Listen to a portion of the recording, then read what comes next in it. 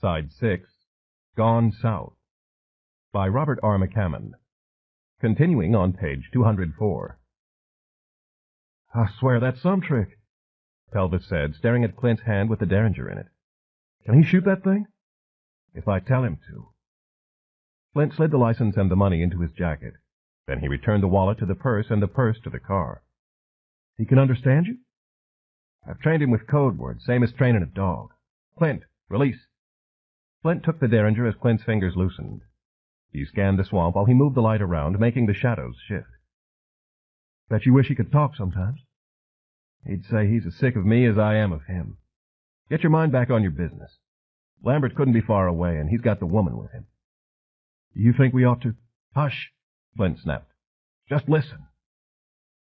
Pelvis, as much as he loved to hear the voice of his idol coming from his own throat, forced himself to be quiet. Mama began to growl, but Flint gave Pelvis a hellfire and damnation look, and Pelvis gently scratched under her chin to silence her. They listened. They could hear the swamp speaking, a drone of insects pulsing like weeping guitars, something calling in the distance with a voice like a bandsaw, little muffled grunts, trills, and chitters drifting in the oppressive heat. And then, at last, a splash. Flint whispered, "There he is." He moved past the car and stopped again, the water up to his knees. He offered the flare toward the darkness, shards of crimson light glinting off the channel's ripply surface. He could feel a slight current around his legs. Lambert was tired and probably hurt, and he was taking the path of least resistance. "Hey, Lambert!" Flint shouted. It could have been his imagination, but the swamp seemed to go quiet. "Listen up." He paused, his ears straining, but Lambert had stopped moving. "It's over. All you're doing is digging yourself a deeper hole. Hear me?" There was no answer, but Flint hadn't expected one yet. "Don't make us come in there after you." Dan was crouched down in the water 40 yards ahead of the two bounty hunters' flares. He was supporting Arden's head against his shoulder. She hadn't fully come to, but she must have been waking up, because her body had involuntarily spasmed and her right hand, balled into a fist, had jerked up and then splashed down again. Dan didn't recall striking his face on the steering wheel, but his nose felt mashed, and blood was trickling from both nostrils. Probably broken, he'd decided. It was all right, he'd survived worse punches. Pain drummed between his temples, and his vision was clouded, and he'd almost blacked out a couple of minutes before, but he thought he was past it now. He had backed up as far as he could against the right side of the channel where gnarly vegetation grew out of the muck. Something with thorns was stabbing into his shoulder.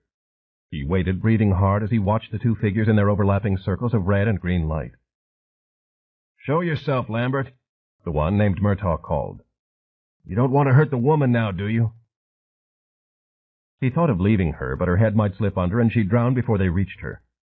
He thought of surrendering, but it had occurred to him that at his back was a wilderness where a man could disappear. It was in his mind like a fixed star to head south with the current and keep heading south, and sooner or later he would have to reach the Gulf. Murtaugh said, "Might as well give it up. You're not going anywhere." The cold arrogance in the man's voice sealed Dan's decision. He was damned if he'd give up to those two money-hungry bastards. He began pushing himself and Arden away from them, the bottom's soft mud sucking at his legs. Arden gave a soft moan, and then water must have gotten in her mouth because her body twitched again and her arms flailed, causing another splash. And then she started coughing and retching. Murtaugh sloshed 2 strides forward and threw the flare toward the noise. Dan watched the red light spin up in a high arc, illuminating twisted branches bearded with Spanish moss, and the flare began coming down. There was no hiding from the light. As it bloomed the water red around him, Dan stood up and with the strength of desperation heaved Arden's body over his shoulder in a fireman's carry. He heard the Elvis impersonator yell, "I see him!" Dan was struggling through the mire when the flare hit the surface behind him. It kept burning for 4 seconds more before the chemical fire winked out. He managed only a few steps before his knees gave way and he fell again, dousing them both, and Arden came up choking and spitting. In her mind she'd been 16 again, when she'd lived on the youth ranch. She'd been riding full out on one of Jupiter's horses, and suddenly the animal had stepped into a gopher hole and staggered, and she'd gone flying over his head, the treacherous earth coming up at her as fast as a slap from God. But water, not Texas dust, was in her eyes and mouth now. She didn't know where she was, though the pain in her head and body told her she'd just been thrown from horseback. The flickering green light floated in the darkness. She heard a man's voice whisper, Easy, easy, I've got you. And an arm hooked under her chin. She was being pulled through water. There was no strength in her to resist. She reached up to grasp hold of the arm, and she realized there was something gripped in her right fist, and it was vitally important not to let go of it. Then she remembered what it was, and as that came clear, so did the memory of a black and yellow sign that said, "Dangerous Bridge, 10 miles per hour." Flint took the flare from Pelvis and holstered his Derringer. "He won't get far. Come on." He slogged after their quarry, his shoes weighted with mud. "Mr. Murtaugh, we're not following him in there, are we?" Flint turned his face, his eyes deep-socketed, and his skin a sepulchral shade. "Yes, Isley, we are. We're going to rag his tail all night if we have to. That's the job. You wanted an audition now. By God, you're going to get it." "Yes, sir, but it's a swamp, Mr. Murtaugh. I mean, you saw those gators today and that big whopper of a snake lying in the road? What are we going to do when the light burns out?" "It'll last half an hour. I give Lambert 20 minutes at most." He'd considered rushing Lambert, but decided it was safer to wear him down. Anyway, nobody was going to do much rushing in this mud. "I don't think he's got a gun, but he must be carrying some kind of weapon. A knife, maybe. If we crowd him too close, he might get crazy and hurt the girl." Elvis's sweat-shiny face was a study of Tupelo torment. "I don't want to get anybody hurt. Maybe we ought to go find the law and let him take it from here." "Isley," Flint said gravely, "no bounty hunter worth a shit goes crying to the police for help. They hate us, and we don't need them. We let Lambert get away from us, there goes the $15,000 and the girl's life, too, most likely. Now, come on." He started off again and again stopped when Pelvis didn't follow. Flint nodded. "Well," he said, "I figured it. I knew you were nothing but a windbag. You thought it'd be easy, didn't you?" "I didn't know I was going to have to wade through a swamp full of gators and snakes. I've got Mama to look out for." Flint's fuse had been sparking. Now, like the flares, it ignited his charge. "God damn it!" he shouted, and he sloshed back to stand face to jowls with Pelvis. "You got us in this mess. It was you who couldn't keep your mutt quiet back in the park. It was you who lost the mace. It's been you who's messed up my rhythm, my life, ever since Smotes hung you around my neck. You're an insult to me, you understand? I'm a professional. I'm not a freak or a clown like you are. I don't give up and quit. Hear me?" His voice ended on a rising, stabbing note. Pelvis didn't answer. His face was downcast. A drop of sweat fell from his chin into the quagmire that was already leaching the blue dye from his mail-order shoes. In his arms, Mama's bulbous eyes stared fixedly at Flint, a low growl rippling in her throat. Flint's anger turned incandescent. He reached out, grabbed Mama by the scruff of her neck, and jerked her away from Pelvis. Mama's growling had increased, but her ferocity was a bluff. She began yelping as Flint reared his arm back to throw her as hard and far as he could. Pelvis seized Flint's wrist. "Please, Mr. Murtaugh," he begged. "Please don't hurt her." Flint was a heartbeat away from flinging Mama farther into the swamp. But he looked into Pelvis's eyes and saw a terror there beyond any he'd ever glimpsed. Something about Isley's face had shattered. It was like watching an Elvis mask crumble and seeing behind it the face of a frightened, simple-minded child. "She don't mean no harm." The voice was even different now. Some of the Memphis huskiness had fallen away. "She's all I got. Please don't." Flint hesitated, his arms still flung back. Then, just that quickly, his anger began to dissolve, and he realized what a mean, petty thing he'd been on the verge of doing. He thrust a shivering dog at Pelvis and backed away, a muscle working in his jaw. Pelvis enfolded Mama in his arms. It's all right," he said, speaking to the dog. "He won't hurt you, it's all right." Flint turned away and began following the channel. He felt sick to his stomach, disgusted at himself and at Isley, too. There was no doubt about it now. The man was making him crack up. Then he heard splashing behind him, and he glanced over his shoulder and saw Isley following. It would have been better, Flint thought, if Isley had gone back to the car and waited. It would have been better for Isley to leave this ugly, miserable work to somebody who was more suited to it. Clint's hand rose up, and the little finger stroked at the stubble of beard on his brother's usually clean-scraped chin. Flint swatted Clint's hand away, but it came willfully up again to feel the hairs. He pinned the hand down against his chest with his right arm, and Clint fought him. It was a silent and internal war, sinewy muscles straining, and Flint felt Clint's head jerk, as if trying to tear itself and the malformed lump of tissue and ligaments it was attached to, finally and completely free. Flint staggered forward, his mouth a tight line and his eyes set on the darkness yet to be traveled through. A feeling of panic rose up, like Clint's clammy hand, and seized his throat. He would never find the clean white mansion of his birth. Never. He could pore through magazines of splendid estates and drive through the immaculate streets of wealthy enclaves in town after town. But he would never find his home. Never. He was lost, a gentleman of breeding, cast out on the dirty currents, fated to slog through the mud with the Pelvis Isleys of this world, breathing buttermilk breath on the back of his neck. It seemed to Flint now, in the spell of this panic, that he'd always been searching for a way out of one swamp or another. The dismal, humiliating grind of the freak shows, his overwhelming gambling debts, this soul-killing job, and the freak-obsessed lunatic who jerked his strings. His life had been a series of swamps populated with the dregs of the earth. Grinning illiterates had taunted him. Hard-eyed prostitutes had shrieked and fled when they discovered his secret. Children had been reduced to fearful tears, and later, probably, he'd crept into their nightmares. For a few dirty dollars he'd used the brass knuckles on some of Smotes' loan customers, and he couldn't say that from time to time it hadn't been a pleasure using that festering rage inside him to pummel promptness into unfortunate flesh. He had kicked men when they were down. He had broken ribs and noses and grinned inside at the sound of begging. What was one more swamp to be slogged through with all that mud already stuck to his shoes? He had taken a wrong turn somewhere. He had taken many wrong turns. Wasn't there some way out of this filth back toward the road that led him to the clean white mansion? Dear God of deformities and wretchedness, wasn't there some escape? He knew the answer, and it made him afraid. The cards have been dealt. Play or fold, your choice. It's late in the game, very, very late, and it seems you're running out of chips. Play or fold, your choice. Flint stopped. He felt the blood burning his face.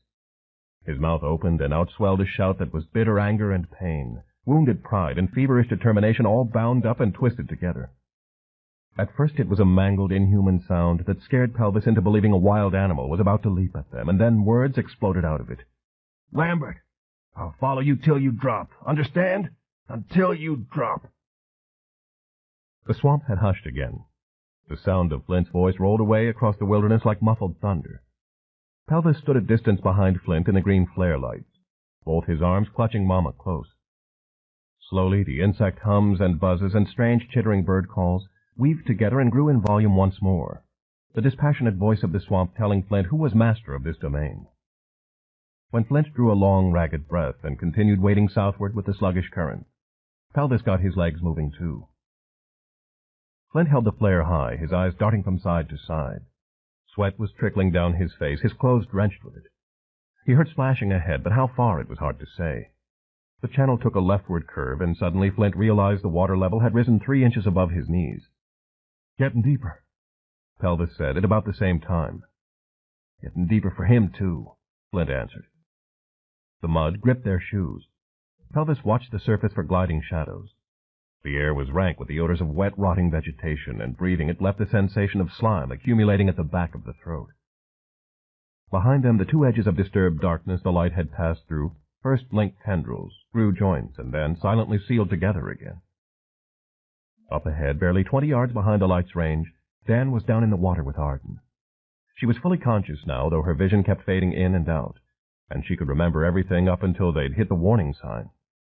Her bell had been rung hard, a bloody inch-long gash just past her hairline, where her head had glanced off something on the dashboard, a cut inside her mouth, and a bruised chin, courtesy of a flying knee.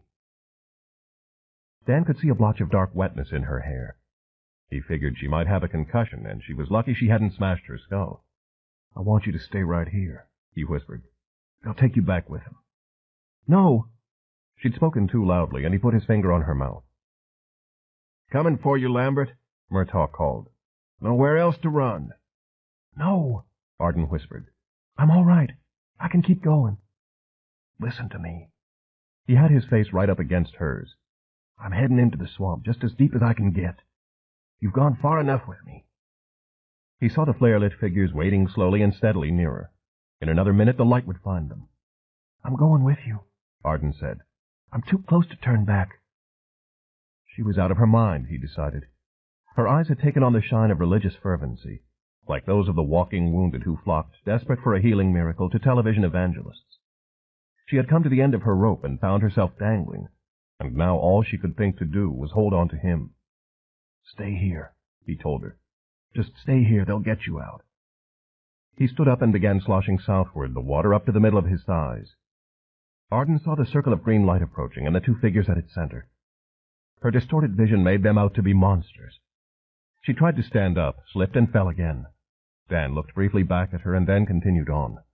Arden got her feet planted in the mud and pushed herself up, and then she started fighting to reach Dan with the light glinting on the frothy water just behind her. "He's tiring out," Flint told Pelvis. "Hear him struggling?" The splashing was over on the right, and Flint angled toward it. Pelvis suddenly jumped and bellowed, "Oh, Jesus!" Flint whipped the flare around. "What the hell is it?" "Something swam by me." Pelvis had almost dropped Mama in his jig of terror. "I think it was a snake." Flint's gaze searched the water, his own skin starting to crawl. The light showed something dark and about 3 feet long, sinuously moving with the current. He watched it until it slithered beyond the light. "Just keep going," he said, as much to himself as to Pelvis, and he started wading again. The sound of splashing had quieted, but Lambert couldn't go on much longer. Dan looked back. Arden was still straining to catch up with him, but she'd found her balance, and her strides were careful and deliberate. The water was almost at her waist. He started to turn and go on, but like a flash of shock, the moment took him spinning back in time. He remembered a night patrol and a wide, muddy stream that cut through the jungle. He remembered the crossing and how almost all but the grunts guarding the rear, of which he was one, had climbed up a slippery bank when the first white flare had exploded over their heads. The enemy had gotten around behind them, or had come up from hidden snake holes. "Move it, move it, move it!" Somebody began yelling as the second white flare popped. The rifle started up. Dan was standing in knee-deep muck, and tracers were zipping past him out of the jungle. Other grunts were running and falling, trying to scramble up the bank. Within an instant, the situation became as all-night combat did in that jungle. A confused, surrealistic montage of shadows fleeing from the flare light, blurred motion, screams as bullets thunked into flesh. He couldn't move. His legs were frozen. Figures were falling, some struggling up, some thrashing in the mud. It seemed pointless to move because the others were getting cut down as they tried to climb up the bank.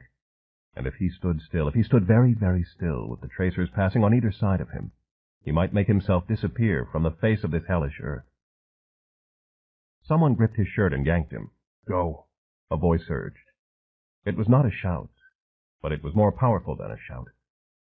Dan looked at the man. He had the gaunt, sunken-eyed face of a hardcore veteran, a man who had seen death and smelled it, who had killed after hours of silent stalking and escaped being killed by inches of miraculous grace.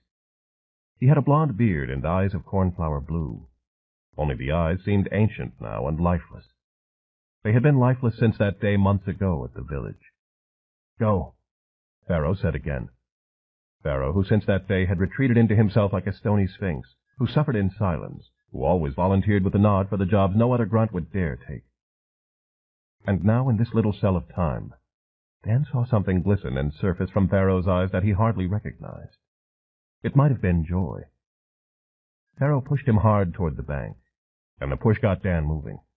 Dan reached the bank and started up it, clawing at vines and over the bodies of dying men. He dared to look over his shoulder, and he saw a sight that would stay with him all his days. Pharaoh was walking to the other side, and he was spray-firing his M16 back and forth into the jungle. Dan saw the enemy's tracers start homing in on Pharaoh. The young man did not pause or cringe. One bullet hit him, then a second. Pharaoh kept moving and firing. A third bullet knocked him to his knees. He got up. Somebody was shouting at him to come back. For the love of God, come back. Pharaoh staggered on, his M16 tearing down the foliage and scattering black-clad figures. Either the weapon choked or the clip was gone because it ceased firing. There was a stretch of silence, broken by the cries of the wounded. The Kong had stopped shooting. Dan saw Pharaoh jerk the clip out and pop another one in. He took 2 more steps, and his M16 blazed again. And then maybe 4 or 5 tracers came out of the jungle and hit him at once, and he was knocked backward and splashed down into the muddy water that rolled over him like a brown shroud. All of it had taken only a span of seconds, but it had taken years for Dan to digest what he'd seen. Even so, it still sometimes came up to lodge in his throat. He watched Arden pulling herself toward him, as resolute in her decision as Pharaoh had been in his. Or as crazy, Dan thought. There had been no doubt in his mind that Pharaoh had gone quietly insane after that day at the village, and had been, whether he was aware of it or not, searching for a way to commit suicide. How the death of those children had weighed on Pharaoh was impossible to say, but it must have been a terrible burden that ultimately led him to choose a slow walk into a dozen Viet Cong rifles. If Pharaoh hadn't taken that walk, Dan and at least 3 other men might have been cut to pieces. Dan's life had been spared, and for what reason? For him to be tainted by the Agent Orange, and later pull the trigger that killed an innocent man? For him now to be standing in this swamp, watching a girl with a birthmarked face struggling to reach him? Life made no sense to him. It was a maze constructed by the most haphazard of hands, and he, Arden, the bounty hunters, all humanity alike, were blindly searching its corridors and banging into walls. She was almost to him. The green flare light was chasing her. "Give it up, Lambert," Murtaugh shouted. "It's no use." Maybe it wasn't. But the girl believed it was, enough to trust a killer. Enough to fight her way into the unknown. Enough to make Dan think that if he had half of her desire, he might find his way through this wilderness to freedom. He waited to meet her and caught her left hand. She looked at him with an expression of amazement and relief. Then Dan started pulling her with him, racing against the oncoming light. 18. The most dangerous place. Though Flint still couldn't see Lambert or the girl, he knew they must not be more than 15 or 20 yards beyond the light's edge. He was moving as fast as he could, but the channel was hard going. The water had crept up toward his waist, and it had occurred to him that if it deepened to his chest, Flint would drown. He was dripping sweat in the hot and clammy air. In another moment he heard Pelvis's lungs wheezing like the pipes of an old church organ. "Mr. Murtaugh," Pelvis gasped. "I'm going to have to stop for a minute. Get my breath." "Keep moving," Flint told him, and he didn't pause. The wheezing only worsened. "Please, Mr. Murtaugh, I gotta stop." "Do what you want. I'm not stopping." Pelvis fell behind, his chest heaving. Oily beads of sweat were trickling down his blood-gorged face, his heart furiously pounding. Flint glanced back and then continued on, step after careful step. Pelvis tried to follow, but after a half-dozen more strides he had to stop again. Mama had sensed his distress and was frantically licking his chin. "Mr. Murtaugh!" Pelvis called, but Flint was moving away and taking the light with him. Terror of the dark and of the things that slithered through it made Pelvis slog forward once more, the blood pulsing at his temples. He couldn't get his breath. It was as if the air itself were waterlogged. He wrenched one foot free from the mud and put it down in front of him, and he was pulling the other one up when his throat seemed to close. Darkness rippled across his vision, and he fell down into the water. Flint heard splashing and looked back. He saw the mutt paddling to keep her head up. Pelvis was gone. Flint's heart jumped. "Christ," he said, and he struggled back toward the swirling water where Pelvis had submerged. The dog was trying to reach him, her eyes wide with panic. Bubbles burst from the surface to Flint's left, followed by a flailing arm, and then Pelvis's butt broached like a flabby whale. Flint got hold of the arm, but it slipped away from him. "Stand up! Stand up!" he was shouting. A dark, dripping mass came up from the water, and Flint realized it was Pelvis's hair. He grabbed it and pulled, but suddenly he found himself gripping a pompadour with no head beneath it. A wig. That's what it was. A cheap, soaked and sopping wig. And then something white and vulnerable-looking with a few strands of dark hair plastered across it broke the surface. And Flint dropped the wig and got his arm underneath the man's chin. Pelvis was a weight to be reckoned with. He coughed out a mouthful of water and let go a mournful groan that sounded like a freight train at midnight. "Get your feet under you," Flint told him. "Come on, stand up." Still sputtering, the bald-headed Pelvis got his muddy suede planted. "Mama!" he cried out. "Where is she?" She wasn't far, yapping against the current. Pelvis staggered to her and scooped her up, and then he almost fell down again, and he had to lean his bulk against Flint. "I'll be all right," Pelvis said between coughs. "Just got to rest. A few minutes. Lord, I thought my ticker was giving out." He lifted a hand to his head, and when his fingers found nothing there but pasty flesh, he looked to Flint, his face contorted with abject horror, as if he indeed might be about to suffer heart failure. "My hair! Where's my hair?" He started thrashing around again, searching for it in the froth. "It's gone. Forget it." Flint registered that Pelvis's naked head was pointed like a bullet at the crown. On the sides and back was a fringe of short, ratty hairs. Flint spotted the wig floating away like a lump of Spanish moss, and he sloshed a few feet to it and plucked it up. "Here," he said, offering it to its master. Pelvis snatched it away from him and, holding Mama in the crook of an arm, began wringing the wig out. Flint might have laughed if he hadn't been thinking of how far Lambert was getting ahead of them. "You okay?" Pelvis snorted and spat. He was trembling. He wiped his nose on his forearm and then carefully, reverently, replaced the wet wig back on his skull. It sat crooked and some of its wavy peaks had flattened, but Flint saw relief flooding into Pelvis like a soothing drug, the man's tormented face relaxing. "Can you go on or not?" Flint asked. "Give me a minute. Heart's beating awful hard. See, I get dizzy spells. That's why I had to quit my stage show. Is it on straight?" Crooked to the right. Pelvis made the adjustment. "I passed out on stage last year. Oldie Goldie's Club in Little Rock. They took me to the hospital, thought I was about to croak." He paused to draw a few slow, deep breaths. "Wasn't the first time. Word went round and I couldn't get no more jobs. Give me a minute, I'll be fine. Can you breathe? I can't hardly breathe this air." "You weigh too much, that's your trouble. Ought to give up all that junk you eat." Flint was staring down the channel, gauging the distance that Lambert must be putting between them.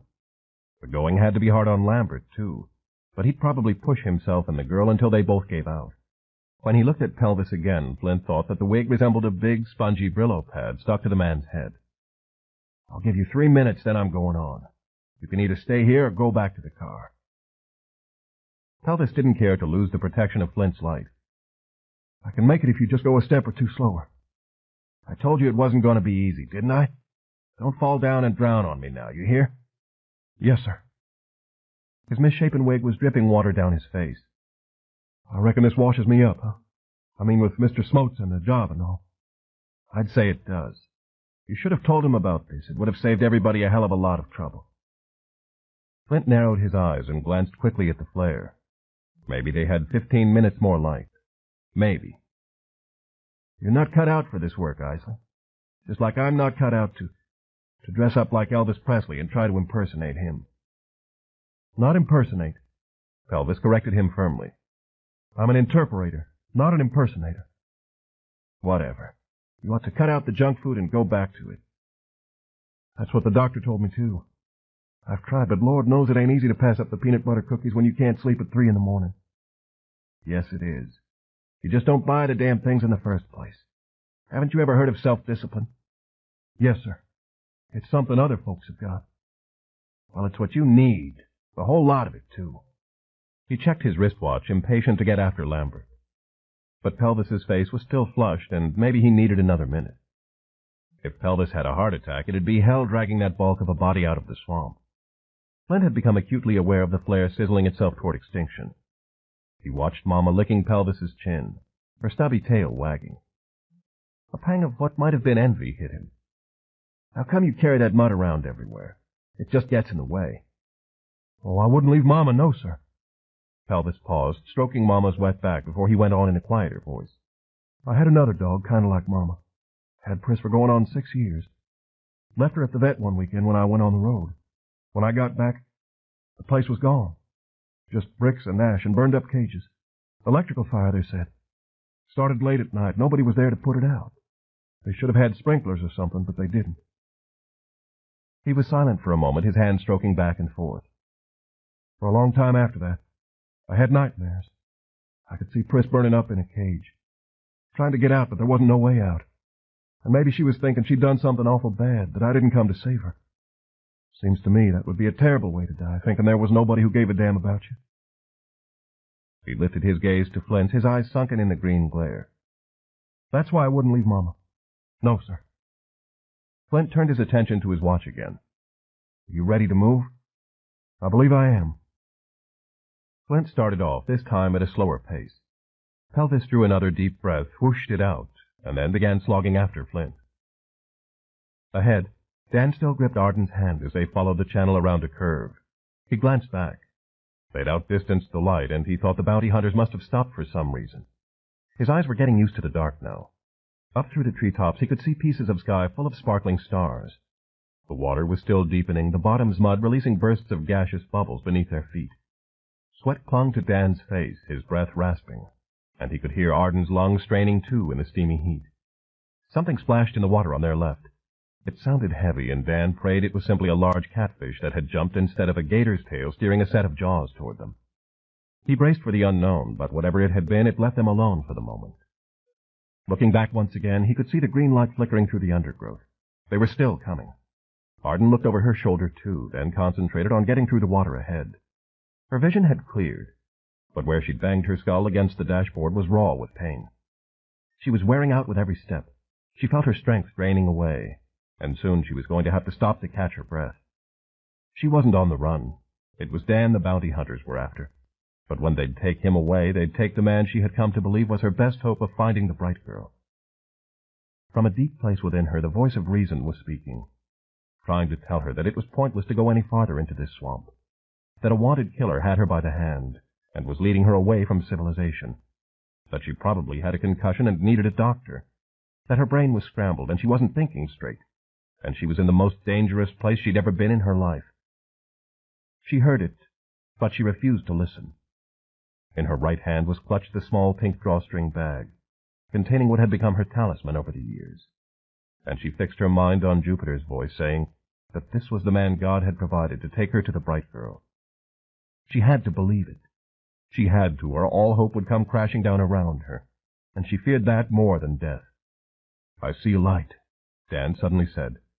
She could see it, too, a faint glow off to the right, not electricity, more like the light cast from a candle or oil lamp. They kept going, the water at Dan's waist and above Arden's. Shapes emerged from the darkness. On either side of the channel were 2 or 3 tar paper shacks built up on wooden platforms over the water. The light was coming from a window covered with what looked like waxed paper. The other shacks were dark, either empty or their inhabitants asleep. Dan had no desire to meet the kind of people who'd choose to live in such primitive arrangements, figuring they'd shoot an intruder on sight. But he made out something else in addition to the shacks. A few of them, including the one that showed a light, had small boats, fishing skiffs, tied up to their pilings. They needed a boat in the worst way, he decided. He put his fingers to his lips to tell Arden to remain silent, and she nodded. Then he guided her past the shack where the light burned and across the channel to the next dwelling. The skiff there was secured by a chain and padlock, but a single paddle with a broken handle was lying down inside it. Dan eased the paddle out and went on to the third shack. The boat that was tied there held about 6 inches of trash-filled water in its hull. There were no other paddles in sight, but the leaky craft was attached to a piling only by a plastic blind. In this case, beggars couldn't be choosers. Dan spent a moment untying the line's slimy knot, then he pulled himself as quietly as he could over into the boat, though his foot thumped against the side. He waited, holding his breath, but no one came out of the shack. He helped Arden in. She sat on the bench seat at the bow while Dan sat in the stern and shoved them away from the platform. They glided out toward the channel's center where the current flowed the strongest, and when they were a safe distance away from the shack, Dan slid the stubby paddle into the water and delivered the first stroke. "Grave robbers!" A woman's voice shrilled, the sound of it startling Dan and making goosebumps rise on Arden's wet arms. "Go on and steal it then, you donkey-dick suckers!" Dan looked behind. A figure stood back at the first shack where the light burned. "Go on, then," the woman said. "Lord's going to fix your asses, you'll find out. I'll dance on your coffins, you maggot-eaters." She began spitting curses that Dan hadn't heard since his days in boot camp, and some that would have curled a drill sergeant's ear hairs. Another voice growled, "Shut up, Rona." It belonged to a man who sounded very drunk. "Shut your hole, I'm sleeping over here." "I wouldn't piss on your face if it was on fire," Rona hollered across the channel.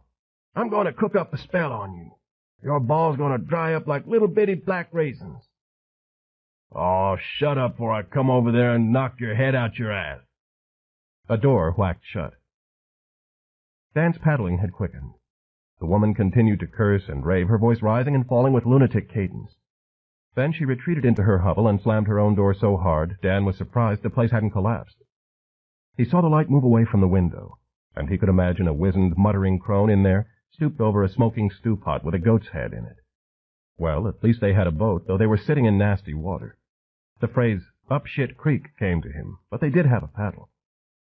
When he glanced back again, he no longer saw the green flares glow. Maybe the bounty hunters had given up and turned away. If so, good riddance to them. Now all he could do was guide this boat down the center of the bayou and hope it would lead them eventually out to the Gulf. From there he could find somewhere safe to leave the girl and strike out on his own again. He didn't like being responsible for her, and worrying about that knock she'd suffered, and feeling her hand clutch his so hard his knuckles cracked. He was a lone wolf by nature, that's how things were, so just as soon as he could, he was getting rid of her. Anyway, she was crazy. Her obsession with the bright girl made Dan think of something he'd seen on the news once.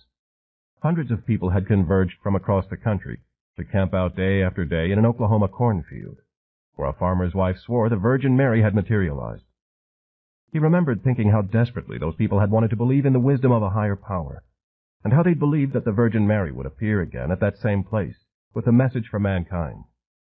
Only she'd never showed up, and the really amazing thing was that none of those hundreds of people had regretted coming there or felt betrayed or bitter.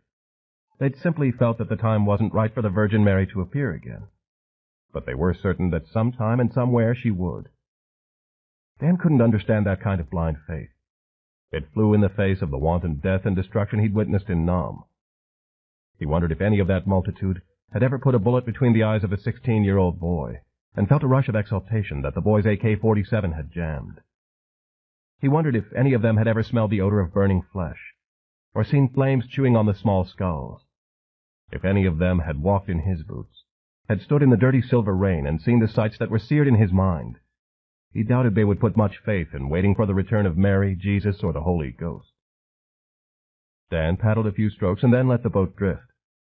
Arden faced southward, the warm breeze of motion blowing past her. The water made a soft chuckling sound at the bow, and the bittersweet swamp was alive with the hums and clicks and clacks of insects, the occasional sharp keening of a night bird, the bass thumping of frogs and other fainter noises that were not so identifiable. The only light now came from the stars that shone through spaces in the thick canopy of branches overhead. Dan started to look back, but he decided not to. He knew where he'd been. It was where he was going that concerned him now. The moment of Emery Blanchard's death was still a bleeding wound in his mind, and maybe for the rest of his days it would torture him. But the swamp's silken darkness gave him comfort. He felt a long way from the law and prison walls. If he could find food, fresh water, and a shelter over his head, even the sagging roof of a tar-paper shack, he thought he could live and die here under these stars. It was a big swamp, and maybe it would accept a man who wanted to disappear. An ember of hope reawakened and began to burn inside him. Maybe it was an illusion, he thought, but it was something to nurture and cling to, just as Arden clung to her bright girl. His first task, though, was getting her out. Then he could decide on his own destination. The boat drifted slowly onward, embraced by the current flowing to the sea. Pelvis held Mama with one arm, and his other hand gripped the back of Flint's soggy suit jacket. The green flare light had burned out several minutes before, and the night had closed in on them. Pelvis had been asking, begging was the more correct term, Flint to turn back when they'd heard a woman's voice hollering and cursing ahead. As they'd slogged on through the stomach-deep water, Flint's left hand slid under his shirt, and supporting Clint's head, their eyes had started acclimating to the dark. In another moment, they could make out the shapes of the tar-paper shacks, a light moving around inside the nearest one on the right. Flint saw a boat tied up to the platform the shack stood on, and as they got closer, he made out that it had a scabrous-looking outboard motor. It occurred to him that Lambert might be hiding in one of the darkened shacks, waiting for them to move past. He guided Pelvis toward the flickering light they could see through a wax-paper window, and at the platform's edge, Flint said, "Stay here," and pulled himself up on the splintery boards. He paused to remove the derringer, then he pushed Clint's arm under his shirt and buttoned up his dripping jacket. He held the derringer behind his back and knocked at the shack's flimsy door. He heard somebody scuttling around inside, but the knock wasn't answered. "Hey, in there," he called. "Would you open up?" He reached out, his fist balled, to knock a second time. A latch slammed back. The door swung open on creaking hinges, and from it thrust the business end of a sawed-off shotgun that pressed hard against Flint's forehead. "I'll open you up, you dog-ass-licking son of a bitch," the woman behind the gun snarled, and her finger clicked back the trigger. Flint didn't move. It swept through his mind that at this range, the shotgun would blast his brains into the trees on the other side of the bayou. By the smoky light from within the shack, Flint saw that the woman was at least 6 feet tall, and built as solidly as a truck. She wore a pair of dirty overalls, a gray and sweat-stained T-shirt, and on her head was a battered dark green football helmet. Behind the helmet's protective face bar was a forbidding visage with burning red-rimmed eyes and skin like saddle leather. "Easy," Flint managed to say. "Take it easy. All I want to do is ask—" "I know what you want, you scum sucker," she yelled. "You ain't taking me back to that damn shithole. Ain't getting me in a rubber room again and sticking my head full of pins and needles." Crazy as a three-legged grasshopper, he thought. His heart was galloping, and the inside of his mouth would have made the Sahara feel tropical. He stared at the woman's grimy nailed finger on the trigger in front of his face. "Listen," he croaked. "I didn't come to take you anywhere. I just want to." "Satan's got a silver tongue," she thundered. "Now I'm going to send you back to hell where you belong." Flint saw her finger twitch on the trigger. His breath froze. "Ma'am?" There was the sound of muddy shoes squeaking on the timbers. "Can I talk to you a minute, ma'am?" The woman's insane eyes blinked. "Who is that?" she hissed. "Who said that?" "I did, ma'am." Pelvis walked into the range of the light, Mama cradled in his arms. "Can I have a word with you, please?" Flint saw the woman stare past him at Isley. Her finger was still on the trigger, the barrel pressing a ring into his forehead. He was terrified to move even an inch. Pelvis offered up the best smile he could find. "Ain't nobody wants to hurt you, ma'am. Honest, we don't." Flint heard the woman draw a long, stunned gasp. Her eyes had widened, her thin-lipped mouth starting to tremble. "You can put that gun down if you like," Pelvis said. "Might better before somebody gets hurt." "Oh," the woman whispered. "Oh, my Jesus." Flint saw tears shine in her eyes. They told me you died." "Huh?" Pelvis frowned. "They told her you died," Flint spoke up, understanding what the madwoman meant. "Tell her you didn't die, Elvis." "Shut your mouth, you Satan's asshole," the woman ranted at him. "I'm not talking to you." Her finger twitched on the trigger again. "I do wish you'd at least uncock that gun, ma'am," Pelvis said. "It'd make an awful mess if it was to go off." She stared at him, her tongue flicking out to wet her lips. "They told me you died." Her voice was softer now, and there was something terribly wounded in it. "I was up there in Baton Rouge when I was living with Billy and that bitch wife he had. They said you died, that you took drugs and slid off the toilet and died right there. Wasn't a thing nobody could do to save you. But I prayed for you. I cried, and I lit the candles in my room. And that bitch said I wanted to burn down the house, but Billy, he's been a good brother. He said, I'm all right. I ain't going to hurt nobody." "Oh." Pelvis caught her drift. "Oh, ma'am, I ain't really—" "Yes, you are," Flint yelped. "Help me out here, Elvis." "You dirty son of a bitch, you," the woman hollered into his face. "You call him Mr. Presley." Flint gritted his teeth, the sweat standing out in bright, oily beads on his face. "Mr. Presley, tell this lady how I'm a friend of yours, and how hurting me would be the same as hurting you. Would you tell her that, please?"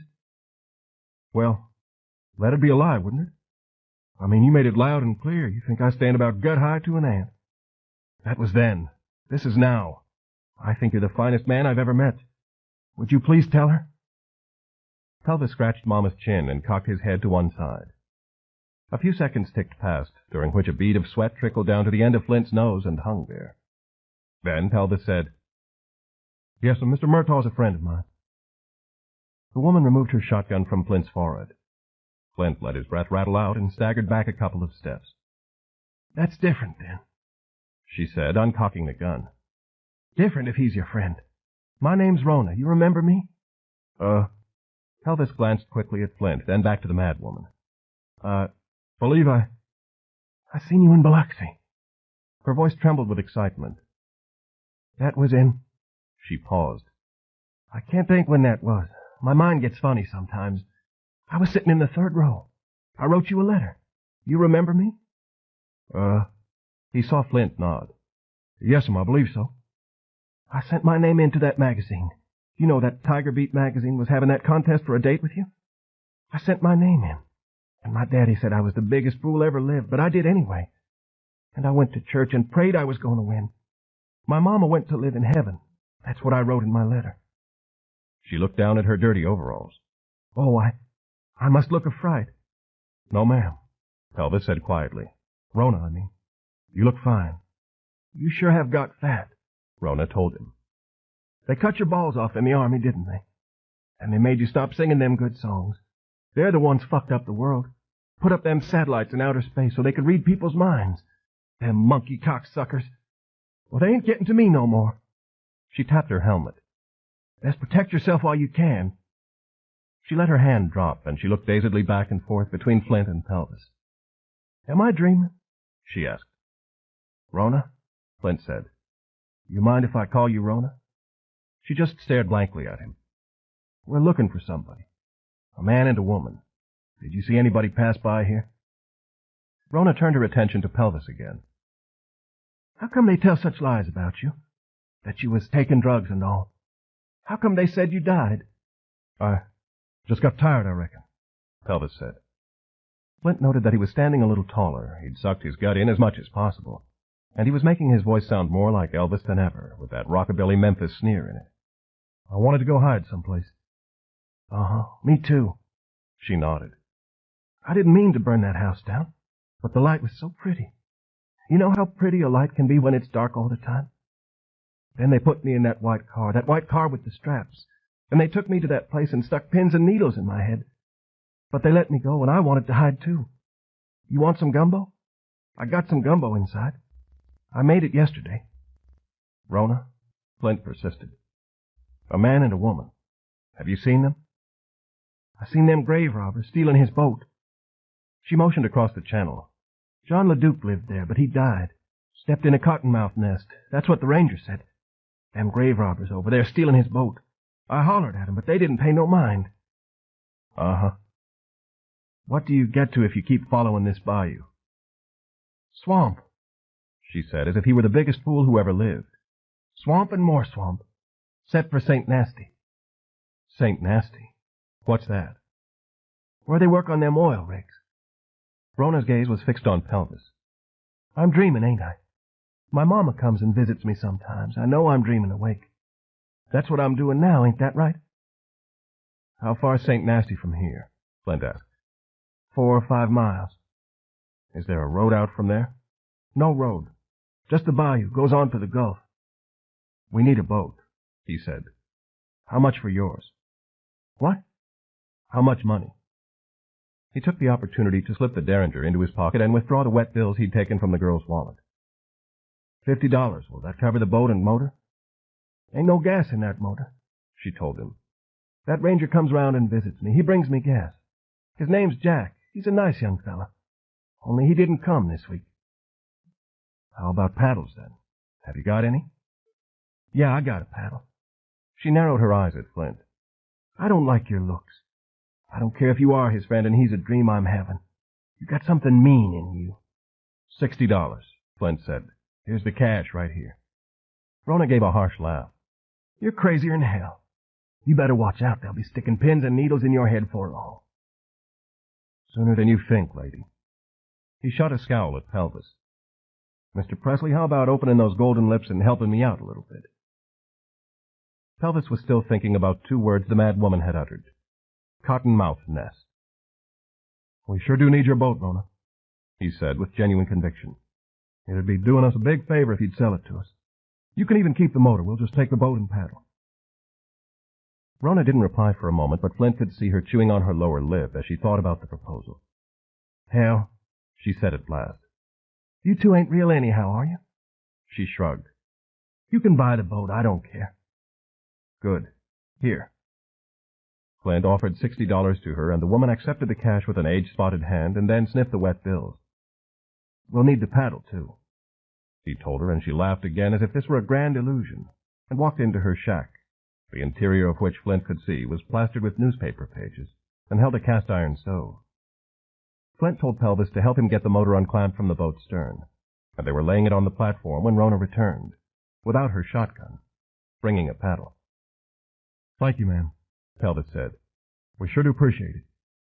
I got a question for you, Rona said as they were getting into the boat. Who sent you here? Was it Satan to make me think I'm losing my mind? Or God to give me a thrill? Pelvis stared into her leathery face. Behind a football helmet's protective bar, her deep-socketed eyes glinted with what was surely insanity, but might also have been, at least for a passing moment, the memory of a teenage girl in her finest dress, sitting in the third row of a Biloxi auditorium. He worked one of the gaudy fake diamond rings from a finger and pushed it into her palm. "Darling," he said, "you decide."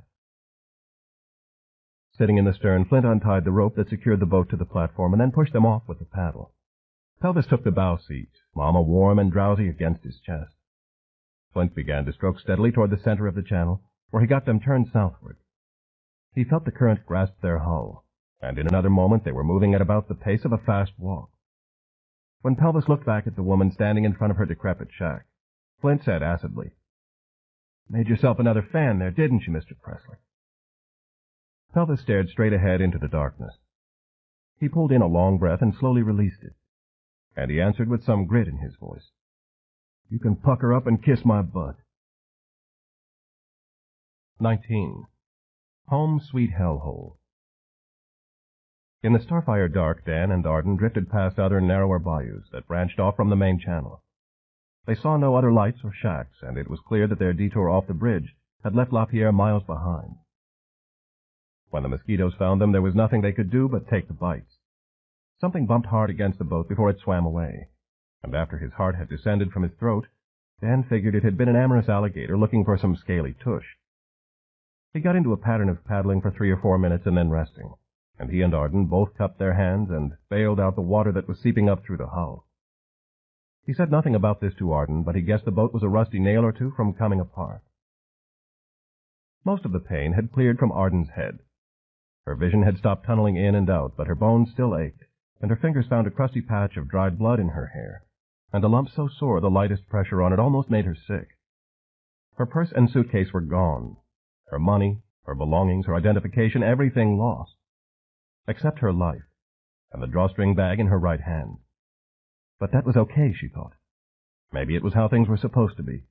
She was shedding her old skin in preparation for the bright girl's touch. She was casting off the past and getting ready for the new Arden Halliday to be born. How she would find a bright girl in this wilderness, she didn't exactly know. But she had to believe she was close now, very close. When she'd seen the light in the shack's window back there, she'd thought for a moment they might have found the bright girl, but she didn't think, or she didn't want to think, that the bright girl would choose to live in a tar paper hovel. Arden hadn't considered what kind of dwelling the bright girl might occupy, but now she envisioned something like a green mansion hidden amid the cypress trees, where sunlight streamed through the high branches like liquid gold, or a houseboat anchored in a clear, still pool somewhere up one of these bayous. But not a dirty tar paper shack. No, that didn't suit her image of the bright girl, and she refused to believe it. She strained to see through the darkness, thinking, or wishing, that just ahead would be the glow of another lantern and a cluster of squatters' shacks, somebody to help her find her way.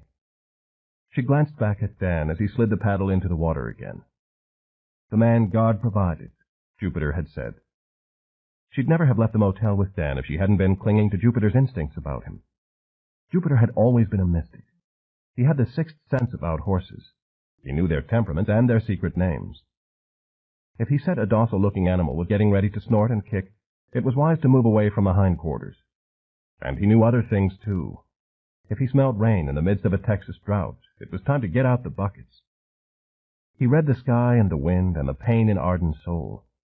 She had come to realize during her years at the youth ranch that Jupiter Crenshaw was connected to the flowing currents of life in a way she couldn't fathom. She had trusted and believed him, and now she had to trust and believe he'd been telling her the truth about the bright girl, and that he'd seen something in Dan Lambert that no one else could recognize. She had to, because there was no turning back. They drifted on, the skiff being drawn along with the slow but steady current. They passed evidence that others had come this way.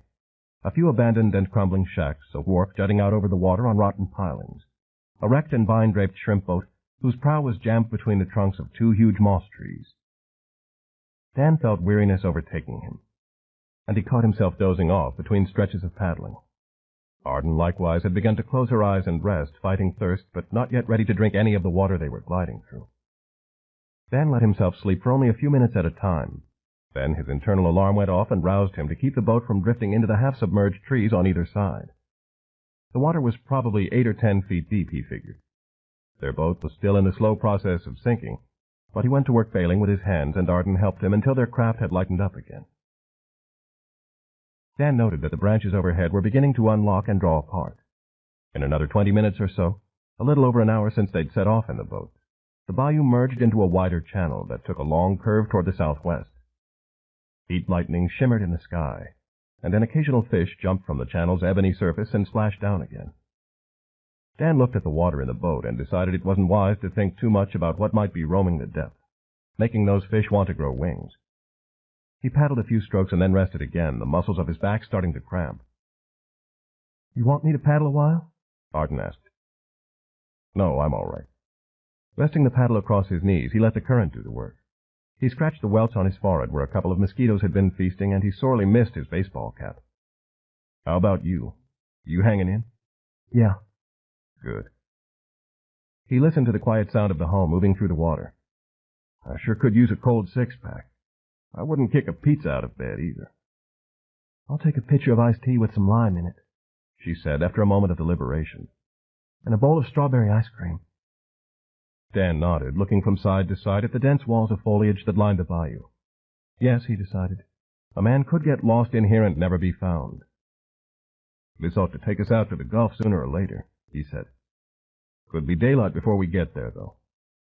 He made out 10:44 by the luminous hand of his watch. Once we clear the swamp, maybe we can find a fishing camp or something along the coast. Could be we can find a road and flag a car down, get you a ride out of here. Get me a ride out? What about you? Never mind about me. You took a pretty hard knock on the head. You need to see a doctor. I don't need a doctor. You know who I need to find. Don't start that again, he warned. Hear me?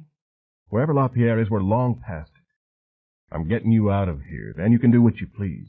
You ought to get back to Fort Worth and count yourself lucky to be alive. And how am I going to do that? I lost my purse and all my money. Even if I could find a bus station, I couldn't buy a ticket.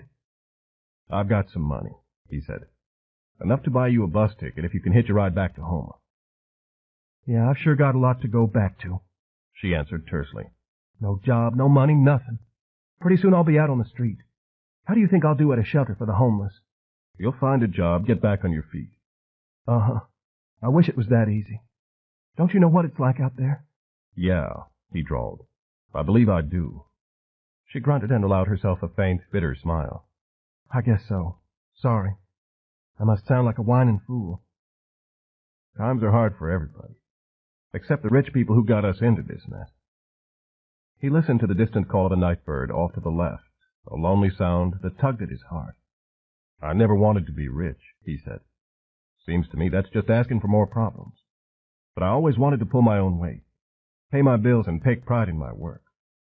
That's what was important to me. After I got back from Nam, I had some tough times, but things were working out. Then, I don't know. He caught himself from going any further. Well, you've got your own road to travel. You don't need to walk down mine. I think we're both heading in the same direction. No, we're not, he corrected her. How old are you? 27. The difference between us is that you've got your whole life ahead of you, and I'm winding it down. Nobody said living was going to be easy or fair, that's for damn sure. I'm here to tell you it's not. But you don't give up. You're going to get knocked down and beat up and stomped, but you don't quit. You can't. Maybe you can, Arden said quietly. I'm tired of being knocked down, beaten up, and stomped. I keep getting up, and something comes along to knock me down again. I'm tired of it. I wish to God there was a way to just find some peace. Go back to Fort Worth. He slid the paddle into the water and began pushing them forward again. Something's bound to open up for you. But you sure don't belong in the middle of a swamp trying to find a faith healer. Right now I don't know where I belong. I don't think I ever have known. She was silent for a moment, her hands working around the pink drawstring bag. What was your best time? She asked. I mean the time when you thought everything was right, and you were where you were supposed to be. Do you know? He thought about it, and the longer he thought, the harder the question became to answer. I guess maybe when I'd first joined the Marines, in boot camp on Paris Island. I had a job to do, a mission, and I was getting ready for it. Things were black and white. I thought my country needed me, and I thought I could make a difference. You sound like you were eager to fight. Yeah, I was. Dan paddled another stroke and then paused. I liked being over there the first couple of months. At first, it seemed like I was doing something important. I didn't like to kill. No man in his right mind does. But I did it because I was fighting for my country, I thought.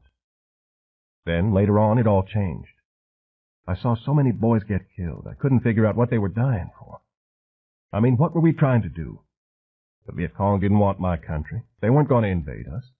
They didn't have anything we needed. What was that all about? He shook his head. Here it's been over 20 years, and I still don't know. It was a hell of a lot of wasted lives is what it was. Lives just thrown away. It must have been bad, Arden said.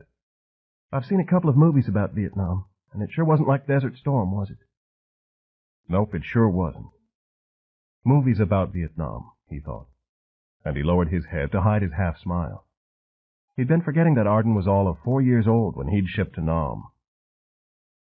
My best time was when I was living on the youth ranch, she said. It was a hard place, and you did your chores and towed the line, but it was all right. The others there were like I was. All of us had been through a half-dozen foster homes, and we'd screwed up and gotten in trouble with the law. It was our last chance to get straight, I guess. I hated it at first. Tried to run away a couple of times, but I didn't get very far. Mr. Richards put me to work cleaning out the barn. There were 5 horses, all of them old and sway-backed, but they still earned their keep. Jupiter was in charge of the stable. That's where I met him. You think a lot of him, don't you? He was always kind to me. Some of those foster homes I was in, well, I think solitary confinement in prison would have been better. I had trouble, too, because of, my mark. Somebody looked at me too long, I was liable to lose my temper and start throwing plates and glasses, which didn't make me too popular with foster parents. I wasn't used to being treated like I had sense. She shrugged. I guess I had a lot to prove. But Jupiter took an interest in me. He trusted me with the horses, started letting me feed and groom them. After a while, when I'd wake up early mornings, I could hear him calling for me, wanting me to hurry up. All horses have got different personalities and different voices, not a one of them alike. Some of them come right out of the stall to meet you. Others are shy and hang back. And when they look at you, they don't care if you're ugly or deformed. They don't judge you by a mark on your face like people do. Not all people, Dan said. Enough to hurt, she answered. She looked up at the stars for a moment, and Dan went to work with the paddle once more. It was a good feeling to wake up and hear the horses calling me, she went on. It was the first time I ever felt needed, or that I was worth a damn. After the work was done, Jupiter and I started having long talks. About life and God and stuff I'd never cared to think much about. He never mentioned my mark. He let me get to it in my own time. It took me a while to talk about it and how I wished more than anything in the world I could be rid of it. Then he told me about the bright girl. Dan said nothing. He was listening, but on this subject it was hard not to turn a deaf ear. I never really expected I'd ever be looking for her, Arden said. But the way Jupiter talked about her, she seemed like somebody I'd know if I ever found her. She seemed so real and so alive. I mean, I know it sounds crazy for somebody to live so long and never get old. I know the faith healers on TV are frauds trying to squeeze out the bucks. But Jupiter would never have lied to me. She caught Dan's gaze and held it. If he said there's a bright girl, there is. And if he said she can touch my mark and take it away, she can. He would never have lied. And he was right about you, too. If he said you're the man God sent to help me find her, then I'd be... Stop it, Dan interrupted sharply. I told you I didn't want to hear that. Bullshit, he almost said, but he settled on junk. She started to fire back a heated reply, but she closed her mouth. She just stared at him, her eyes fixed on his. Dan said, You're chasing a fairy tale. Where's it gotten you? Do you think you're better off than before you left Fort Worth? No, you're worse off. At least you had some money in the bank. I don't want to hear any more about the bright girl or what Jupiter told you or any of that. Understand? I wish you understood. Her voice was calm and controlled. When we find her, she can heal you too. Oh, Christ. He closed his eyes in exasperation for a few seconds. When he opened them, Arden was still glowering at him. You could argue the horns off a billy goat. You know that? There is no bright girl, and there never was. It's a made-up story. That's what you say. He saw no point in going around in circles with her. Right, that's what I say, he muttered, and then he concentrated on putting some elbow grease into the paddling. The current seemed to have gotten a little faster, which he thought must be a good sign. He was hungry and thirsty, and his headache had returned, pounding with his heartbeat. Dried blood was in his nostrils. He'd lost his much-prized baseball cap, and his muscles, what remained of them, that is, were rapidly wearing out. The water was rising in the bottom of the boat again, and Dan put aside the paddle for a few minutes, while he and Arden cupped their hands and bailed. Then he shook off the sleep that was closing in on him and paddled them down the center of the bayou with slow, smooth strokes. He watched Arden's head droop as she fell asleep sitting up, and then he was alone with the noises of the swamp. After a while his eyelids became leaden and he couldn't keep them open. The heat pressed on him, lulling him to sleep. He fought it as hard as he could, but at last his weariness won the battle and his chin slumped. He jerked his head up, his eyes opening.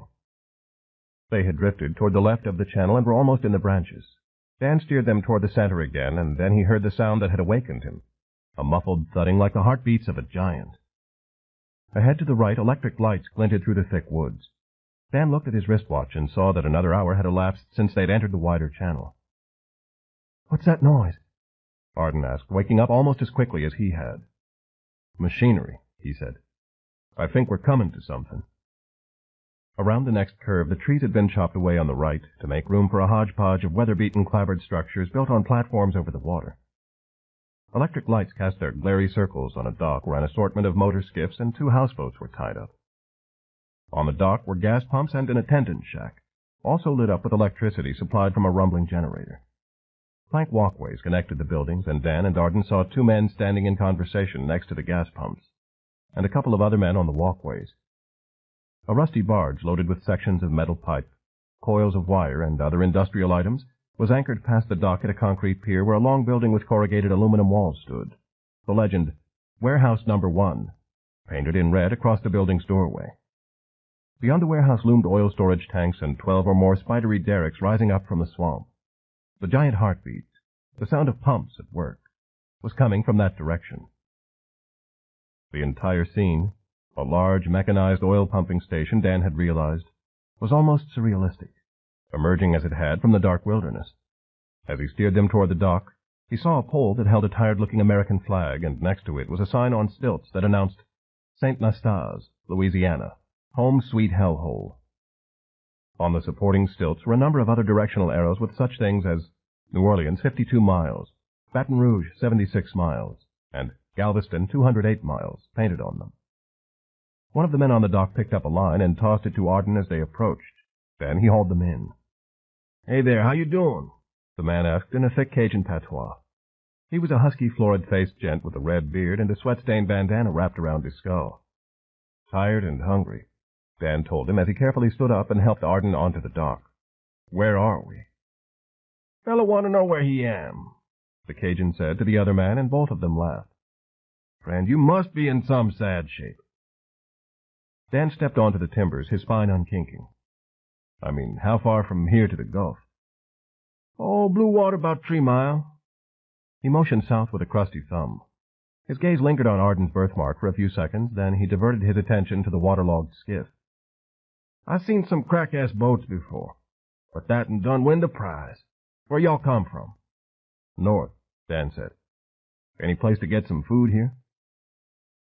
"Yeah, cafe's over there." The second man, who spoke with a flat Midwestern accent, nodded in the direction of the clapboard building. He was slimmer than his companion, wore a grease-stained brown cap with a red GSP on the front, a company logo, Dan figured, and had tattoos intertwining all over his arms. "They got gumbo and hamburgers tonight. Ain't too bad if you wash 'em down with enough beer." A door on one of the houseboats opened, and another man emerged, buckling the belt of his blue jeans. He wore a company cap turned backward. Behind him, tape-recorded rock music rumbled through the doorway, and then a woman with bleached blonde hair and a hard, sunburned face peered up. "Okay," she said with forced cheerfulness. "All-night party, boys. Who's next?" "I believe I am." The man with tattooed arms sauntered toward the houseboat. "No, mon ami." The Cajun stepped forward, seized his companion by shirt back and pant seat, and pivoting lifted him off his feet and flung him from the dock. With a curse and squall, the unfortunate flyer hit the water and skimmed its surface like a powerboat before he went under. "I believe you was," the Cajun hollered as his friend came up spitting. "Hey, Lorraine," he greeted the bleached blonde. "You got sweets for me?" "You know I do, Tully." Get your big old ass in here. She narrowed her eyes at Arden. New chickie, huh? She gave a throaty laugh. You gonna need a little makeup, darling. Well, good luck to you. Tully lumbered into the houseboat, and Lorraine closed the door behind them. It was time to move on. Dan ventured along one of the walkways, heading toward the buildings, and Arden followed close behind. The place made Dan think of a Wild West frontier town, except it had been built up from the muck instead of being carved from the desert. It was a carpenter's nightmare, the structures cobbled together with pressure-treated pine boards and capped by rusted tin roofs. Electrical cables snaked from building to building, carrying the juice from generators. The walkways were so close to the water that in some places reeds stuck up between the planks. There was a store whose sign announced it as R.J.'s Grocery, and next to it was a little narrow structure marked St. Nasta's Post Office. A laundromat with 3 washers and dryers and 2 pool tables was lit up and doing business. Dan noted that the men they saw gazed hungrily at Arden's body, but when they looked at her face, they averted their eyes as quickly as Tully had. St. Nasta's, Dan had realized, most likely never closed down to accommodate the crews who were off shift. Dan figured that the men here had signed on with the company for 3 or 4 months at a stretch, which meant prostitutes in houseboats could make some money plying their trade. It occurred to him that Lorraine had thought Arden was a new chickie, because the only women who dared to go there were selling sex. And he was unaware of it, but Arden had come to the same conclusions about 10 seconds ahead of him. In another moment, they heard the mingled music of a fiddle and an accordion. The smell of food caught their nostrils. Ahead was a building with a sign that said simply, Cafe. The place had a pair of bat-wing doors like a western saloon. The music was coming from within, accompanied now by whoops and hollers. Dan figured this could be a hell of a rowdy joint, and again he wished Arden wasn't around, because he was going to have to be responsible for her safety. He said, "Stick close to me." And then Arden followed him through the bat wings, her right hand clenching the pink drawstring bag. The cafe was dimly lit, blue-hazed with cigarette smoke, and at the ceiling a fan chugged around in a futile attempt to circulate the humid, sweat-smelling air. Hanging from the ceiling as well were maybe 300 old, dirty brown caps with red GSP logos. At rough plank tables sat 20 or more men, a few of them clapping their hands in time with the jerky, raucous music, while 4 of their fellows danced with ladies of the evening. The fiddler and accordionist both wore company caps, and a thick-shouldered black man got up from his table, sat down at a battered old piano, and began to beat out a rhythm that added to the merry clamor. Some of the men glanced eagerly at Arden, but they looked away when Dan put his arm around her shoulders. He guided her toward a bar where metal beer kegs, canned soft drinks, and bottles of water were on display. Behind it, a harried-looking man with glasses, a beard, and slicked-back dark hair was drawing beer into mugs, sweat stains on his red checked shirt, and a cigar stub gripped between his teeth. "Can we get something to eat?" Dan asked over the noise, and the bartender said, "Burgers $1 apiece, gumbo $2 a bowl. Take the gumbo, the burgers taste like dog meat." They both decided on the gumbo, which the bartender ladled from a grease-filmed pot into plastic bowls. Arden asked for a bottle of water, and Dan requested a beer. And as the bartender shoved trays and plastic spoons wrapped in cellophane at them, Dan said, "I'm trying to get this girl out of here. Is there a road anywhere nearby?" "A road?" He snorted, and the tip of his cigar glowed red. "Ain't no roads out of St. Nasty. Just water and mud. She a working girl?" "No. We're passing through." The bartender stared at Dan, his eyes slightly magnified by the glasses, and he removed the cigar from his mouth. "Passing through," he repeated incredulously. "Now I've heard it all. Ain't no man comes here unless he's drawing pay from Gulf States Petro, and no woman unless she's trying to get a man to spend it on her. Which insane asylum did y'all get loose from?" "We had an accident. Went off a bridge north of LaPierre.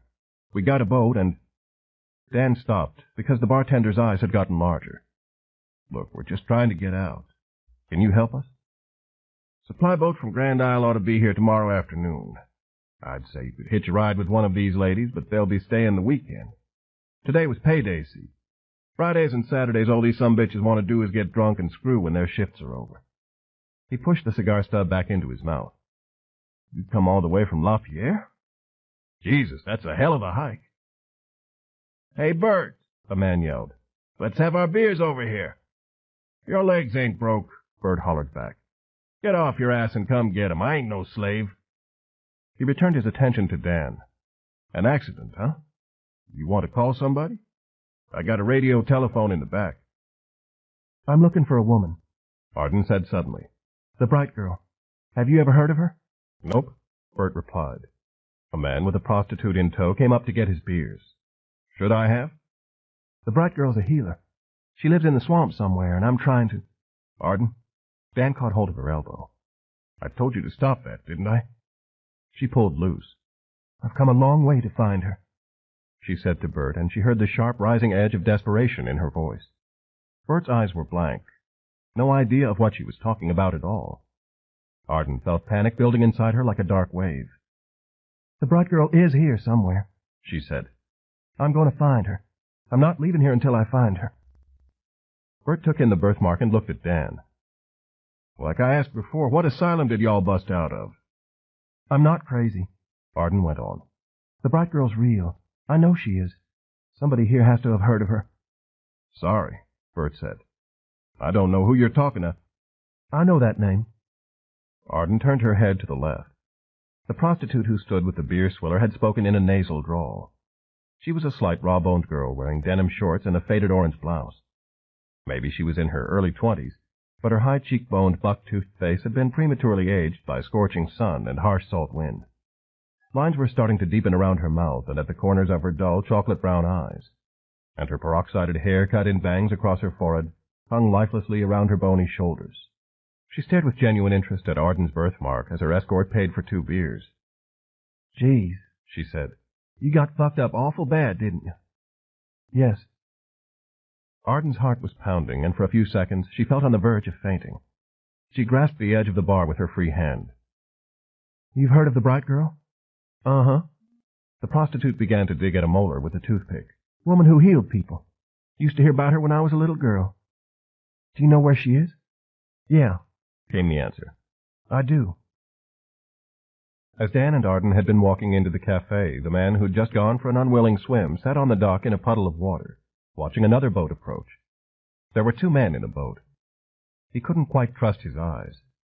The man who was paddling wore a dark suit and a white shirt, which was not quite the normal attire out here at St. Nasty.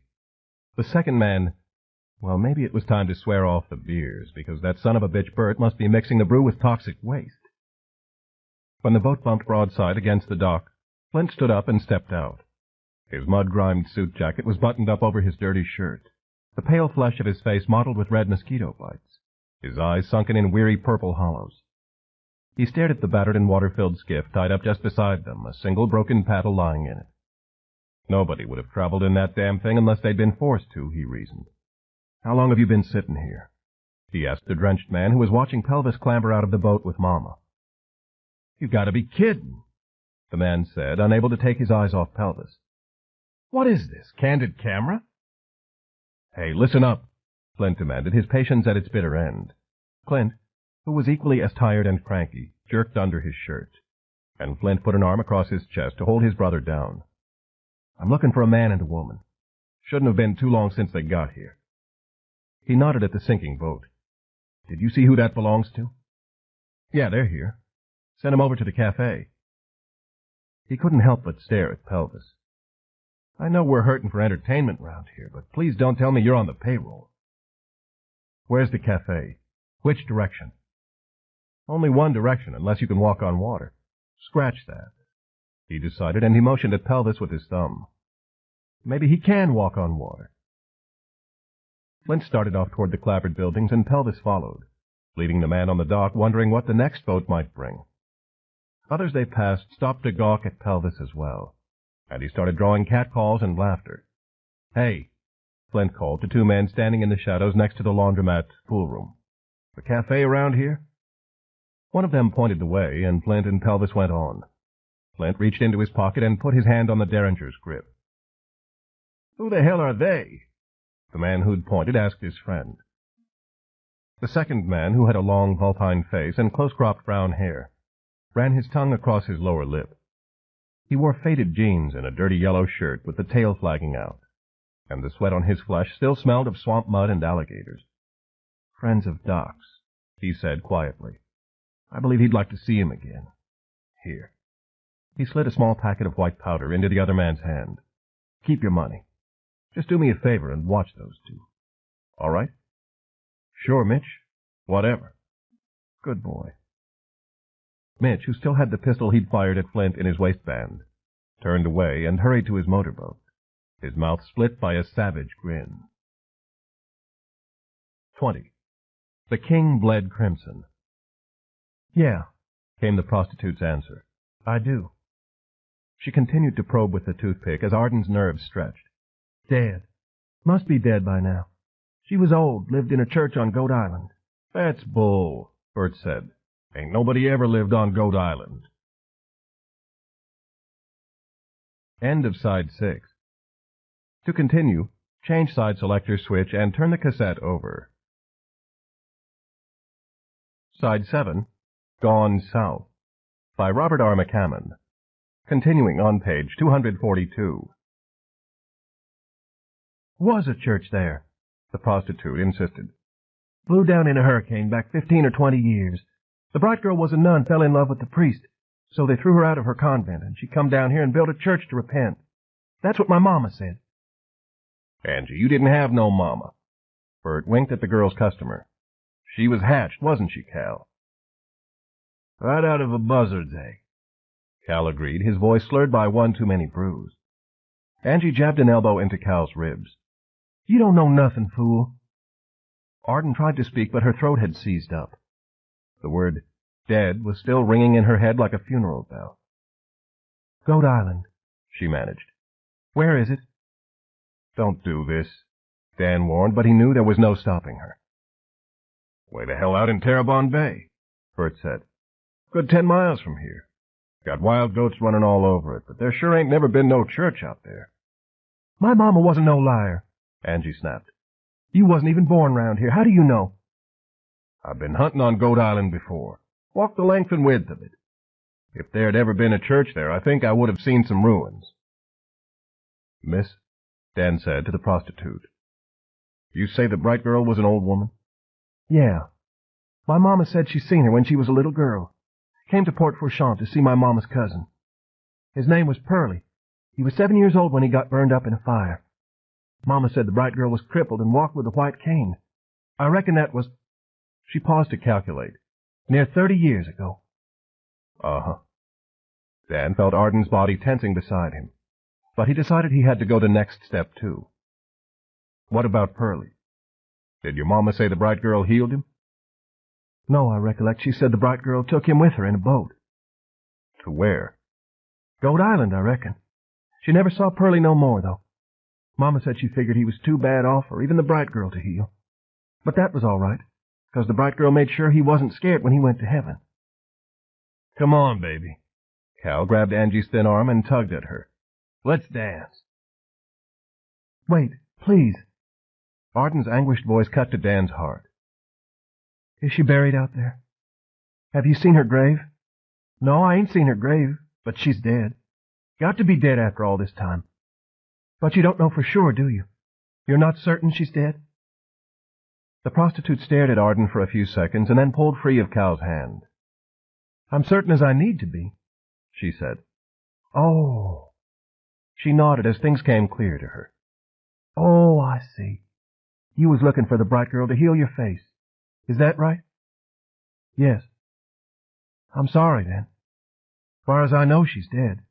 I don't know where she's buried. I can ask some of the other girls. Most of them were born round here. Maybe they'd know. Let's dance, Cal yelped. Forget this shit. Both women ignored him. I'd like to see the church, Arden said. Can you take me? No, I can't. See, I would, but I don't have my own boat. It's Lorraine's boat, and she don't take it nowhere but between here and Grand Isle. Hey, listen up, Scarface. Cal slurred at Arden, his voice turning nasty. I'm renting this bitch by the fucking hour, understand? I don't have no time to waste. Come over here a minute. Dan reached out, grasped Cal's wrist, and drew him closer, beer slopping to the floor from the mug in the man's hand.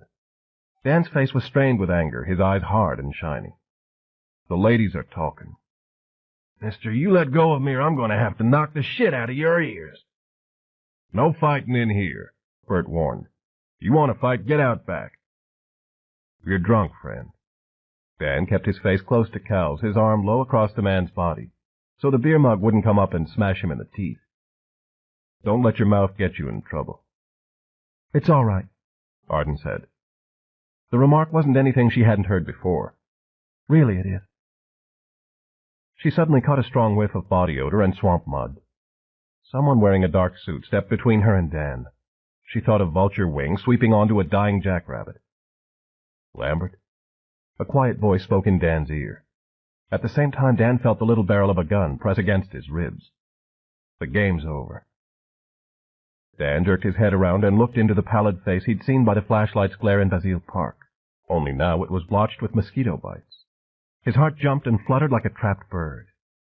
Flint said, "Take it very, very easy. Nobody needs to get hurt, okay?" Beyond Murtaugh, Dan saw, stood the Elvis Presley impersonator holding his squirming bulldog. The music had faltered and ended on a squawk note from the squeeze box. The Presley clone was suddenly the center of attention, and he started drawing whistles and laughter. Flint glanced quickly at the girl and saw that what he'd thought was a massive bruise was in fact a deep violet birthmark. "You all right, Miss Halliday?" "I'm fine. Who are—" She realized then who it must be, and that he'd looked through her purse back where they'd gone off the bridge. "My name is Flint Murtaugh. Fella," he said to Cal, "why don't you take your beer and move along?" "I was fixing to whip this bastard's ass," Cal answered, unsteady on his feet. "I'll take care of him from here on out." "Any time, anywhere, any place," Cal sneered in Dan's face, and then he grabbed Angie's arm again and jerked her onto the dance floor with him. "Well, shit a brick," he hollered at the musicians. "How about some goddamn playing?" The fiddler started up again, then the accordionist and the piano pounder joined in. Men were still laughing and gawking at Pelvis, who was trying his best to stand there and appear oblivious to the hilarity. His wig had started to slip, its glue weakened by the swamp water, and he reached up with a quick hand and straightened it. "What the hell is that?" Bert grinned around his cigar stub. He hadn't seen the derringer Flint pressed against Dan's side, which was how Flint wanted it. "Is it animal, vegetable, or mineral?" He spouted smoke and looked at Flint. "I swear to God, this is turning out to be a circus. Where'd y'all come from?" "We're with this fella here," Flint answered. "Just got left behind a little ways." "Your friend's dressed up for Halloween early, ain't he?" "He's a big Elvis fan. Don't worry about him. He's harmless." "Maybe so, but these sumbitches in here sure smell blood. Listen to 'em howling." He moved away down the bar to draw a beer for another customer. "Hey, Elvis," somebody yelled. "Get up there and shake that fat ass, man." "Give us a song, Elvis," another one called. Flint didn't have time to concern himself with Isley's situation. He knew something like this was bound to happen sooner or later. But the important thing was that Daniel Lewis Lambert was standing right in front of him, and the derringer was loaded and cocked. "Did he hurt you, Miss Halliday?" "No." "You were lucky, then. You know he's murdered 2 people, don't you?" "I know he killed a man at a bank in Shreveport. He told me about that. But he said he didn't kill the man in Alexandria, and I believe him." "You believe him?" He darted another glance at her. "I thought he took you as a hostage." "No," Arden said. "That's not how it was at all. I came with him of my own free will." Either she was crazy, Flint figured, or somehow Lambert had brainwashed her. But she wasn't his concern either. He kept the gun's barrel jammed into Lambert's ribs. "Well, you ran me a good chase, I'll give you that." Dan didn't answer. His heart had stopped pounding, and now there was ice in his blood. He was looking at a closed door about 10 feet away. Maybe beyond it was a bathroom with a window, and if he could get in there and lock the door to buy himself a few seconds, he might still get away. "Face the bar and put your hands flat on top of it." Dan obeyed, but his attention was still fixed on the door. If he could get out a window into the swamp, then he could... Could what? He asked himself. He was dead tired, hungry, and thirsty. His strength was gone. He doubted if he'd have the energy to trade a punch or two with Cal, much less swim through gator-infested water. As Flint quickly frisked him, wanting to attract as little notice as possible, and helped in this regard by the loud and raucous attention being thrown at Pelvis, Dan realized that cold reality had just slapped him across the face. He had come to his senses as if awakening from a fever dream. There was nowhere else to go. His run was over. "You bring your pink Cadillac, Elvis? Yeah, get up there and sing something. Yeah, and it better be damn good, too." Pelvis had played rough rooms before, where the drunks with burning eyes would boil up out of their seats, wanting to either grab the microphone away from him or show their girlfriends that the king bled crimson. This room ranked right down there with the worst of them, and Pelvis tried to pay no mind to the jeering, but the shouts began stinging his pride. You ain't no Elvis, you fat shit. What you got in your arms there, Elvis? Your girlfriend? This was followed by a barrage of barking and laughter that drowned out the struggling musicians. Flint saw the situation getting out of control, but any man who wanted to look and talk like a dead hillbilly had to take his licks. He kept his focus on Lambert, who, he was surprised to find, carried no weapons, not even a knife. Empty your pockets. What are you going to do? Barton asked. Rob him? No. Lambert, you must have a way with the women. First your ex-wife stands up for you, now her. She doesn't know the real you, does she? Dan put his wallet on top of the bar, then a few soggy dollar bills and some change. He found the yearbook picture Chad had given him wrinkled up by the swamp water. How'd you find me? Flint flipped the wallet open and felt for hidden razor blades. I heard your ex-wife tell you about the cabin. I've been waiting for you all day. Flint picked up the damp picture and looked at it. Your son? Yeah. See, that's where you screwed up. You should never have gone to that park. If you'd steered clear of Alexandria, you wouldn't be looking at a double murder conviction. He slid Dan's wallet and the money into his coat, which was still buttoned to hide Clint's occasional muscle twitches under his shirt. You can keep the picture. Dan returned it to his pocket. That man was alive when I left the motel. His wife killed him, and she's blaming it on me. Nice try. Tell it to the police and see what they think. He already has. Arden spoke up. He called the Alexandria police while we were in Lafayette. He told them to check the shotgun for his fingerprints. Uh-huh. He tell you he did that? I saw him do it. And he was probably talking to a dial tone or a recorded message. Or he had his finger on the cutoff switch. Lambert, put your hands down in front of you and grip them together. You don't need to cuff me, Dan said flatly. I'm not going anywhere. Just shut up and do it. I'd like to eat my gumbo and drink a beer. You want to feed me? He turned around and stared into the bounty hunter's chilly blue eyes. Murtaugh looked as worn out as Dan felt, his face gaunt, his dark hair with its lightning white streak oily and uncombed. A dozen mosquito bites splotched his grizzled cheeks and chin, and he had to scratch 2 of them even as he kept the Derringer pressed into Dan's side. I won't run, Dan said. I'm too tired, and there's no use in it. He read the distrust in the tight crimp of Murtaugh's thin-lipped mouth. I give you my word. All I want to do is eat some dinner and rest. Yeah, I know what your word is worth. Flint started to reach into his pocket for the handcuffs, but he hesitated. Lambert had no weapon, and he did look exhausted. This time, at least, there was no woman between them who knew Taekwondo. Flint said, I swear to God, if you try to get away, I'll put a bullet through your knee or elbow and let the lawyers sort it out. Understand? Dan nodded, convinced that Murtaugh would do as he promised. All right, then. Eat. A skinny man in a GSP cap and greasy overalls plucked at Pelvis's arm. Hey, you, he said. Pelvis saw the man was missing most of his front teeth. His eyes were red and heavy-lidded, and the reek of beer and gumbo on his breath was enough to make Mama whimper. I knew Elvis, the man wheezed. Elvis was a friend of mine. And you big old turd, you sure as hell ain't no Elvis. Pelvis felt the hot blood swelling his jowls. Hoots and laughter were flying at him like jagged spears. He walked to the blonde woman with the birthmark on her face and said in an anger-tensed voice, Excuse me, would you hold Mama? What? My dog, he said. Would you hold her for just 2 or 3 minutes? He pushed Mama into her arms. Isley, Flint snapped. What are you doing? I've got my pride. They want a song, I'm going to give them a song. No, you're not. But Pelvis was already walking toward the musicians, braving the intoxicated jeers and insults. Isley, Flint shouted. Come back here. The musicians stopped playing their Cajun stomp as Pelvis approached, and then the whoops and hollers ricocheted off the tin roof. Bert had come back down the bar, and he yelled at Flint, Your friend ain't going to need a burial plot. Ain't going to be nothing left to bury. He's a fool is what he is. Flint seethed, still holding the Derringer low against Dan's ribs.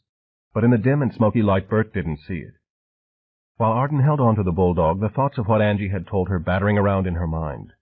Dan took his first bite of gumbo, and the hot spices and sausage in it almost set his tongue on fire. "You fellows know Hound Dog?" Pelvis asked the band. He got 3 heads to swivel. "How about I Got a Woman? Heartbreak Hotel? A Big Hunk of Love?" There were negative reactions to all those. Pelvis felt sweat collecting around his collar. "Do you know any Elvis songs?" "All we play is Zydeco," the accordionist said.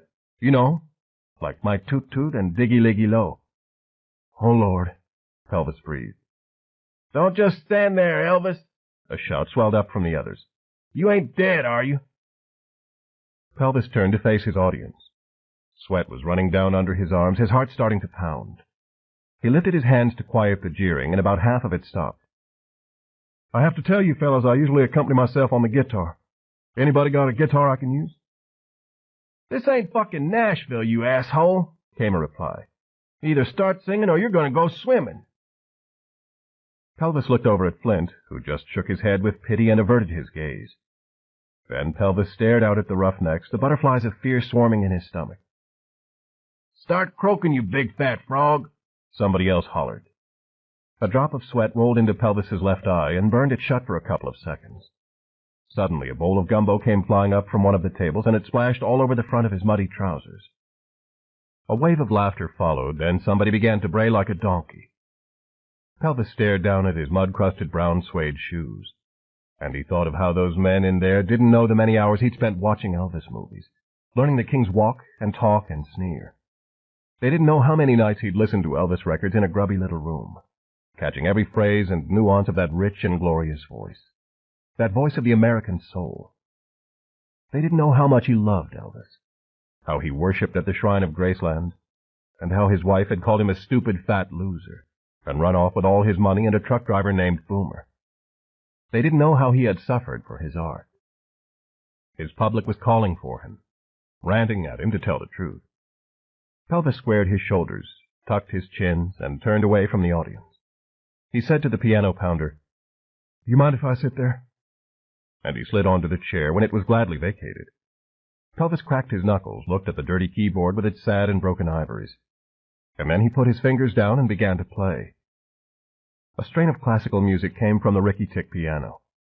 The room was shocked silent, and no one was shocked more than Flint. But only Flint recognized the music. It was the stately opening chords of Chopin's Prelude No. 9 in E major, one of the soul-soothing pieces he listened to daily on his car's cassette player. They let him play about 10 seconds of it before they regained their senses. Then a second bowl of gumbo hit the piano, and a half of a hamburger flew past Pelvis's head. And a roar of dissatisfaction went up like a nuclear blast. "We don't want that damned shit," yelled a man with a face as mean as a scarred fist. "Play us something with a tune." "Hold your horses," Pelvis shouted back. "I'm just limbering up my fingers."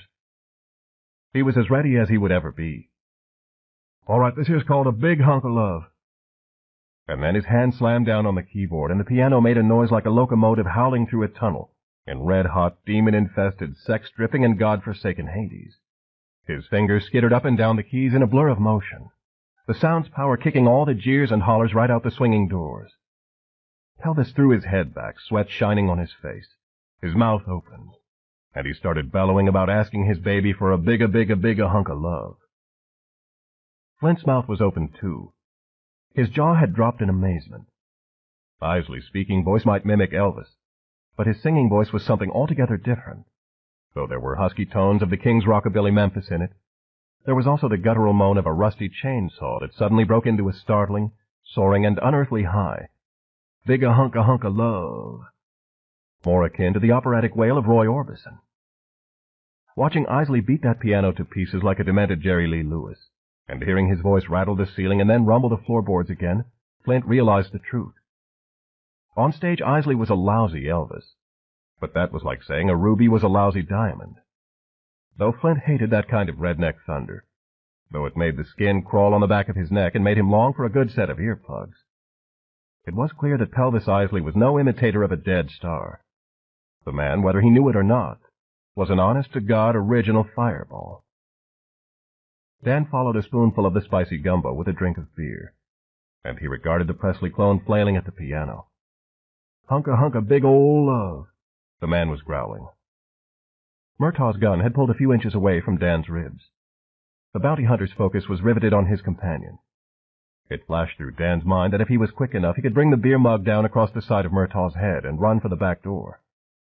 Do it, he told himself. Hit the bastard and run while there's still time. He took another swallow of the bitter brew and held the mug ready to strike. On his forearm, the ropey muscles tensed, making the tattooed snake undulate. 21. Silent Shadow. A second passed. Then another. Do it, he thought, and he stared at the place on Murtaugh's skull that would bear the blow. A third and fourth seconds went by. No. It was a strong voice, the voice of reason. No, Dan decided. I gave my word and I've caused enough misery. There'll be no more of it. Murtaugh's head suddenly swiveled and the pale blue eyes fixed on him. Dan lifted the mug to his lips and drank the rest of his beer. Your friend's not half bad. Flint looked at the glass mug, and then his gaze returned to Dan's eyes. He had the feeling that danger had just slid past like a silent shadow. You're not thinking of doing something stupid, are you? Nope. If you don't want to wear the bracelets, you'd better not be. I want to keep this as quiet and clean as I can. Dan had wondered why Murtaugh was doing his best to hold the gun out of sight, and why he hadn't told the bartender who he was. You afraid somebody else will snatch me away from you if they find out about the money? People hear what I do for a living. They don't usually welcome me with hearts and flowers. Listen, I didn't mean to kill Blanchard, Dan said. He drew a gun on me. I had the guard's pistol in my hand, and I... Do us both a favor, Flint interrupted. Save it for the judge. Pelvis finished the song with a wail and a series of chords that threatened to demolish the piano. As the last notes were dying, another thunderous noise rose up, the whooping and applause of his audience. Pelvis blinked out at them, stunned by the response. Though he used to play piano in a blues band when he was a lanky boy with a head full of wavy hair and big ideas, he was accustomed to standing behind an electric guitar, which he couldn't play very well, but after all, it was the king's instrument. He was used to hearing club managers telling him he needed to rein his voice in and keep it snarly because those high tenor notes didn't sound like Elvis at all. That's what the customers were paying for. And if he wanted to be a decent Elvis impersonator, he was way off the mark. Here, though, it was obvious they were starved for entertainment, and they didn't care that he wasn't twanging an electric guitar or that his voice wasn't as earthy as the king's. They started shouting for another song, some of them beating on their tables with their fists and beer mugs. Thank you kindly, Pelvis said. Well, I'll do you another one then. This here's It's Your Baby, You Rock It. He launched off on another display of honky-tonkin' fireworks, and though his hands were stiff and he knew he was hitting a lot of clams, all his training was coming back to him. The fiddler picked up the chords and began sewing them together, and then the accordion player added a jumpy squeal and squawk. Hey, Bert shouted at Flint over the music. He done any records? Not that I know of. Well, he ought to. He don't sound much like Elvis, but a fella plays a piano and sings like that, he ought to be doing some records. Make himself a lot of money that way. Tell me, Flint said, how do we get out of here? Back to a road, I mean. Like I told him. Bert nodded at Dan. Supply boat from Grand Isle will be here tomorrow afternoon. That's the only way out. Tomorrow afternoon? I've got to get this man to... He paused and tried it again. We need to get to Shreveport as soon as we can. You'll have to wait for the supply boat. They'll take you to Grand Isle, but that's still a hell of a long way from Shreveport. See, there ain't no roads round here for miles. I can't stay here all night. Christ almighty. We've got to get back to... Civilization, he almost said, but he decided it wouldn't be wise. Shreveport, he finished. Sorry. I've got a radio telephone in the back if you need to let anybody know where you are. Smotes needed to know, Flint thought. Smotes needed to hear that the skin was caught and on his way back. Smotes would be asleep right now, but he wouldn't mind being awakened to hear. Hold it, he told himself. Just one damn minute. Why should he be in such a rush to call that freak-loving bastard? Right now, he, Flint, was in control. He didn't have to run and call Smotes like some teenager afraid of his father's paddle. Anyway, if Smotes hadn't weighed him down with Isley, he would have finished this thing yesterday. So to hell with him. Flint said, "No, I don't need to call anybody. But what are we supposed to do? Stay here until the boat comes?" He didn't know if he could stand smelling his own body odor that long, and Lambert wasn't a sweet peach either. "Isn't there some place I can get a shower and some sleep?" "Well, this ain't exactly a tropical resort." Bert's cigar stub had gone cold, but he still kept it gripped between his teeth. Now he took it out and looked at the ashy tip, trying to decide if it was worth another match. "You talking about one place for all of you?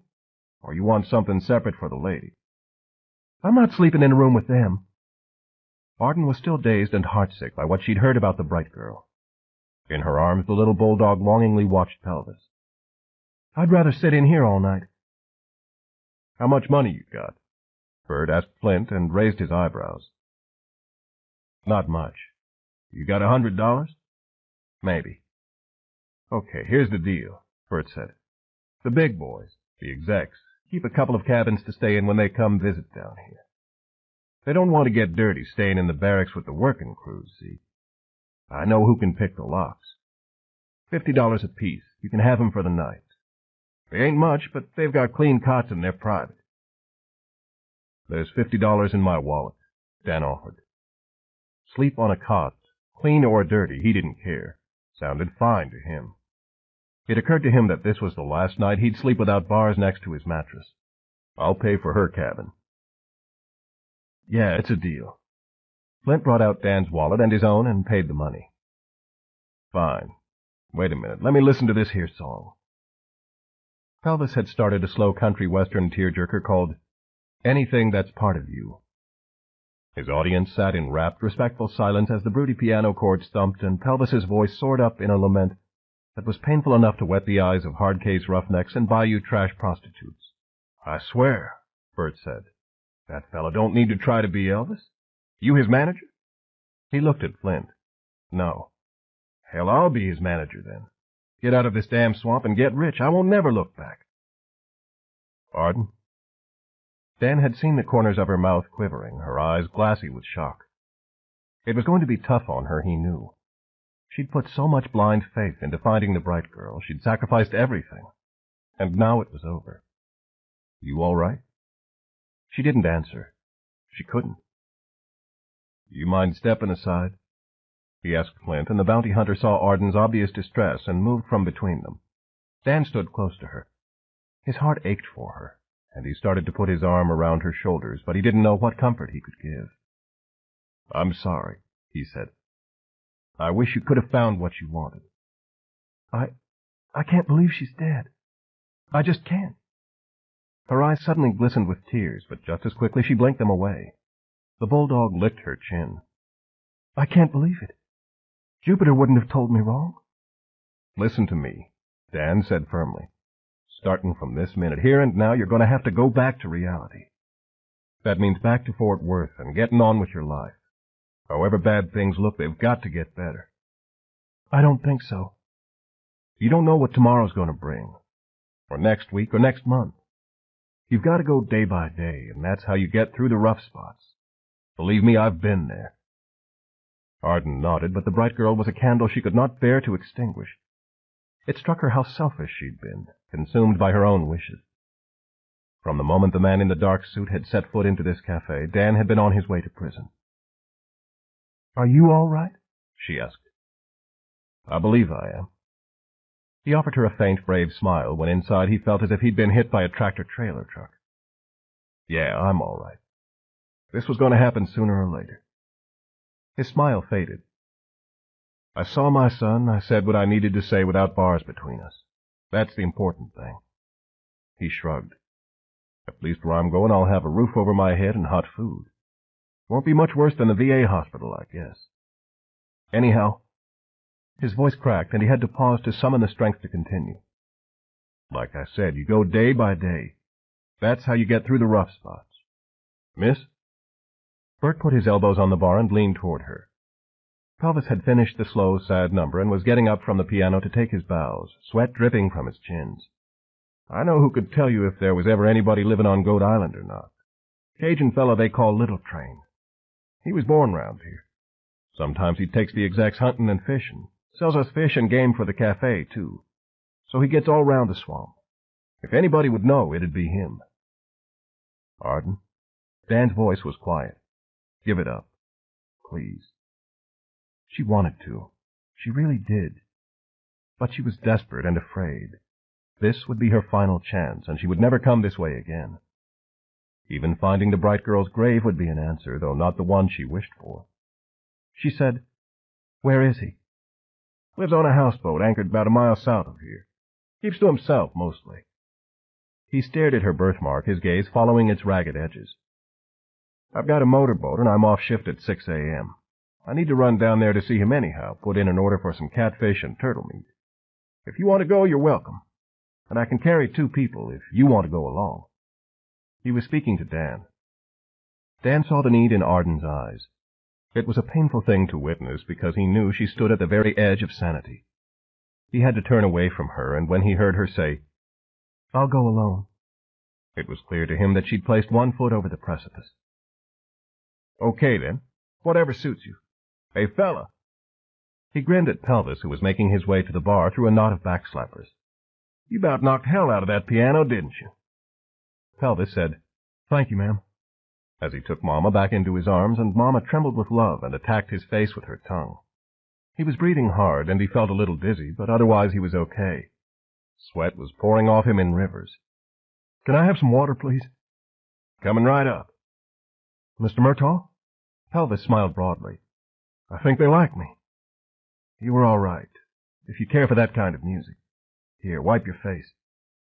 He pulled a handful of paper napkins out of a dispenser and gave it to him. "You're not going to pass out on me again, are you?" "No, sir. I'm just a bit winded." Pelvis took the bottle of water Bert gave him and guzzled it. Then he poured some in his hand and let Mama lap it up.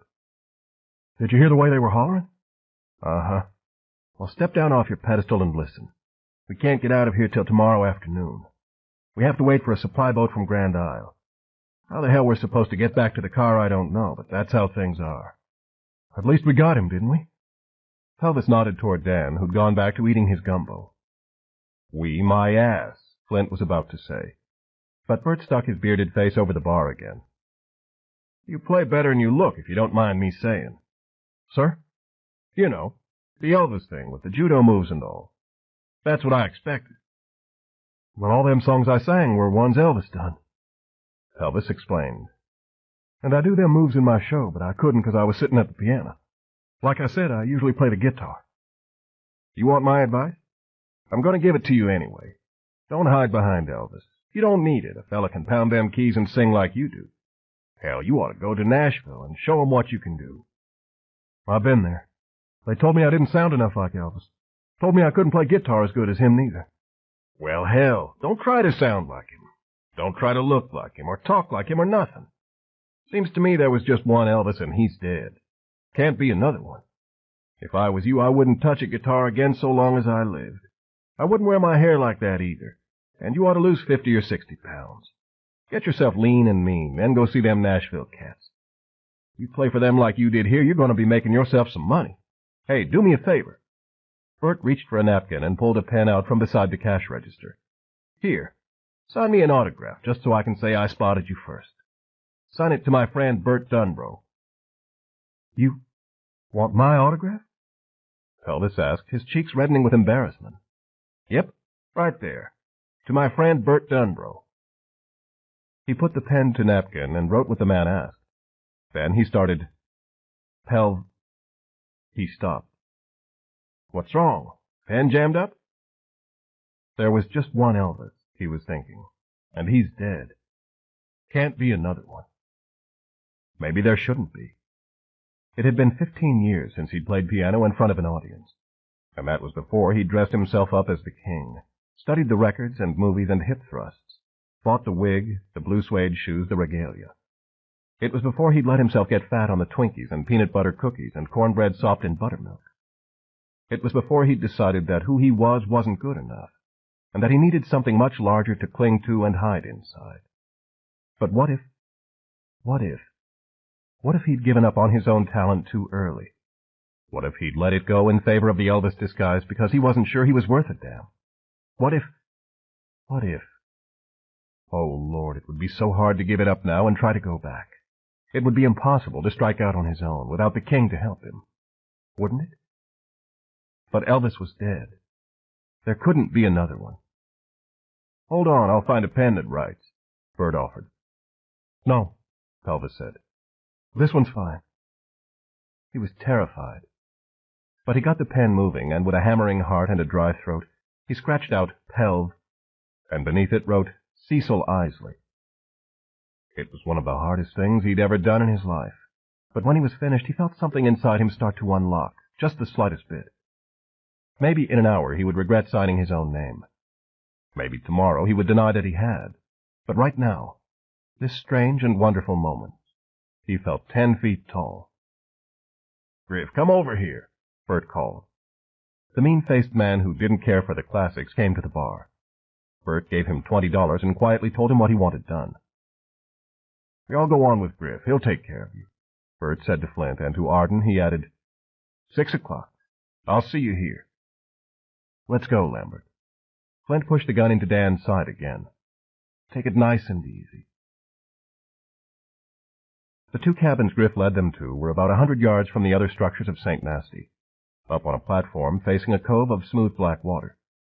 Griff produced a large penknife and pulled up its thin blade to slide into the first cabin's door lock.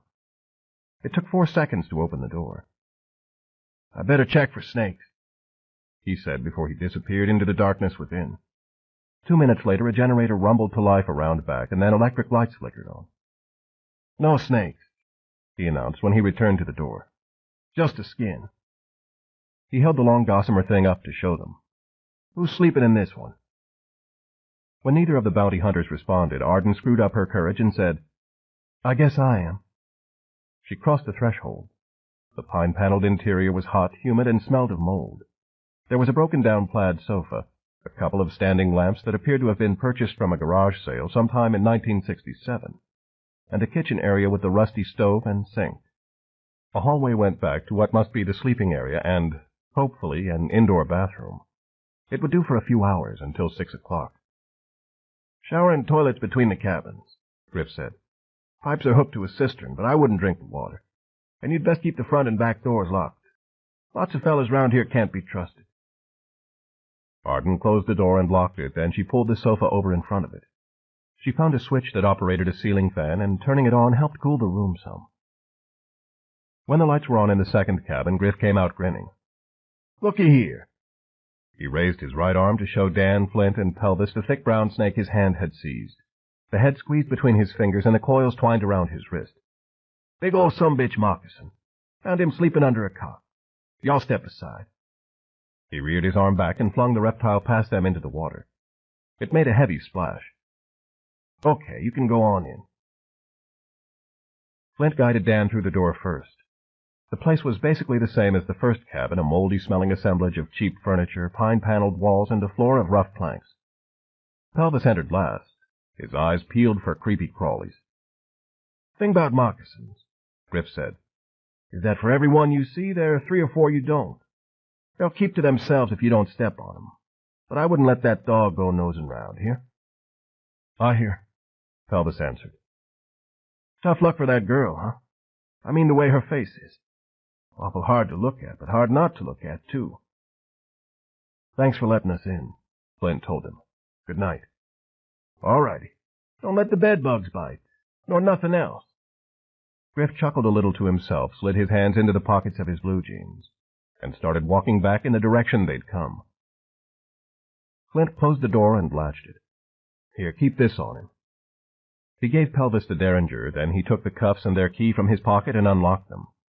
"Hands behind you." "I'm going to have to go pee in a minute," Dan said. "Hands in front of you," Flint corrected him. "Grip 'em together." "I gave you my word I wasn't going to run. You don't have to. Your word's not worth $15,000, so shut up." Flint snapped the cuffs around Dan's wrists and put the key inside his suit jacket. Dan saw a peculiar thing happen. The front of the man's shirt suddenly twitched, as if Murtaugh had just hiccuped. He recalled that he'd seen the same thing when Murtaugh was on the ground in Basile Park, just before the Elvis clone had started hollering. He had the bizarre sensation that there was more to Murtaugh than met the eye. "Watch him for a minute. Flint told Pelvis, and he walked back through the hallway to find out what the rest of the cabin held. Don't try nothing now, Pelvis said nervously, holding a sleepy mama and aiming the Derringer at Dan's belly. I'll shoot if I have to. Just take it easy. Dan could tell that the man was uncomfortable holding the gun, and though it looked like a pea shooter, it could still do a lot of damage at such close range. He decided silence would only increase the man's tension before Murtaugh returned. What's your name? See? No, maybe he'd be ready to let go of it someday, but not yet. Pelvis Isley. Pelvis, huh? Dan nodded. It figured. Excuse me for saying this, but you and Murtaugh don't fit. You been partners long? 2 days. He's teaching me the ropes. An amateur, Dan thought. This is your first bounty hunting job? That's right. My very first. Seems to me you'd do better playing piano in Nashville than doing this kind of work. Isley, don't talk to him. Flint came back in. What he'd found had been 2 grim rooms, each with 2 iron-framed, bare-mattressed cots. He hadn't failed to notice that the legs of the cots were standing in water-filled coffee cans to keep insects from climbing up them. If this was the executive quarters, he would have hated to see the work crew's barracks. Then again, the cabin didn't look like anyone had been there in quite some time. But all he wanted was a few hours of sleep, and he didn't need a Hilton Hotel pillow. Flint took the Derringer back from Isley. Come on, Lambert. You want to do your business? Let's get it done. Through a rear window, he'd seen a tin-roofed shed that he figured must be where the shower and toilet were. The generator was sending juice to an electric bulb burning over the shed's door, but stepping in was going to be an act of either raw courage or sheer desperation. Arden had already forced herself, out of desperation, to walk into the shed. Fortunately, there was a light bulb inside as well as outside, but Arden approached the toilet with trepidation. There were no water moccasins coiled up inside, as she'd feared, but it wasn't the cleanest in the world. She did what she had to do, used a roll of tissue that could have scraped paint off metal, and got out as fast as she could. In the room in which she'd chosen to sleep, she had put the pink drawstring bag atop a battered old pine chest of drawers. Now, under the single dirty light bulb that burned at the ceiling, she opened the bag and removed what was held within. One after the other, she lined up 5 little horses side by side. They had been bought at a dime store in Fort Worth. They weren't much, but they were everything.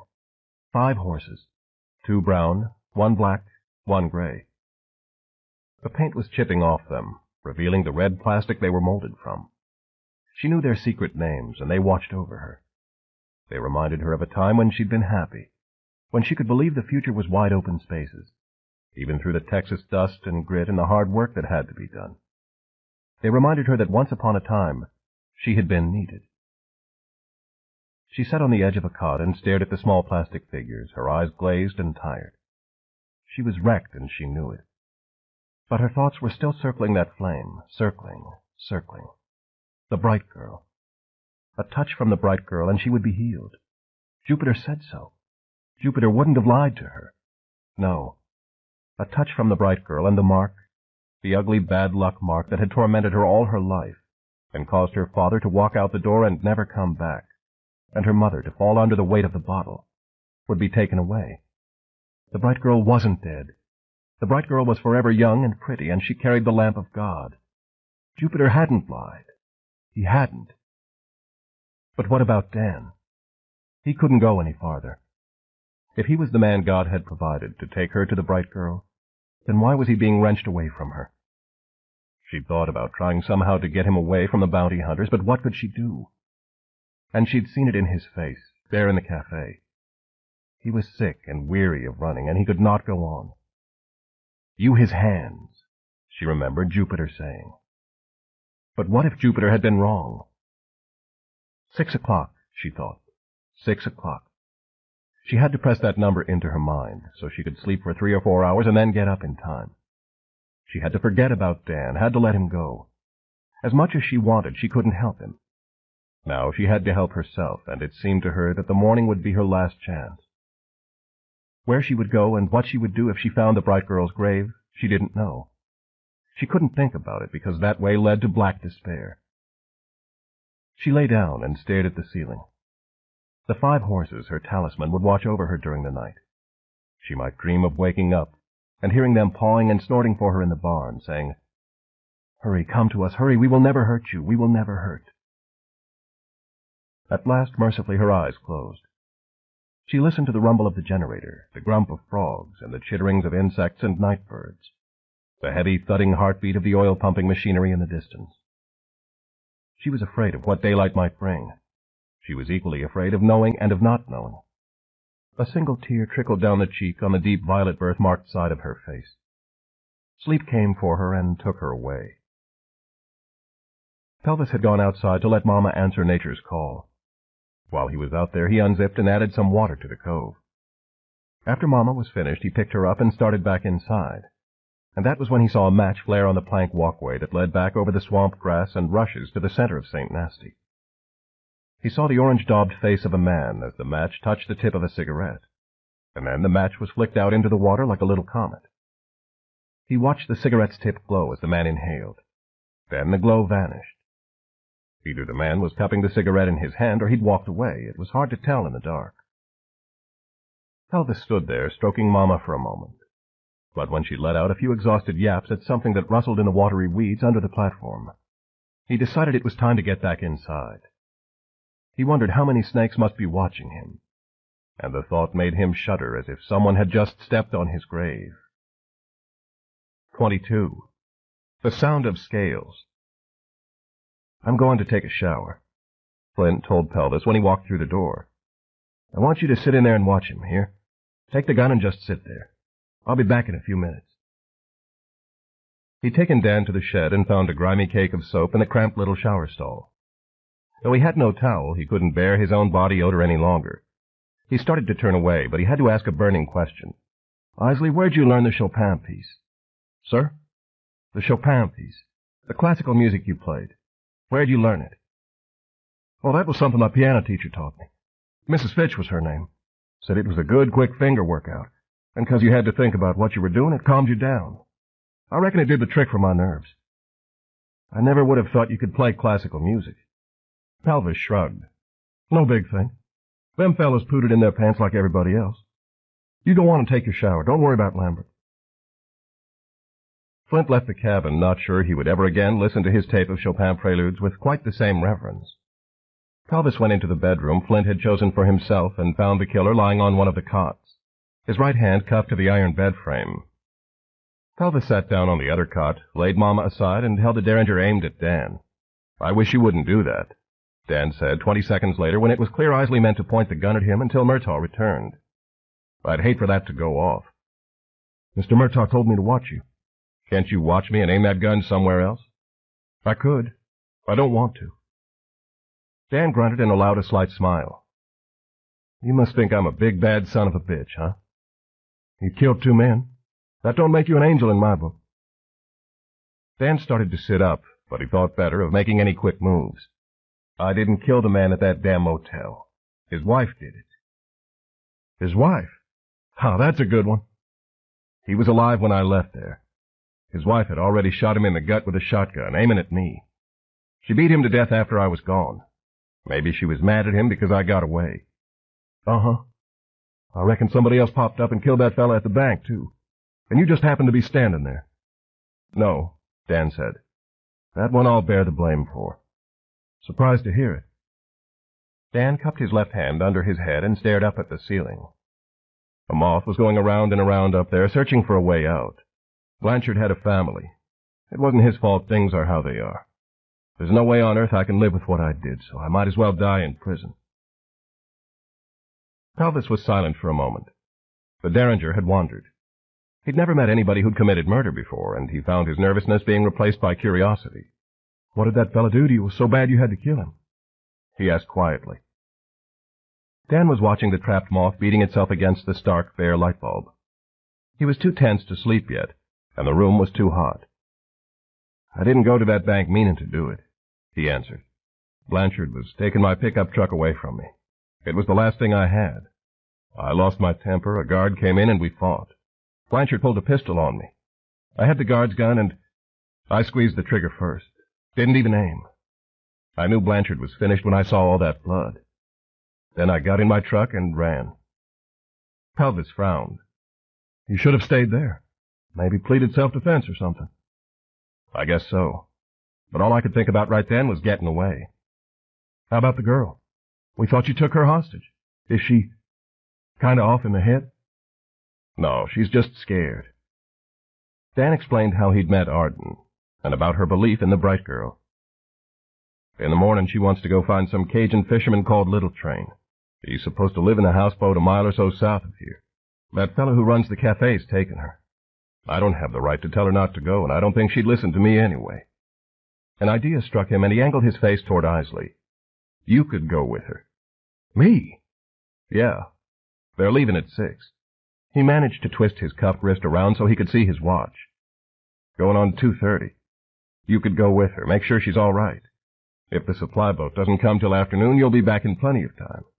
Back from where? Flint peered through the doorway, his hair still wet.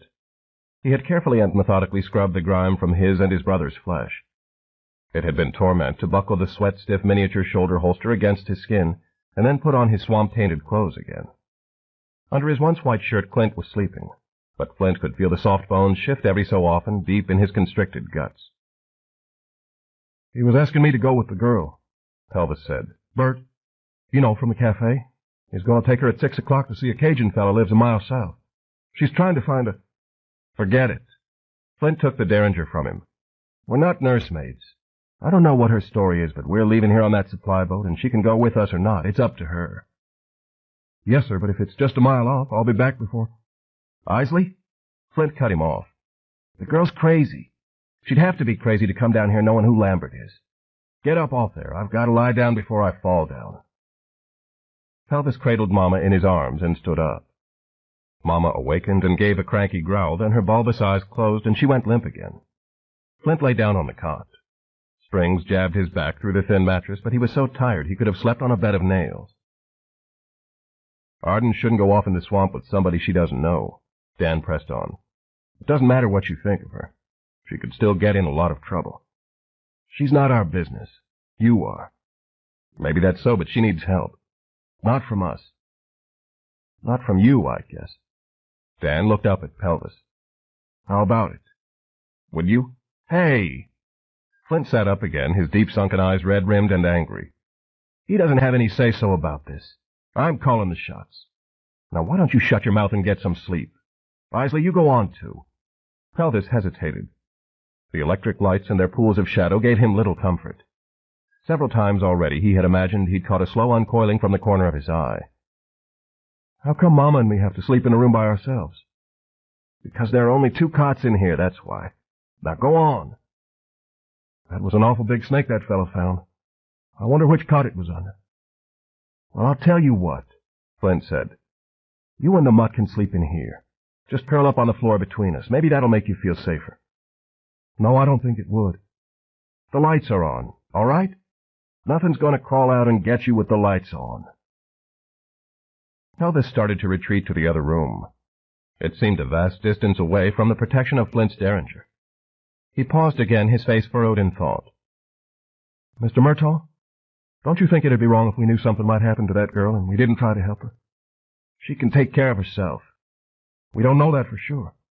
Lambert says she's from Fort Worth and she don't have any way to get home. It's not our problem, Isley. Yeah, I know that and all, but seems to me we ought to have a little feeling for her situation. Flint glared at Pelvis with a force that seemed to scorch the air between them. You haven't learned a thing from me, have you? Sir? Bounty hunters don't feel. You start feeling and you start getting interested. When you start getting interested, you start letting your guard down. Then you wind up with a knife in your back. If the girl wants to go see some Cajun swamp rat, it's her business. She knows the supply boat's leaving in the afternoon.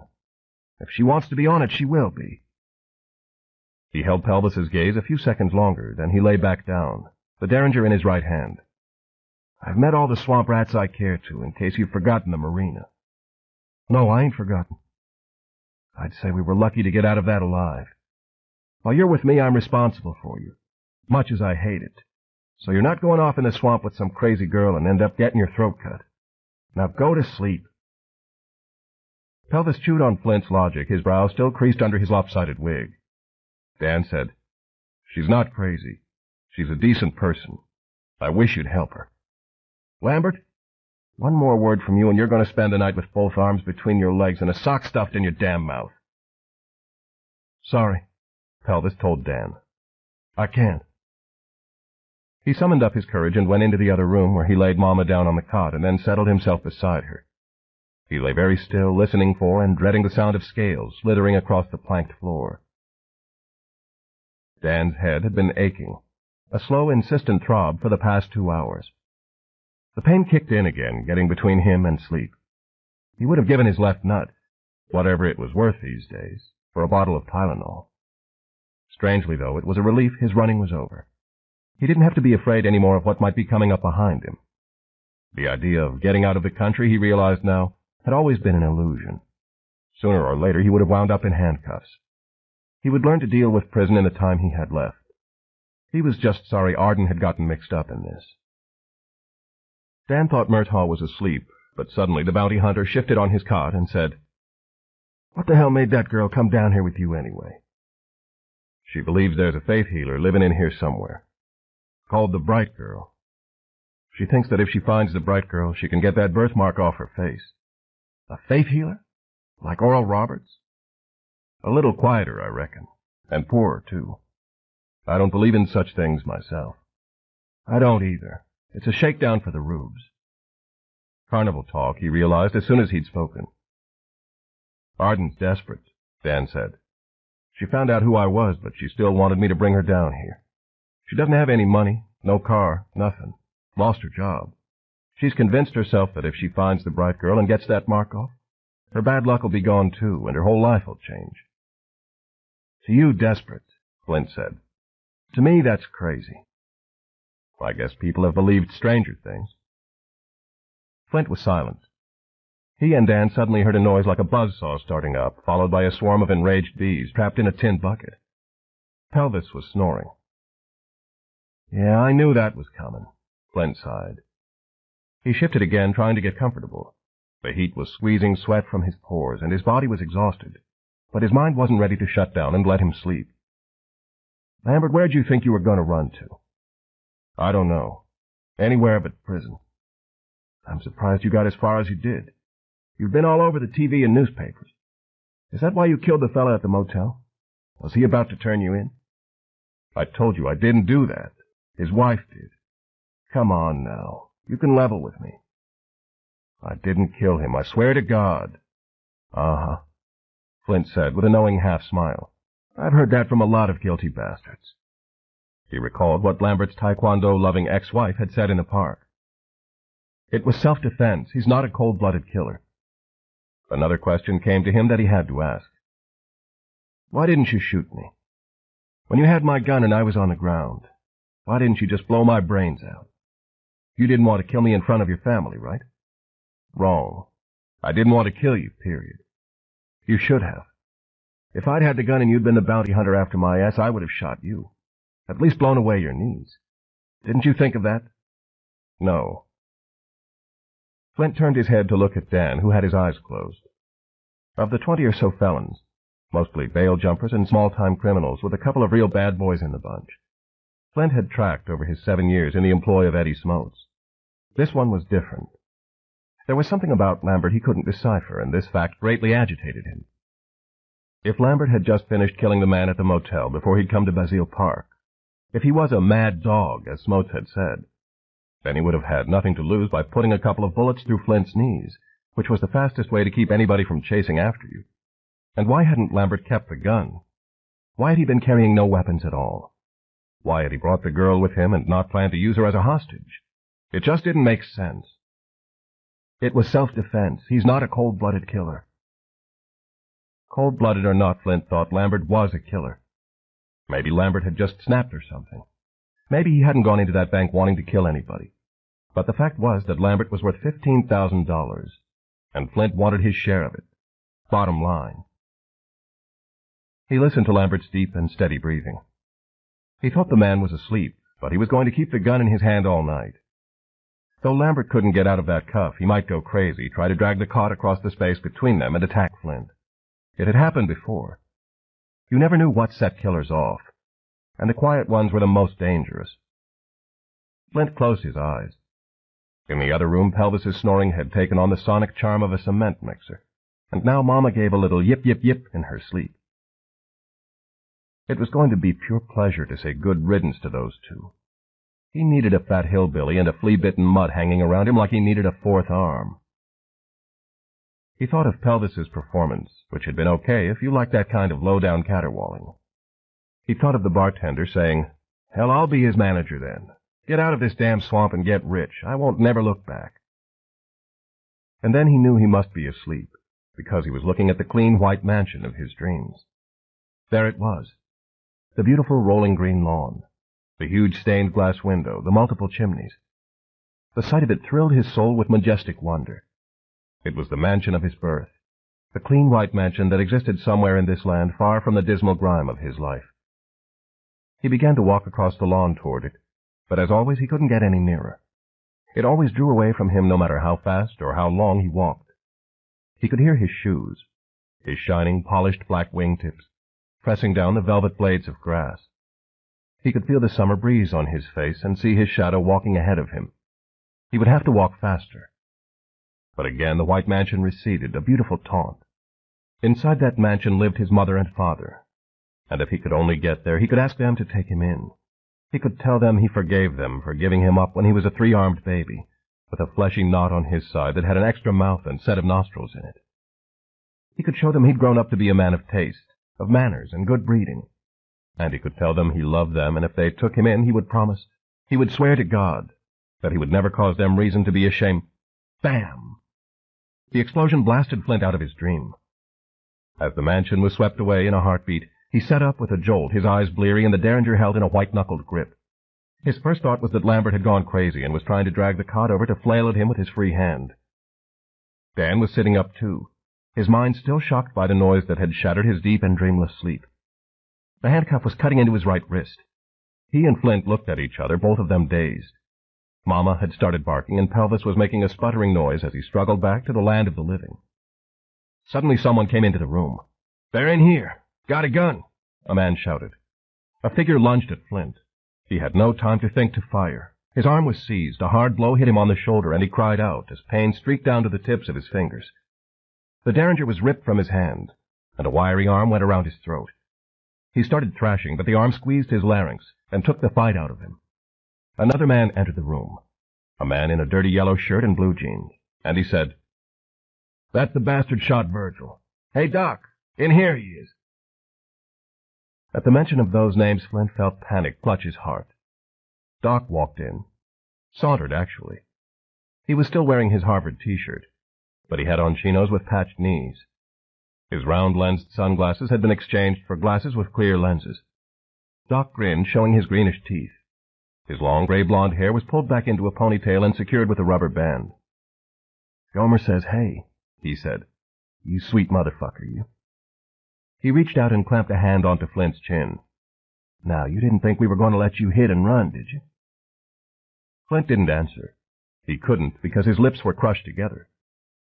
Doc's head swiveled. Still grinning widely, he looked at Dan, and his gaze found the handcuff. "Well, what's this all about now, huh? Who are you, friend?" Dan Lambert. The haze of weariness hadn't quite cleared yet. Everything was still weirdly dreamlike. "I'm Doc. Pleased to meet you. Monty, bring old Elvis in here with us." In another few seconds, Pelvis was hurled through the doorway, and he slammed down to the floor on his hands and knees. Behind him entered a heavy-set man with narrowly slit eyes, crew-cut hair, and a bristly brown beard and mustache. The man was holding a snarling and kicking Mama by the scruff of her neck. "Look what I got me," he announced. "Please." Pelvis's face was stricken with terror, his eyes sleep-swollen. "Please, that's my dog." "No, it ain't," Monty said petulantly. "It's mine." "He ain't had a dog since last week when he got hungry after midnight." Doc put a combat-booted foot on one of Pelvis's shoulders. "Down, boy," he said, and he shoved Pelvis flat to the floor. "My throat," Flint gasped at the man who had an arm pressed into his larynx. "You're crushing my throat." "Aw, our man Flint can't hardly talk. Ain't that a bitch?" Doc shook his head with mock pity. "Best ease up on him." The arm loosened. "We wouldn't want to hurt either one of you fine fellas," Doc went on. Not till we get a chance to boogaloo on your balls, I mean. Then we'll get down to some hurting. What's going on? Dan asked.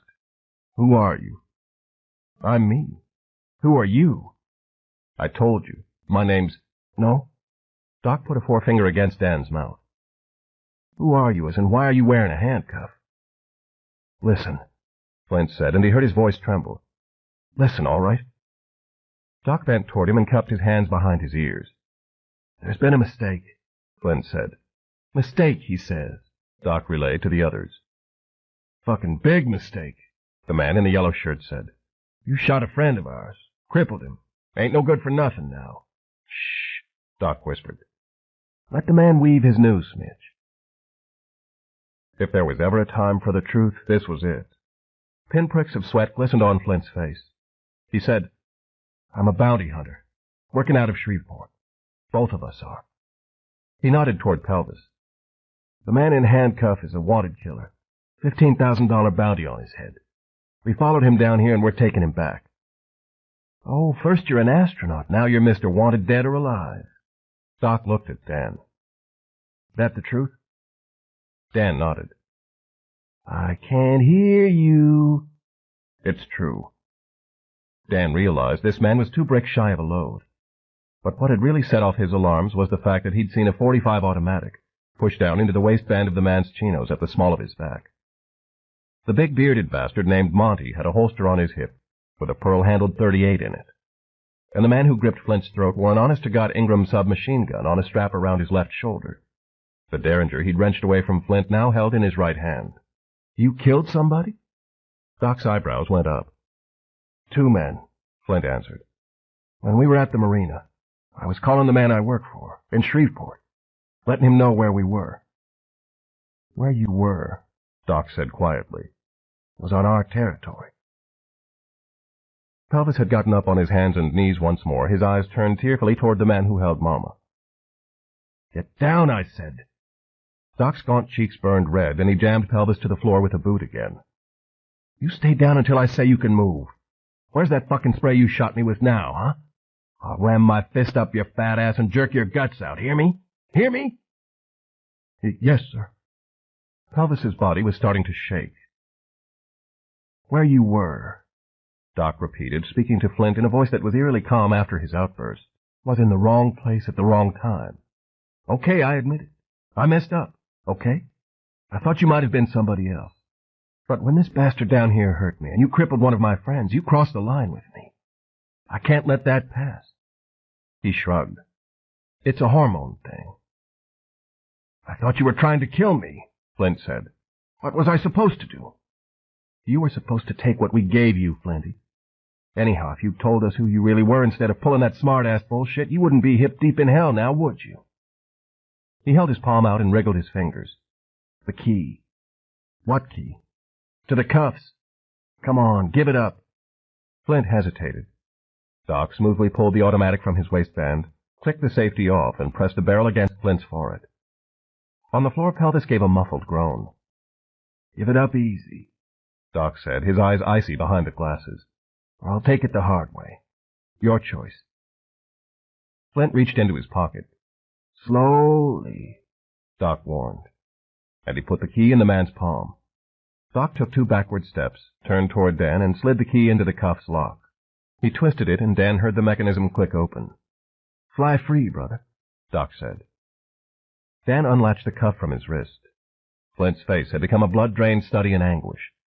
Listen, please, he's worth $15,000. Not to me, he's not. Not to any of us. Doc opened the other cuff and gave them and the key to Mitch. See, man, we've all been there and back, on the long and twisty road. We don't give a shit for policemen or jails. Least of all for bounty hunters. On your feet. The man behind Flint hauled him off the cot. Again, Doc placed the automatic's barrel to his forehead. Mitch, shake him down. Wearing an empty holster under his right arm, Mitch said as he frisked Flint. And he's got something. Holy Jesus! Mitch jumped aside as if his hands had been scorched, his eyes wide with shock. It moved. He fumbled under his shirt and pulled out a blue steel revolver. It moved. What moved? Doc tore the front of Flint's suit jacket open. and they all saw it. A serpentine shape twisting and writhing beneath Flint's shirt. Doc reached toward him, meaning to rip the shirt open, but before he could do it, Clint pushed free. First the small fingers and hand, followed by the slim, milky white and hairless arm. Doc stood very, very still. Everyone in the room was very, very still. Dan was starting to wonder what might have been in that gumbo he'd eaten. Clint's hand clenched at the air. Flint knew what would happen next. His shirt would be torn right off his back. To prevent that indignity, he undid the rest of the buttons and opened his shirt for them all to have a good look, his face tightening with rage, because their eyes had taken on that old familiar glint of ravening fascination he'd suffered so many times before. God damn, Doc whispered. He's a fucking freak. My brother Clint. Flint's voice was toneless, dead. Born this way. Here's his head. See? He drew his shirt wider to show them the fist-sized lump of Clint's eyeless face at his side. I used to work the carnival circuit. Alive, alive, alive, Flint said, and a dark and terrible grin split his mouth. I ain't never seen nothing like that before, Monty observed. He still held Mama, who'd given up on her snarling but was still kicking to get loose, by the scruff of the neck. Seen a girl with 3 tits before, but nothing like that. It ain't real.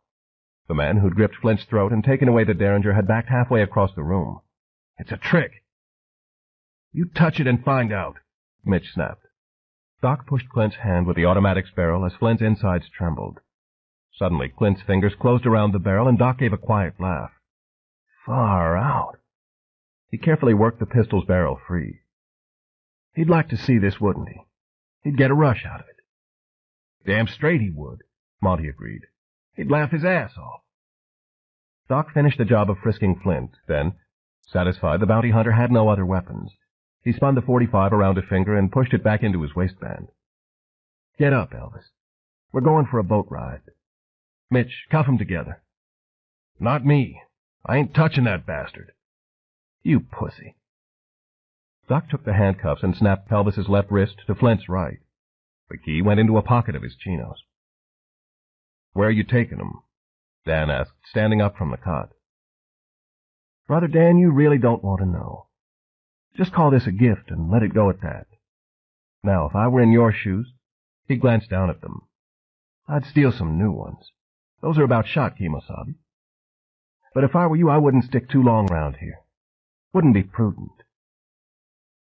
Can I have my dog, please? Pelvis sounded close to sobbing. Please, can I have her back? I told you, it's my dog now, Monty rumbled. He held Mama up and shook her. Have it with some bacon and eggs come daylight. 1 second, Pelvis was a begging sack of sad flesh. The next second, he was a juggernaut, leaping forward, his teeth gritted in a snarl, his unchained hand straining for Monty's throat. Monty jerked Mama out of Pelvis's reach and hit him, hard and fast, with a scarred fist right in the mouth. Pelvis's head snapped back, his knees giving way, and as he fell, he almost dragged Flint down with him. Mitch was laughing a high-pitched giggle. Mama was snarling again, and Doc said, Get up, Elvis. He grabbed a handful of pompadour, pulled, and wound up with a wig dangling from his fingers. Shit, he laughed. This fucker's coming apart. Pelvis was down on his knees, his head bent forward, and drops of blood were dripping on the planks. His back heaved, and now it was Dan's turn to be speared with anguish. He didn't know what to do. He didn't know if there was anything he could do.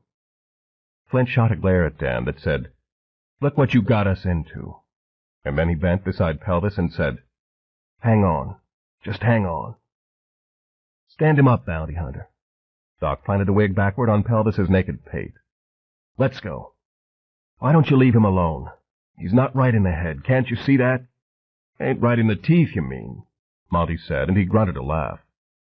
It was all Flint could do not to go for the bastard's throat himself, but he knew it would do no good.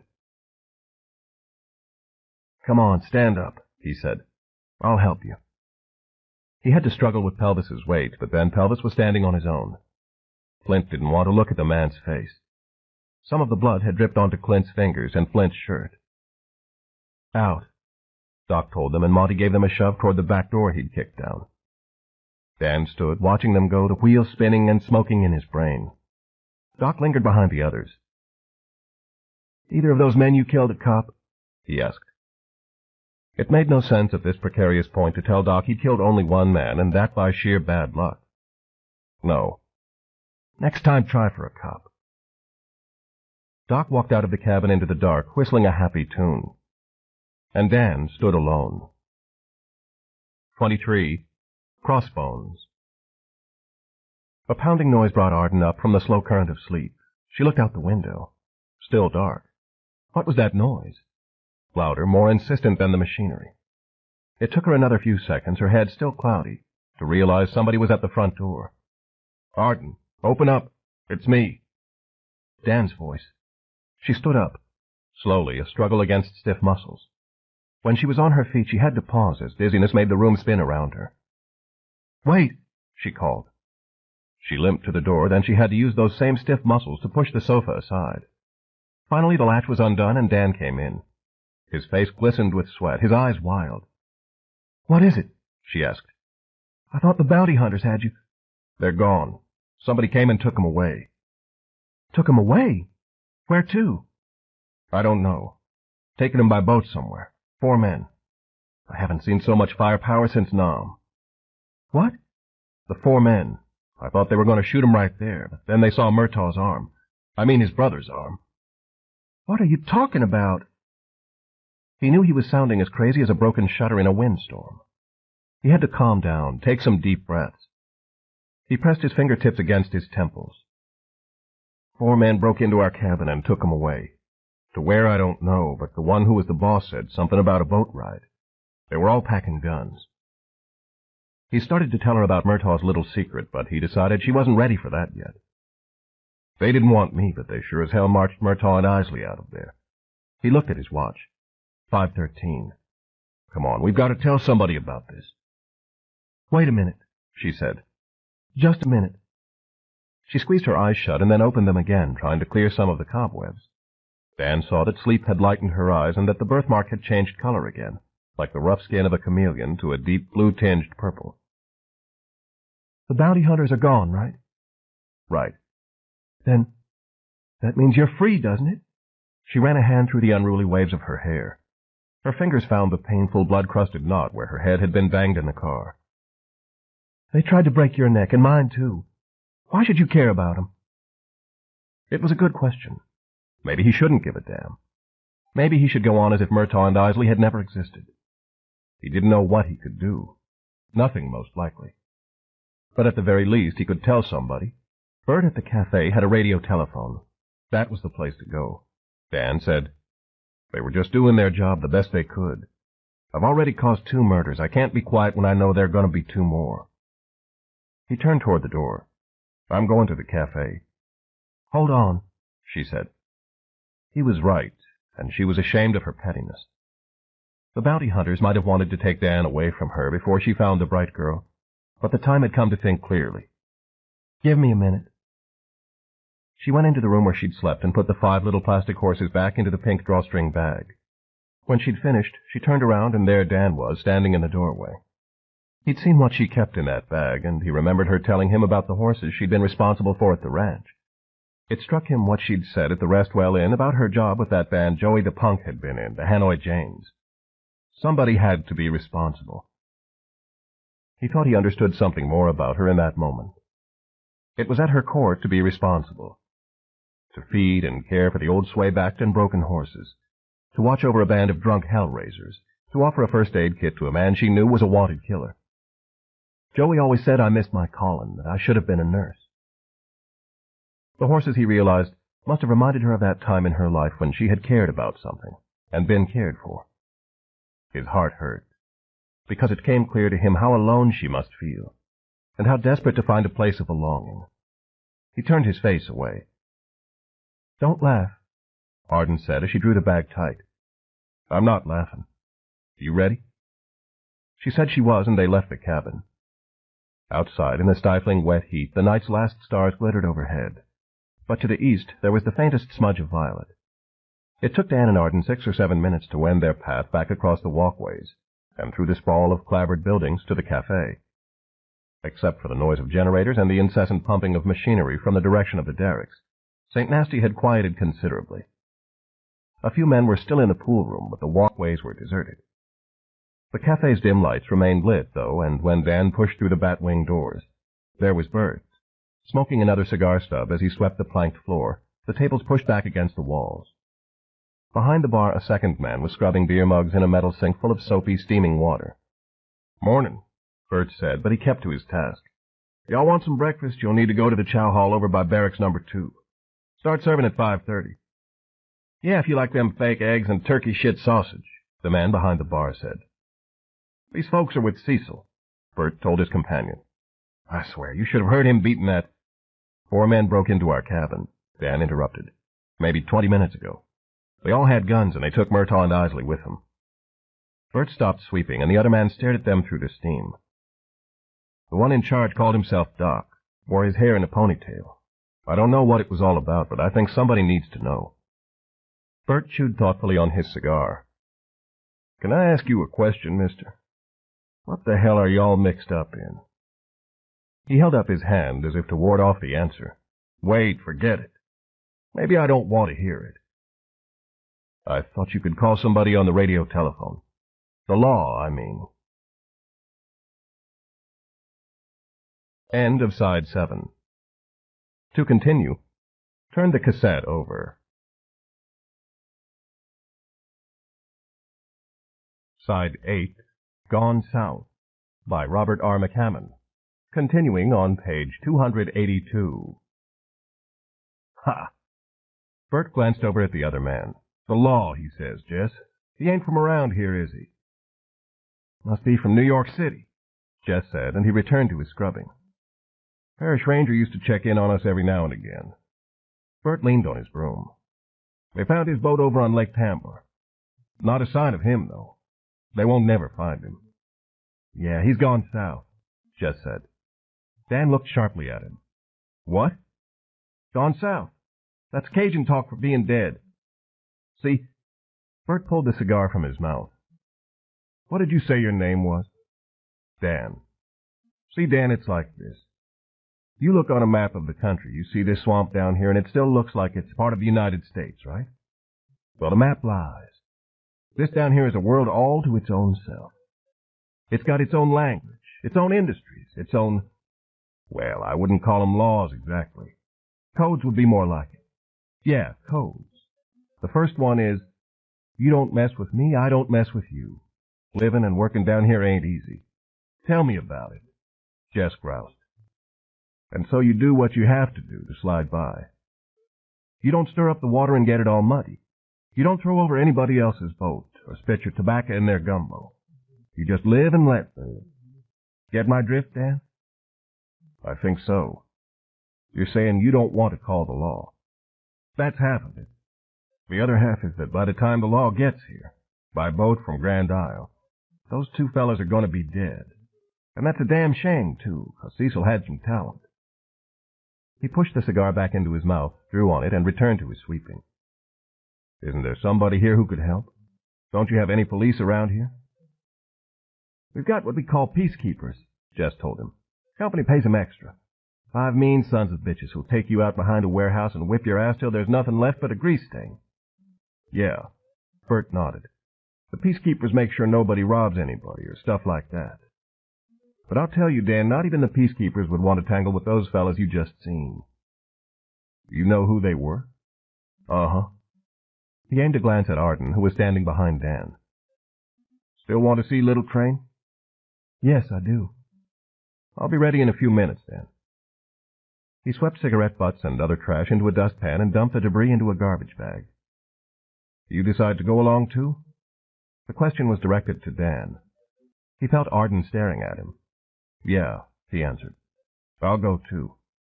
Y'all don't want to eat breakfast first?" "I'd like to go ahead as soon as we can," Arden said. "Okay, then. Let me see what I've got over here." Bert went behind the bar. "Some coffee left in the percolator, but I reckon it would strip the taste buds off your tongues. Oh, here you go. How about these?"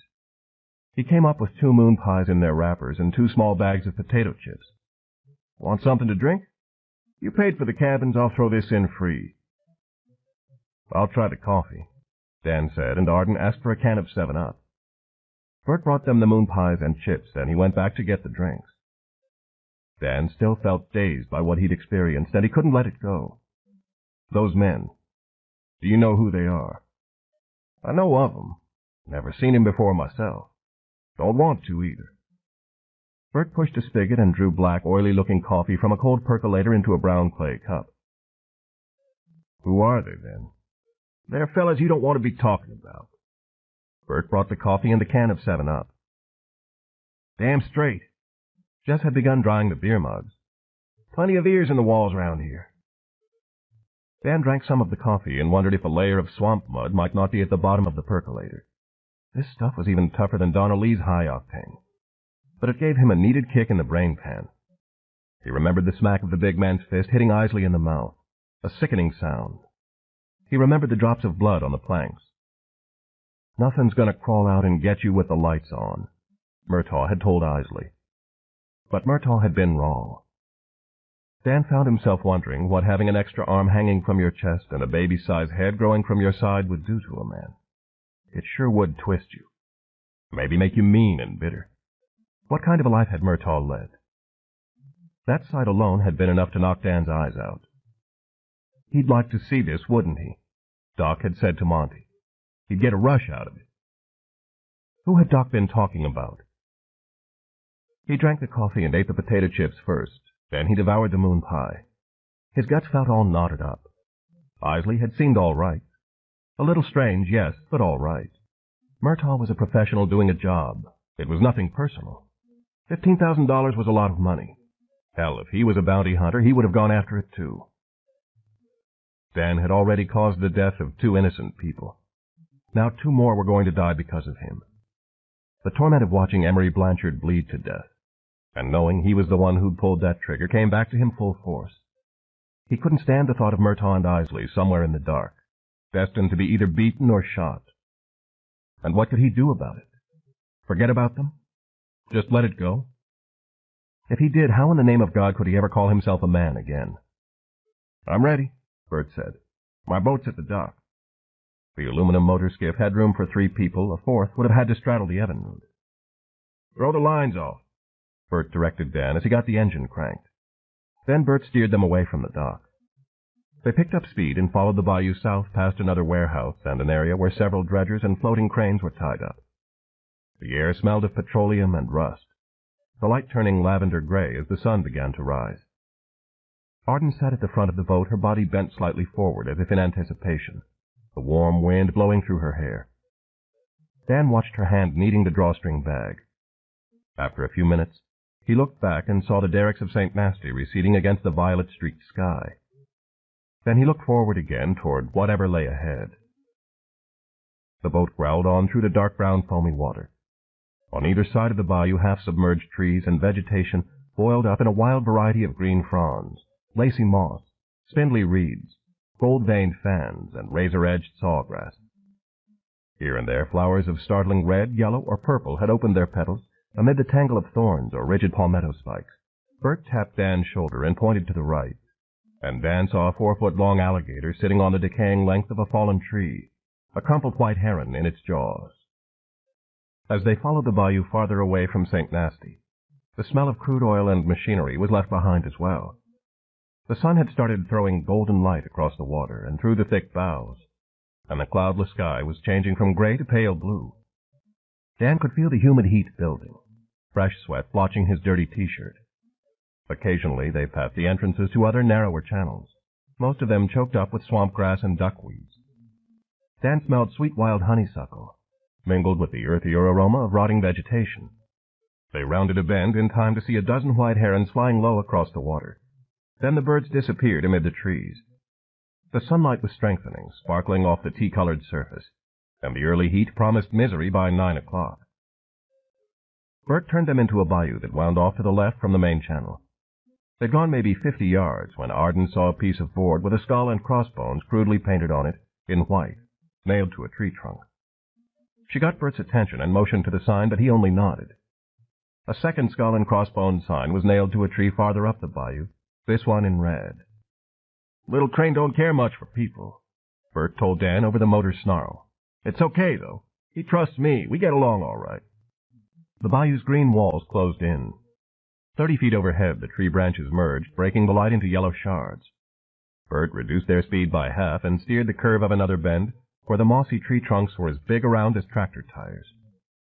And there, ahead of them in a still and silent cove, was Little Train's house. Technically, it was a houseboat, but from the looks of the vines and moss that had grown over its dark green sides like fingers enfolding it into the wilderness, it hadn't been moved for many years. It had a screened-in porch that jutted out over the water, and up top was the hooded lid of a stovepipe chimney. Next to the houseboat was a short tin-roofed pier on which stood a half-dozen rusty oil drums, an old bathtub, a clothes wringer, and various other bits and pieces of unidentifiable machinery. On the other side of the pier was an enclosed floating structure 50 feet in length and 15 feet high, also green-painted and its sides and roof overgrown with vines. Dan could see the crack between a pair of doors at the end of the structure, and he figured another boat must be stored within. "I'll drift up against the pier if you'll jump out and tie us," Bert said as he switched the motor off, and Dan nodded. When they were close enough, Dan stood up, found his balance, and stepped to the pier. Bert threw him a rope secured to the skiff's stern, and Dan tied it up to one of the wooden posts that supported the roof. When he grasped Arden's wrist in helping her out, Dan could feel her pulse racing. Her eyes had taken on that fervent shine again, and her birthmark had become almost blood red. "Hey, Little Train!" Bert shouted at the houseboat. "You got some visitors." There was no response. Up in the trees, birds were chirping, and a fish suddenly jumped from the cove's water, a flash of silver, and splashed back again. "Hey, Train!" Bert tried again. He stood on the pier, not daring to set foot without invitation on the astroturfed walkway that connected it to Little Train's home. "It's Bert Dunbro. Come to talk to you." "Who you are I be seeing, fool," rumbled a surly, heavily accented voice from a screened window. "Who they are?" "Tell him," Bert urged quietly. "My name's Dan Lambert." Dan could see a figure beyond the screen, the blur of a face, but nothing more. "This is Arden Halliday." Silence. Dan had the feeling the man was studying Arden's birthmark. Arden shared the same sensation. Her right hand had squeezed tightly around the drawstring bag, her heart slamming. "I need your help," she said. "Help," the man repeated. "What kind of help?" "I'm trying to find someone." Her mouth was so dry she could hardly speak. "A woman called the Bright Girl." There was another stretch of silence for Dan and Bert, but Arden was almost deafened by her heartbeat. Bert cleared his throat. "Old gal at the cafe told her this Bright Girl used to live in a church on Goat Island. Said she's in a grave out there. I said I've been hunting on Goat Island, and far as I know, nobody ever lived on it." Little Train did not speak. "What do you say?" Bert asked. "Anybody ever lived on Goat Island?" "No," came the answer. Arden winced. "I told her that. Told her you'd know if anybody would. Hey, listen. I need to put in an order for 100 pounds of cat and 50 pounds of turtle. What can you deliver by next Tuesday?" "The Bright Girl," the man said, and hearing him say it sent a chill up Arden's spine. "For her you're looking, eh?" "That's right. I'm trying to find her because my own two eyeballs broke they ain't." "Come from where?" "Huh?" "He wants to know where you're from," Bert interpreted. "Texas. Fort Worth I'm from," she said, in unconscious emulation of Little Train's Cajun patois. "Hoo-wee," he said. "At distance you got to believe mighty hard, eh?" "I do believe." "This what you believe in," he said, "is wrong." Arden flinched again. Her hand was white-knuckled around the bag. "Bright Girl on Goat Island, no," Little Train continued. "Was a church out there, never. Who you think she may be, she ain't." "Wait," Dan said. "Are you saying there really is a Bright Girl?" "Saying we. Saying no, too. Not who this girl come from Tex they asked to find." "Where is she?" Arden's throat clutched. "Please, can you take me to her?" There was no answer. Both she and Dan realized the blurred face was gone from the window. A door on the porch squeaked open, and Little Train stood before them. 24. Elephants and Tigers. His gravelly voice through the window screen had made him sound as if he might be a 7-foot-tall Goliath. Instead, Little Train stood barely 5'6", only 4 inches taller than Arden. But maybe he had the strength of a giant. because Dan figured he carried at least 160 pounds on his stocky, muscular frame. Little Train wore a faded khaki T-shirt over a barrel chest, and brown trousers whose cuffs had been scissored off above a well-worn pair of dark blue laceless sneakers. His forearms appeared solid enough to pound nails. The bayou sun had burned Little Train's skin to the color of old brick, and it looked as rough. His jaw and cheeks were silvered with a 3-day growth of beard, his hair a pale sandpaper dust across the brown skull. Beneath his deeply creased forehead, his clear gray eyes were aimed at Arden with a power that almost knocked her back a step. "Y'all come on in," he offered. Dan crossed the astroturfed plank first, then Arden and Bert. Little Train went ahead into the houseboat, and they followed him across the porch into a room with oak-planked walls and oak beams that ran the length of the ceiling. On the floor was a threadbare red rug that instantly charged Dan's memory. It had a motif of fighting elephants and tigers, and it looked like one of 1,000 the street-corner businessmen had hawked from rolling racks in Saigon. The furnishings also had an Oriental, Vietnamese, Dan wondered, influence. 2 intricately carved ashwood chairs, a bamboo table with a black metal tray atop it, an oil lamp with a rice paper shade, and a woven tatami neatly rolled up in a corner. A shortwave radio and microphone stood on a second bamboo table next to a shelf of hardback and paperback books.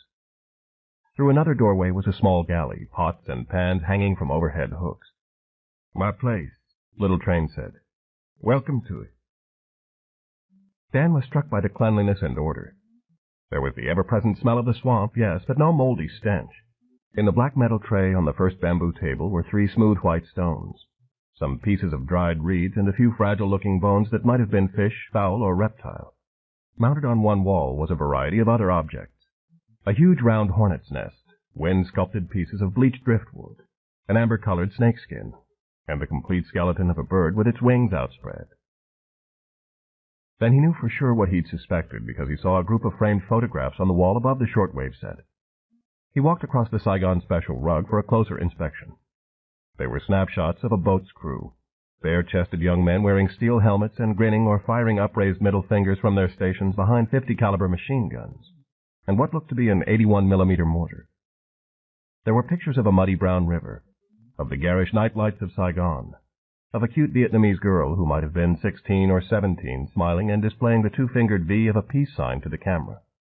Dan said, "I was a Leatherneck, 3rd Marine. Where'd you catch it?" "Brownwater Navy," Little Train replied without hesitation. "Radar man 1st class, Swift PCF.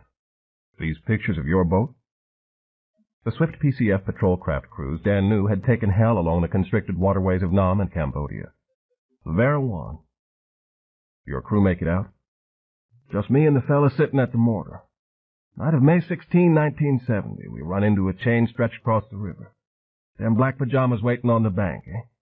Hit us with rockets. I went swimming, back full of shrap." "You never told me you were over there in Vietnam, Little Train," Bert said. He burned his gaze at the other man. "Never you ask. And born on me, I tell you plenty time. Call me Train." "Oh, okay, sure. Train it is." Bert shrugged and cast a nervous grin at Arden. "Please," Arden said anxiously. "The bright girl. Do you know where she is?" He nodded. "I do." "Don't tell me you know where her grave is. Please tell me she's alive." "For you, then. Oui, alive she is." "Oh, God."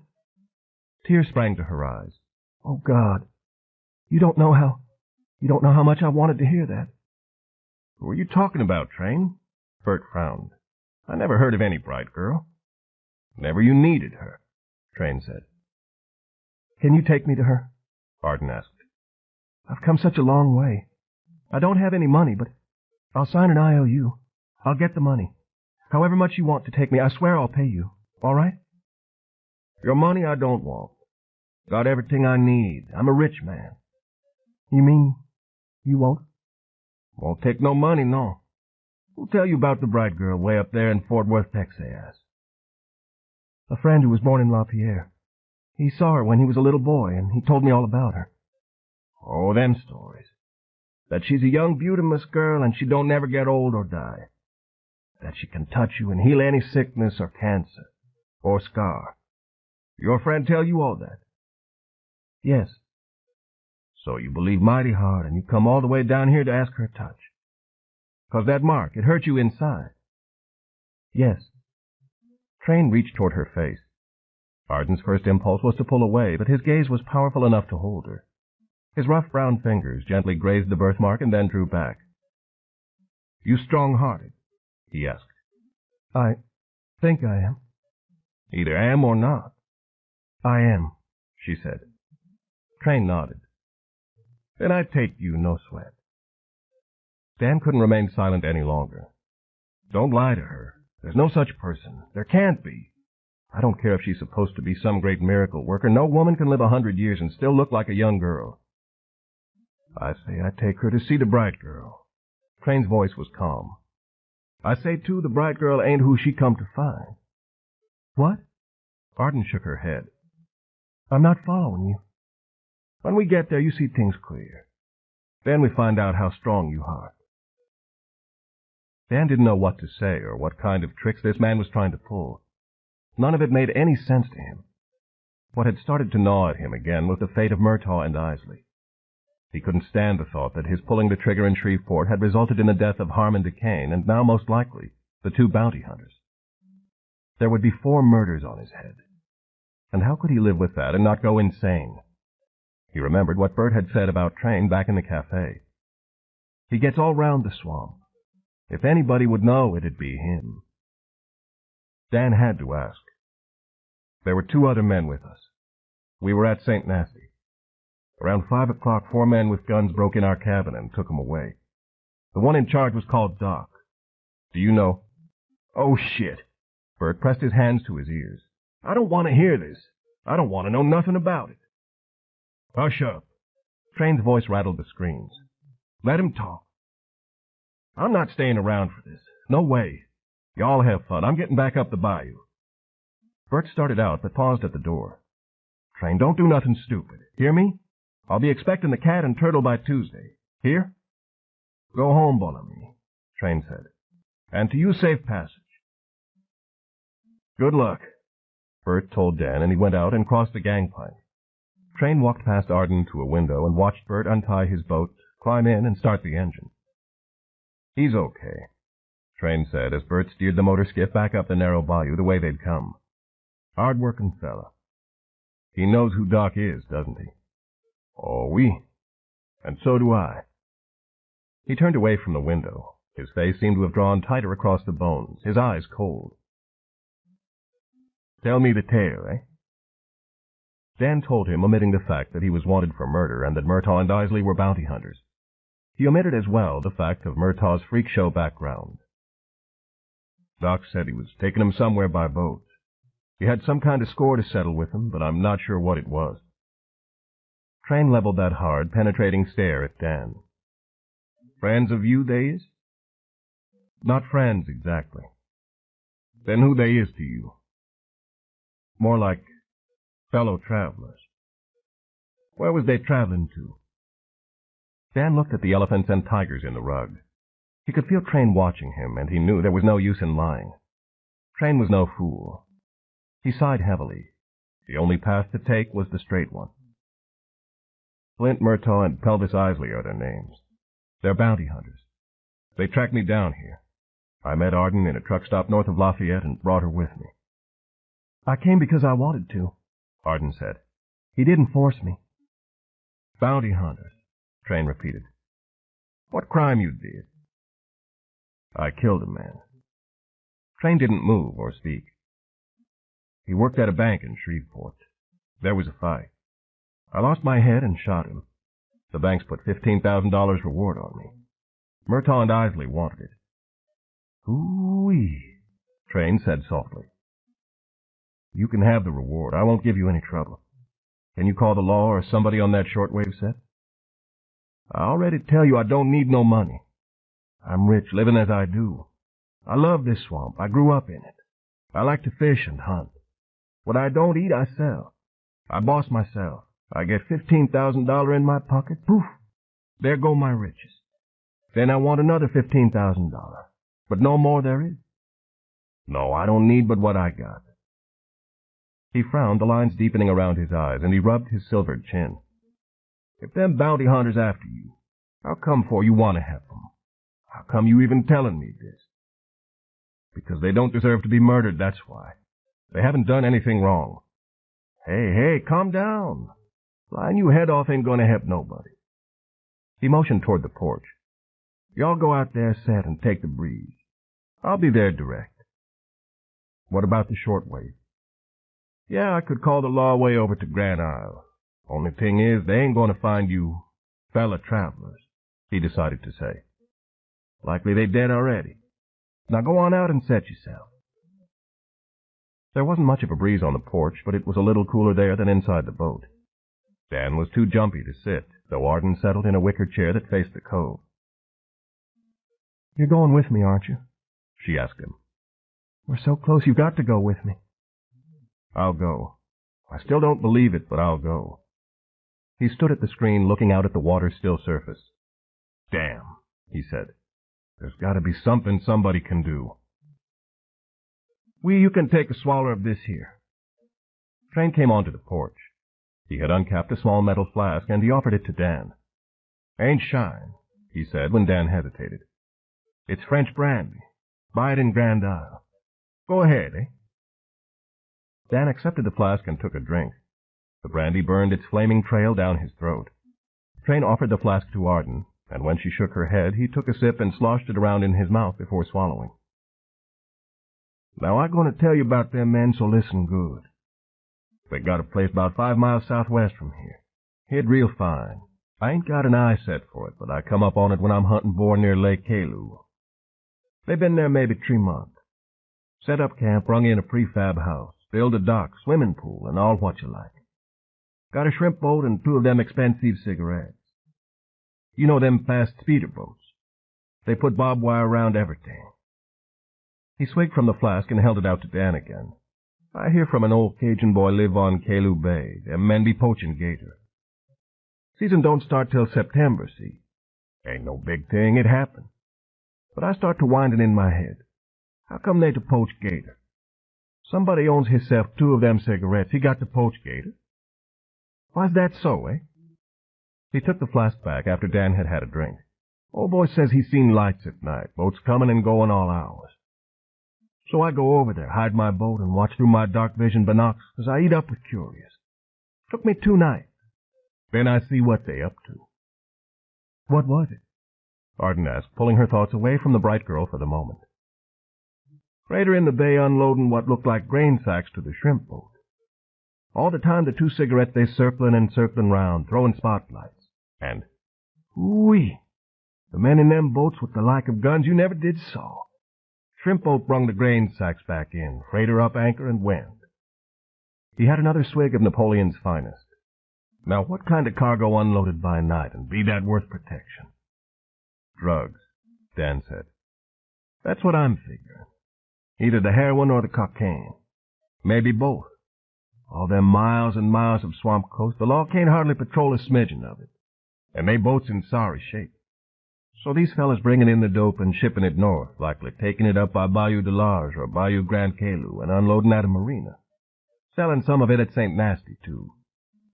Bert's the one found out fella named Doc Nyland was hanging round the pool hall, giving men free samples to get 'em interested. Peacekeeper tried to do something about it. He went missing. Only thing is, I can't figure why they poaching the gators. Then, boom, it hit me like a brick upside my head. Train capped the flask. They worry somebody gonna steal them drugs away from 'em. Worry so much they're gonna be hijacked, they gotta figure a way to move 'em safe. So what they gonna do, eh? They're gonna put them drugs somewhere they can't be easy stole. His mouth crooked in a wicked smile. Like inside live gators. Inside 'em? Sans doute. You wrap that cocaine up in metal foil good and tight. Then you jam it down in them bellies with a stick. How you going to get it out unless you got a big knife and a lot of time to be cutting? That'd be the goddamnedest mess you never did saw. I'll bet, Dan agreed. So what are they doing? Shipping the gators north to be cut open? Putting them on a truck and taking them to a safe place. Even if them gators die of bad digestion before they get where they're going, the cocaine's still protected in there. Maybe so. But I can't understand how Murtaugh and Isley got mixed up with a gang of drug runners. Is Doc Nyland their leader? Train shook his head. I seen somebody else over there. Looked like he was bossing. Fella don't wear no shirt, showing hisself off. Standing by the pool, them irons and weight bars laying everywhere. His girlfriend, all she do is lay there sunburning. I'm figuring he's the haunch. Dan looked out through the screen at the water. The sun was up strong and hot now, golden light streaming through the trees. A movement caught his attention, and he saw a moccasin undulating smoothly across the surface. He watched it until it disappeared into the shadows. It seemed to Dan that in this swamp, the human reptiles were the ones to be feared most of all. He lifted his forearm and stared at his snake tattoo. Once, a long time ago, he had been a brave man. He had done without hesitation what he thought was the right thing. He had walked the world like a giant himself, before time and fate had beaten him down. Now he was dying, and he was a killer, sick at heart. He felt as if he were peering into a snake hole, and if he reached into it to drag the thing out, he could be bitten to death. But if he turned his back on it like a coward, he was already dead. An image came to him, unbidden. Pharaoh's face and voice, there on that terrible night the sniper's bullets had hissed out of the jungle. "Go," he'd said. It had not been a shout, but it was more powerful than a shout. "Go." Dan remembered the glint of what might have been joy in Pharaoh's eyes as the man, a citizen of hell, one of the walking damned, had turned and started slogging back through the mud toward the jungle, firing his M16 to give Dan and the others precious seconds in which to save their own lives.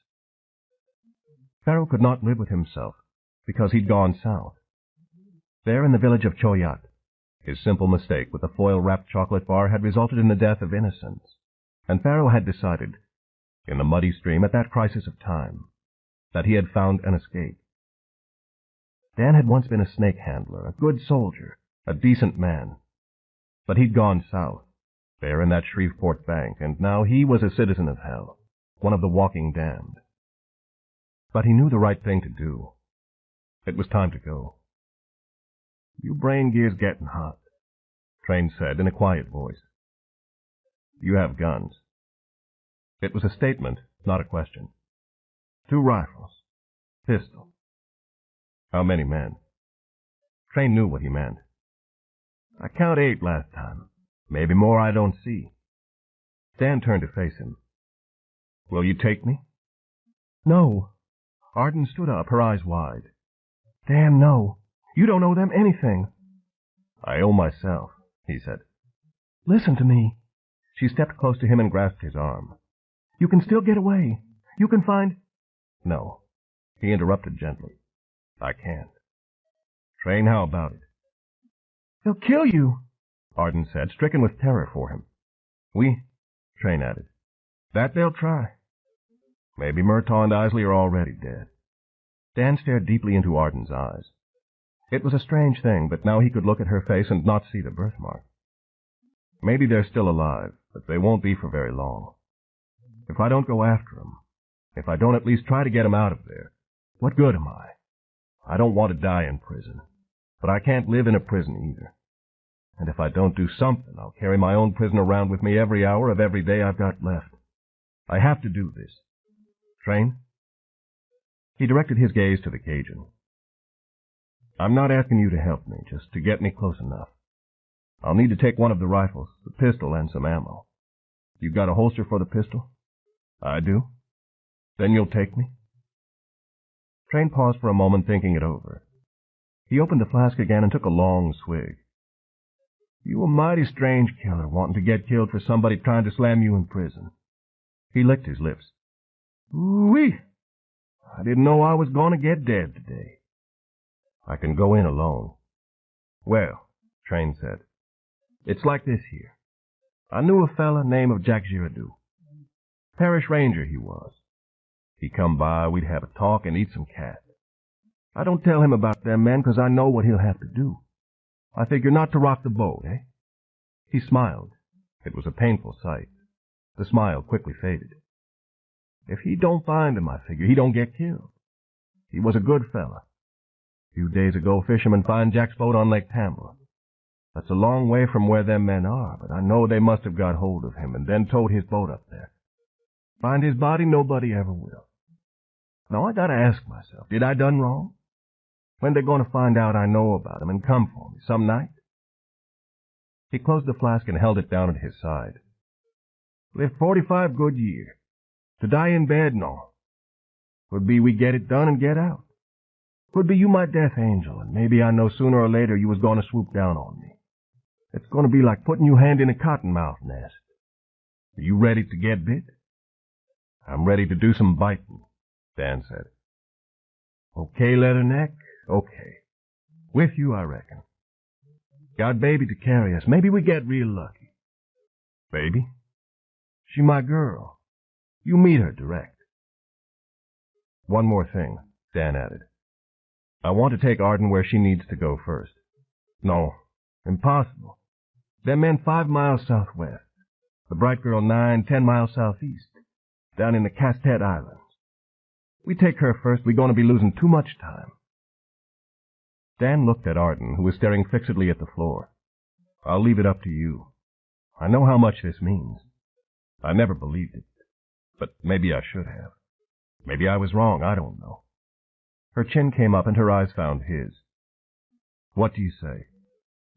I say... She stopped and took a deep breath to clear her head.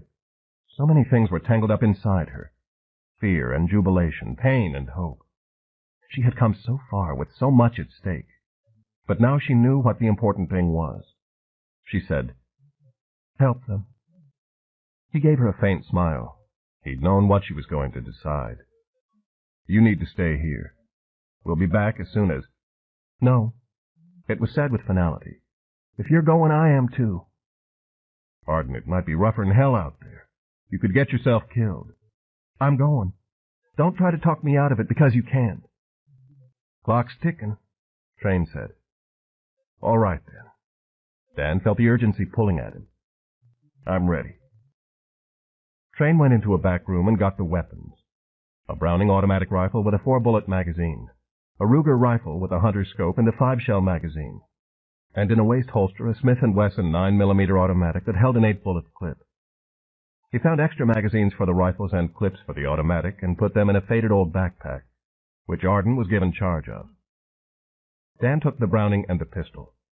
Train got a plastic jug of filtered water from the galley, slung the Ruger strap around his shoulder, and said, "We go."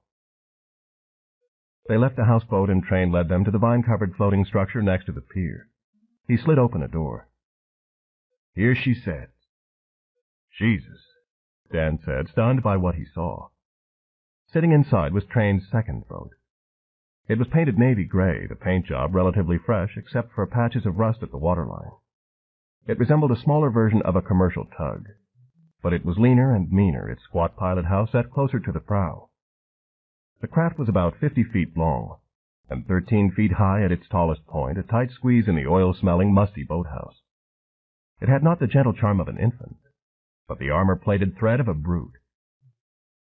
Though the machine-gun mounts and the mortar had been removed and other civilian modifications made to the radar mast, Dan recognized it as a Swift-type river patrol boat, the same kind of vessel Train had crewed aboard on the deadly waterways of Vietnam.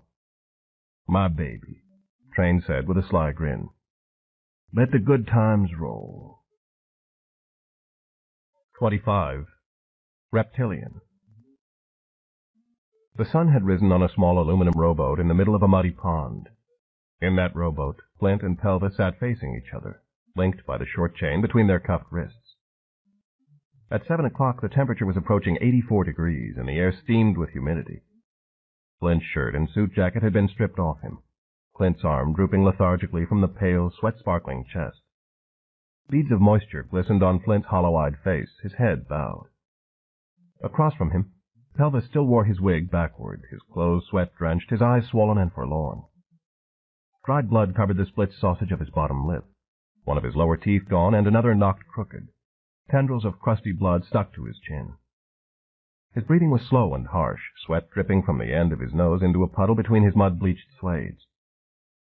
Something brushed against the boat's hull and made the craft lazily turn around its anchor chain. Flint lifted his head to watch a 5-foot-long alligator drift past, its snout pushing through the foul brown water. A second alligator, this one maybe 3 feet in length, cruised past the first. The cat-green eyes and ridged skull of a third had surfaced less than 6 feet from the rowboat.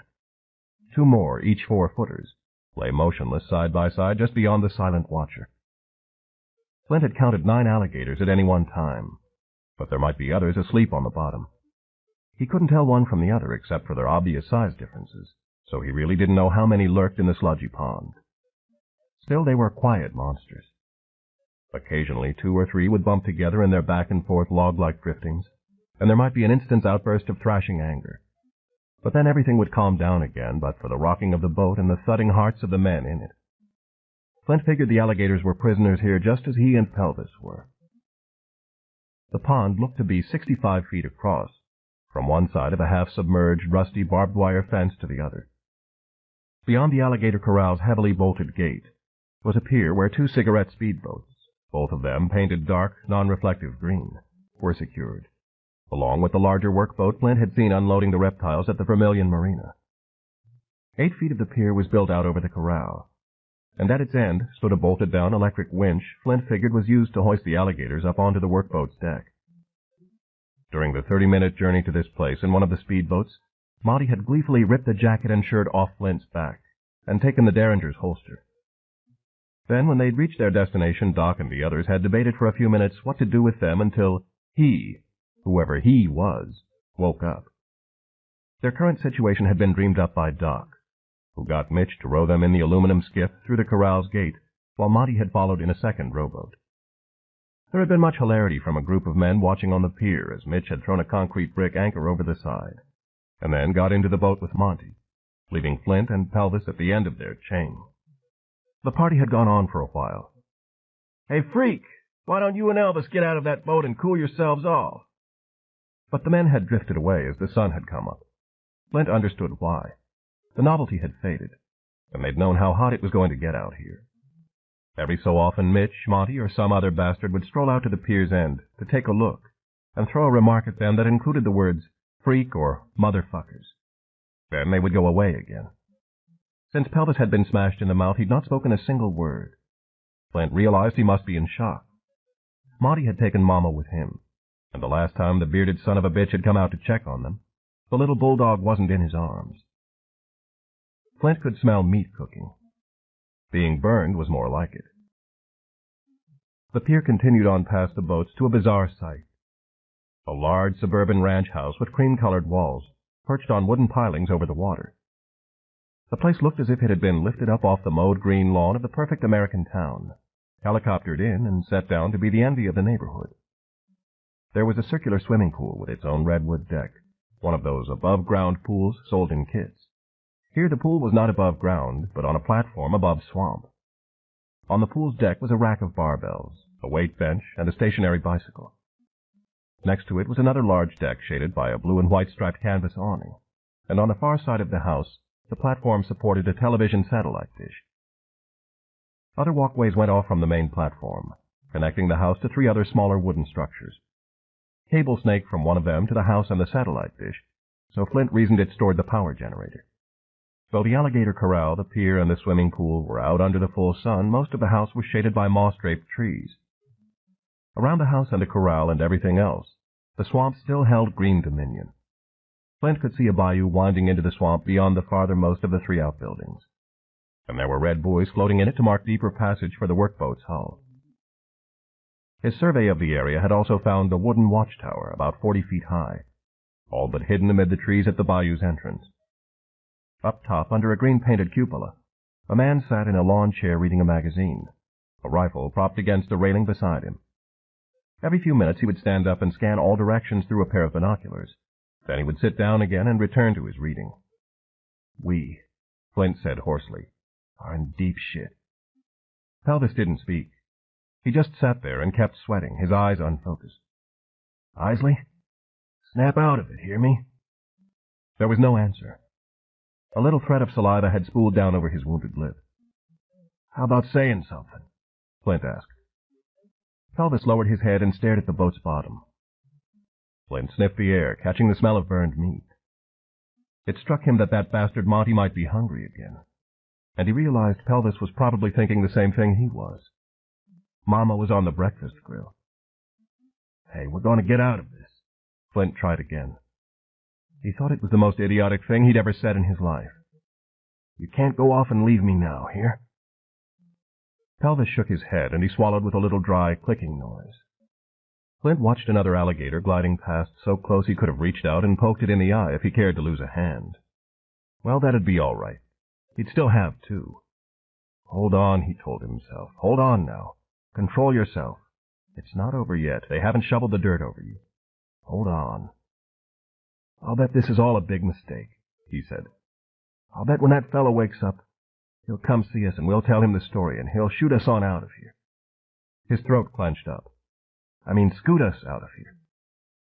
Isley's silence was scaring the bejesus out of him, making him start to lose his own grip. He'd gotten so used to the man's prattling, the silence was driving him crazy. "Isley, listen. We're not giving up. Pelvis?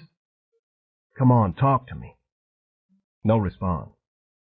Flint leaned forward, the sun beginning to scorch his back and sweat clinging to his eyebrows. "Cecil," he said, "I'm going to slap the crap out of you if you don't look me in the face and say something." But it was no use. Flint closed his eyes and pressed his uncuffed hand against his forehead. At his chest, Flint's arm suddenly twitched and the hand fluttered. Then it fell motionless again. "What did you call me?" Flint opened his eyes and looked into the other man's face. "Did you call me Cecil?" Pelvis had lifted his head. His split lip had broken open again, a little bloody fluid oozing. "Yeah, I guess I did."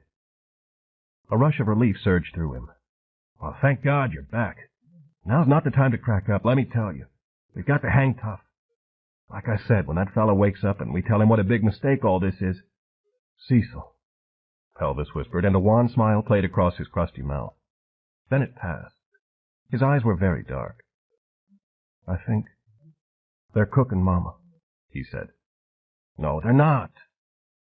Hold on to him, Flint thought in desperation. Don't let him slide away again. That fellow is just pulling your chain. Listen, now get your mind off that. We've got other things to think about. "Like what? Which one of us they're going to kill first?" He squinted up at the sun. "I don't care.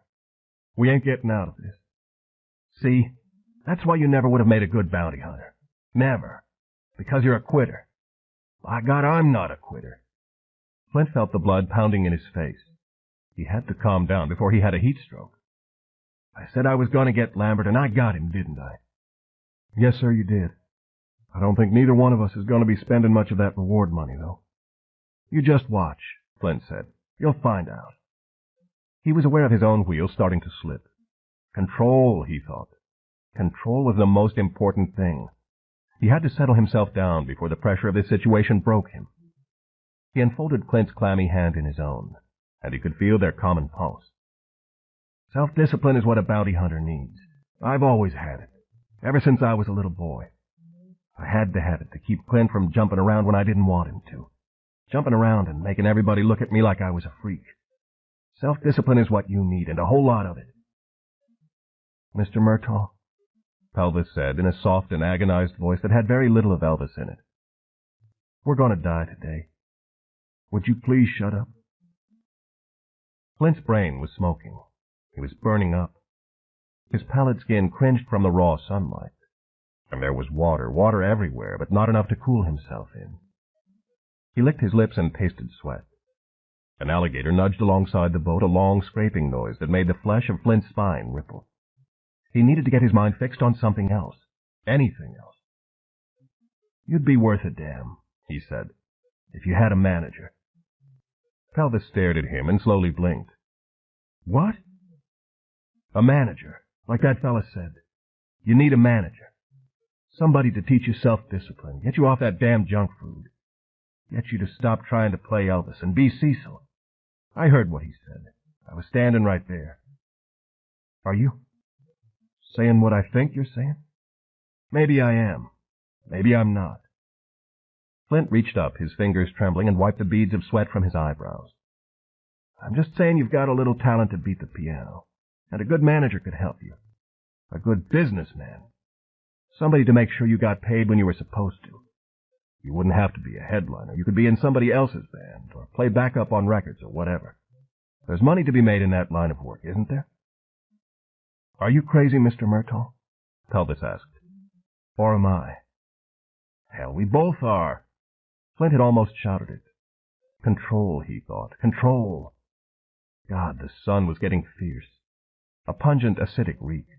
The smell of swamp mud and gator droppings was steaming up off the water. When we get out of here, which we will, after we talk to whoever's in charge around here, there's going to be tomorrow to think about. You're not cut out to be a bounty hunter, and I've been looking for a way to quit it for a long time. I'm sick of the ugliness of it, and I was never getting anywhere.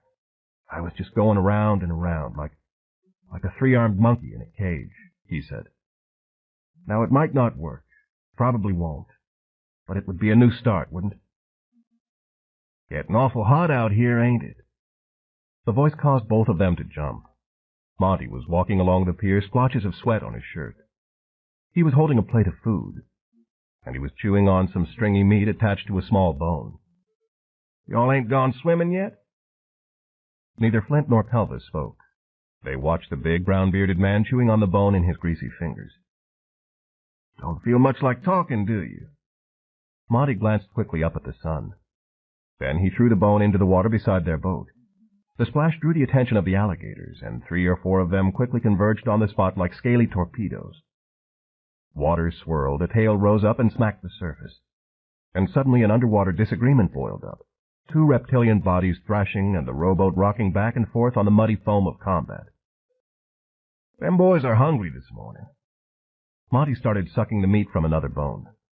They'll eat any damn thing, you know. Got cast-iron stomachs. Bet they'd like to get their teeth in you, freak. Bet you'd be a real taste sensation.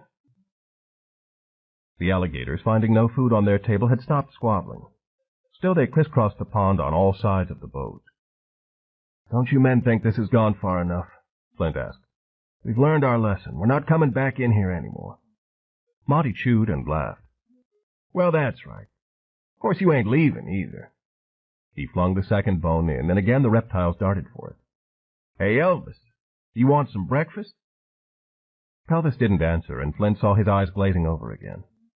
It's real good. A lot of meat on them bones. I was surprised. Want to try a bite or two? He held up a hunk of white meat, and he grinned through his beard. Woof, woof, he said.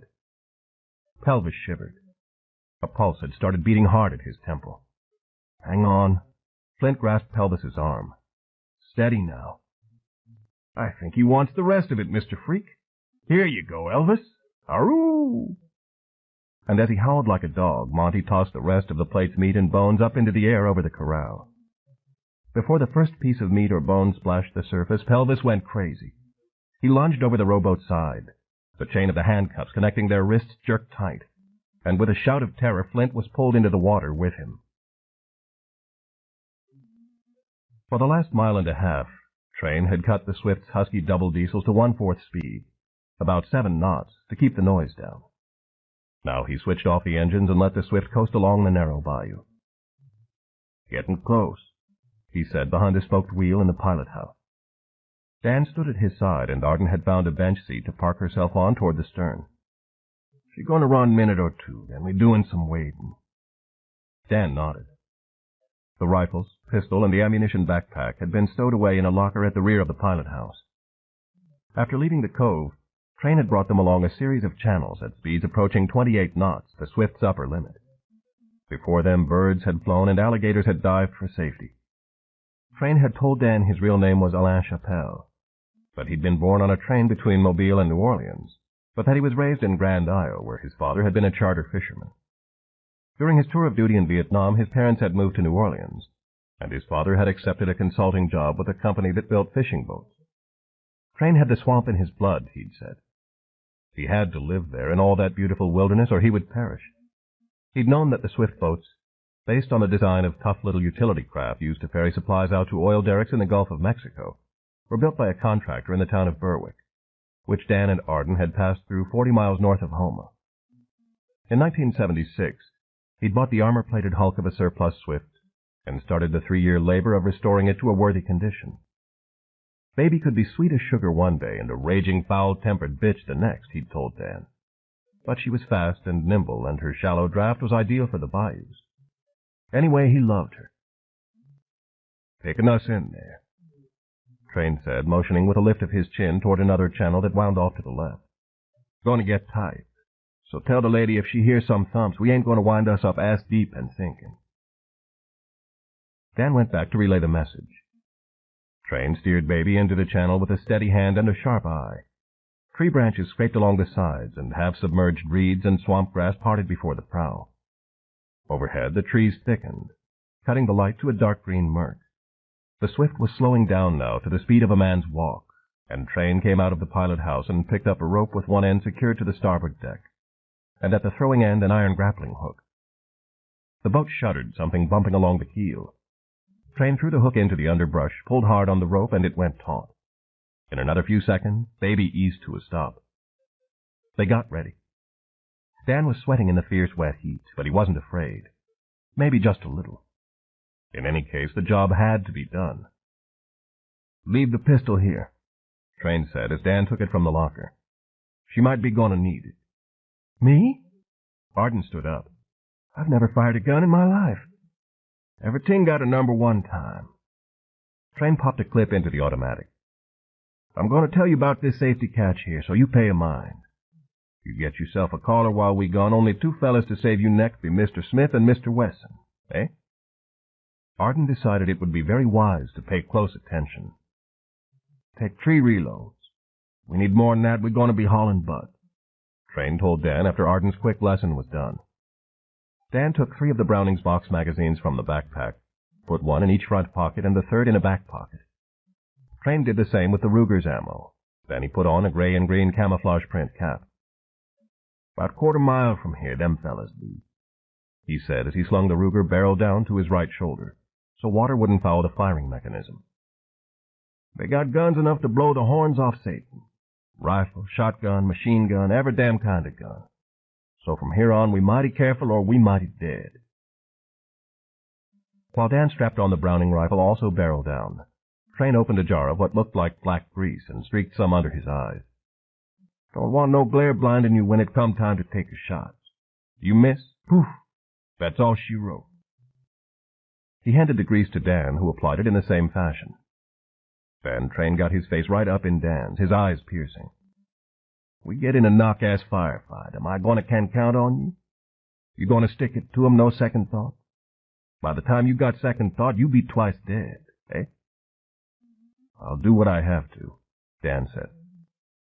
"They got a man spying for 'em in a tower, up where he can see the Gulf and the bayou one turn round.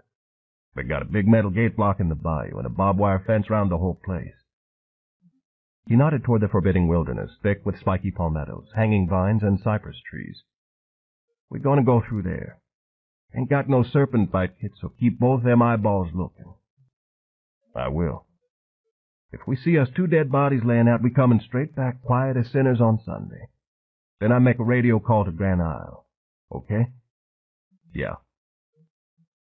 Train eased over the transom and lowered himself into the water. The swamp consumed him to the middle of his chest. "Dan?" Arden said as he started to go over. Again, her tangled emotions got in the way of her voice.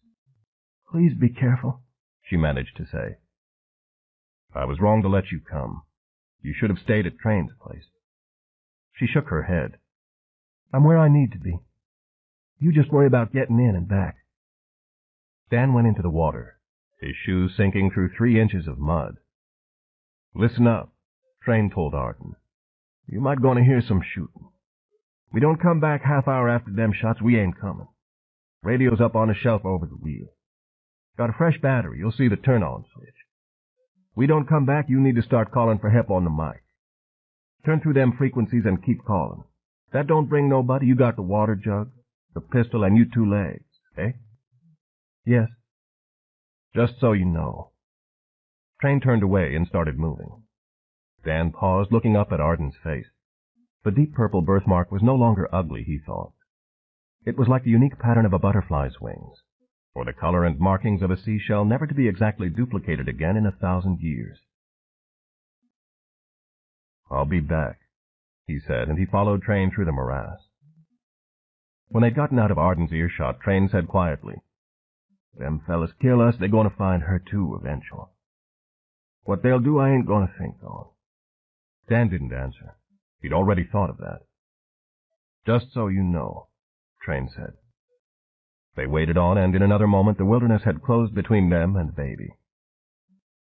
Nasty brown water had flooded Flint's eyes and mouth, choking off his shout of terror. Pelvis was flailing beside him, insanely trying to get across the gator corral at the man who'd chewed Mama's flesh. Flint felt Clint's arm thrash, his brother's bones squirming violently inside his body. The thought of Clint's infant-sized lungs drawing in water and drowning opened a nightmarish door on gruesome possibilities. He started fighting to get his balance as he'd never fought in his life. He got his legs under him, and his shoes found a bottom of mud and mess that could be described only as gushy. He stood up. His head and shoulders were out of the water.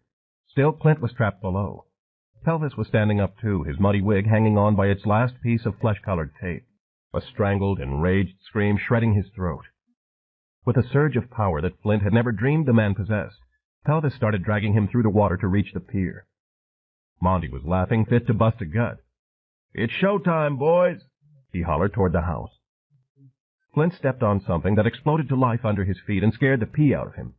A scaly form whipped past them, its tail thrashing. The tail of his second alligator slapped Pelvis's shoulder, and he grunted with pain but kept on going. All around them the pond was a maelstrom of reptiles fighting for the meat and bones Monty had just thrown in. Flint saw one of them coming from the left, its snout plowing through the foam and its cat-slit eyes fixed on him. Even as Pelvis kept hauling him, Flint struck out with his unhindered left arm at the thing, which looked large enough to make 2 suitcases and a handbag. He struck the surface in front of its snout, but the splash was enough to make it wheel away, its tail whacking muddy water into the air. Then Pelvis was hit at the knees by an underwater beast, and he was knocked off his feet, the alligator's bark-like flesh coming up from the depths for an instant, which was long enough for the crazed Pelvis to give a bellow and pound at it with his free fist. The startled reptile skittered away with a snort, pushing a small wave before it. With his feet under him again, Pelvis dragged Flint onward. 2 of the beasts were going at it fang to fang over a chunk of meat, their noisy combat drawing the attention of 4 or 5 others. A battle royal erupted, the monsters fighting on all sides of Pelvis and Flint. But more alligators were rising up from the bottom, and others were speeding in to graze past them, as if to test how dangerous this particular food might be before they committed their jaws to a bite. Pelvis was single-mindedly pulling Flint toward the pier, while Flint was doing everything he could to keep the alligators away, kicking, slapping the water with the flat of his hand, and shouting gibberish. But now the alligators were getting bolder. Flint managed to jerk the shoe from his right foot and to use that to hammer the surface. And suddenly a horrible, thick body with gray mollusks clinging to its hide erupted from the water beside him, a pair of jaws wide open and hissing. Flint slammed his shoe down across the alligator's skull, going for an eye, and the jaws snapped shut. The head whipped to one side, and its rough scales flayed the skin off his left arm from wrist to elbow. A mollusk's shell or some growth with a sharp edge did its work as well, and suddenly there was blood in the water. "Get him out! Get him out, goddammit!" somebody shouted. They had reached the pier's end, which was 3 feet above the pond. Pelvis, his wig gone and his contorted face brown with mud, was trying to grip the timbers and pull himself up. But not even his maddened strength could do it, with Flint on the other cuff. Blood floated on the surface around Flint's arm, and he saw at least 4 alligators coming across the corral after them, their tails sweeping back and forth with eager delight. 26. To the edge. There was the racket of an electric motor and a chain rattling. "Grab it!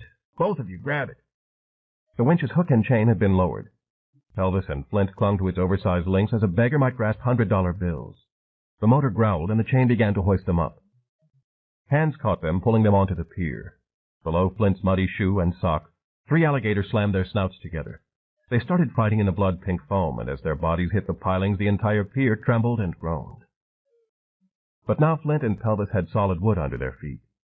Flint could smell his blood. It was coming from a blue-edged gash across his left forearm and dripping from his hand to the planks. He staggered, about to pass out, and he found himself clutching to Pelvis for support. Through a haze, he looked at the choppy pond and saw 2 alligators battling for something between their jaws that appeared to be a mud-caked, scruffy bird. It took him a few seconds to realize it was Pelvis's wig. He watched with a kind of strange fascination as the 2 monsters ripped it apart, and then each of them submerged with a souvenir of Memphis.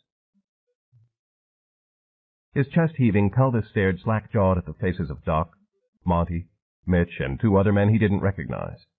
Doc was wearing his sunglasses again. "Crazy as hell, man," Doc was blasting Monty. I don't want him dead till he sees him.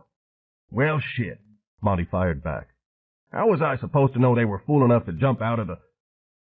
Flint had felt Pelvis's body tense. He thought of a hurricane about to wreak death and destruction. Pelvis pulled back his right fist and then drove it forward like a fleshy piston into Monty's nose. With a gunshot pop of breaking bones, the blood spewed from Monty's nostrils all over Doc's Harvard t-shirt. Monty staggered back, his eyes wide and amazed, and the blood running into his beard as if from a faucet. 1 step, 2 steps, and into the corral right on top of the reptiles fighting below the end of the pier. Oh, Jesus! Doc shouted, blood on the lenses of his sunglasses and spotting his cheeks. Monty! Mitch hollered, and he ran to operate the hook and chain. But the sense had been knocked out of Monty, and maybe that was for the best, because he might have been unaware exactly of his position. One of the other men Pelvis hadn't recognized drew a pistol and started shooting at the alligators, but they had already taken hold of Monty, one with jaws crunched into his left shoulder and another gripping his right leg. The winch's chain came down, but Monty didn't reach for it. The alligators started shaking him the way Pelvis had seen Mama shake one of her teddy bears. He recalled in his dim cell of thinking at the moment that the stuffing had come out everywhere. So, too, it was with Monty. Now Mitch had pulled his pistol and was firing, too, but the taste of blood and living meat had driven the creatures to a frenzy. More of them were racing over for a share. During the shooting, amid the thrashing bodies and the gory splashing, at least 2 bullets went into Monty. Maybe he was dead before his bones started to rip from their sockets. Maybe. Doc didn't want to see any more. He'd known Monty was finished when he went in there, bleeding like that and with the gators already so riled up. He'd seen them go after the ranger, so he'd known. He turned away, removed his dark glasses, and slowly and methodically began to wipe the blood off the lenses with the clean part of his t-shirt. His fingers were trembling. Behind him, Mitch threw up into the corral. Bummer, Doc said, mostly to himself. He took the handcuff key from his pocket. He unlocked the cuffs and let them fall. Pelvis blinked at him, still dazed, but his fury spent. Flint grasped his injured arm and then pitched to his knees, his head hanging. Doc reached back, drew the .45 from his waistband, cocked it, and laid the barrel between Pelvis's eyes. You're next, he said. Walk to the edge. Pelvis was already brain-blasted. Seeing that man eat Mama for breakfast had done him in. He knew what was waiting for him, but without Mama, without his adored companion, life wasn't worth living. He walked to the edge. Below him was something the alligators were still tearing at. It was getting smaller and smaller. It had a beard. Doc stood behind him and put the automatic's barrel against the back of his naked head. Do it, Mitch urged. Put him down. Flint tried to stand, but he could not. He was near fainting. The smell of blood and mud and gator filth was making him sick. The harsh, hot sun had drained him. He said, Isley? But that was all he could say. He hadn't felt Clint move since they'd come out of the water. But now the arm gave a feeble jerk, and Clint's little lungs heaved like a hiccup deep in the folds and passages of Flint's intestines. Doc put his other hand up to shield his face from flying bits of bone and brain matter. His finger tightened on the trigger. He heard a gurgling noise. He looked around and saw brown water trickling from the mouth on the bizarre baby head that grew from the freak's side. Flint heard boots clumping on the pier. There was the sound of bare feet on the planks as well. Doc saw who was coming. He said, Taking care of business, Galt. Chandra don't need to see this. What's going on? Flint heard a woman's irritated voice ask. A young woman she sounded to be. Noise woke us the fuck up.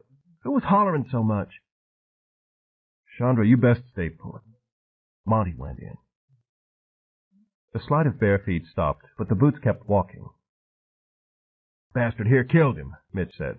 Doc was fixing to blow his brains out. These are the 2 from the marina. Doc was talking to whoever wore the boot. This one got me in the eyes with the spray. One over there shot Virgil.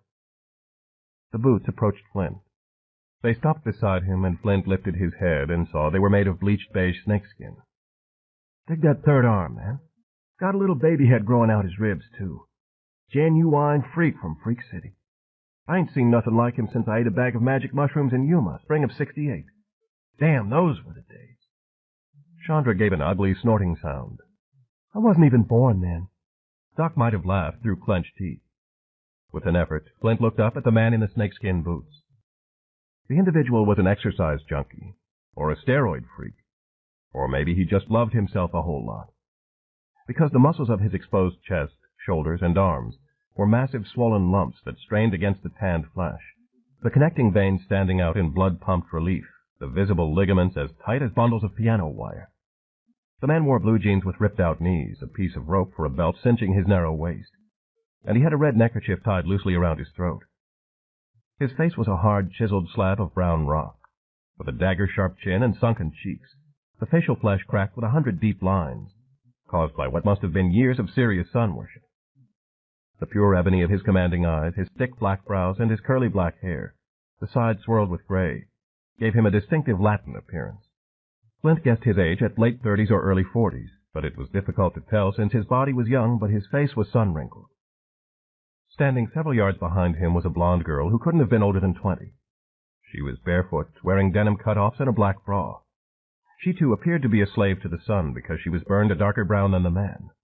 Her golden hair cascaded over her shoulders, and she had icy blue eyes. Flint thought she was almost beautiful as any Hollywood starlet. But there was an ugly, twisted set to her collagen-plumped lips, and those eyes could burn a hole through metal.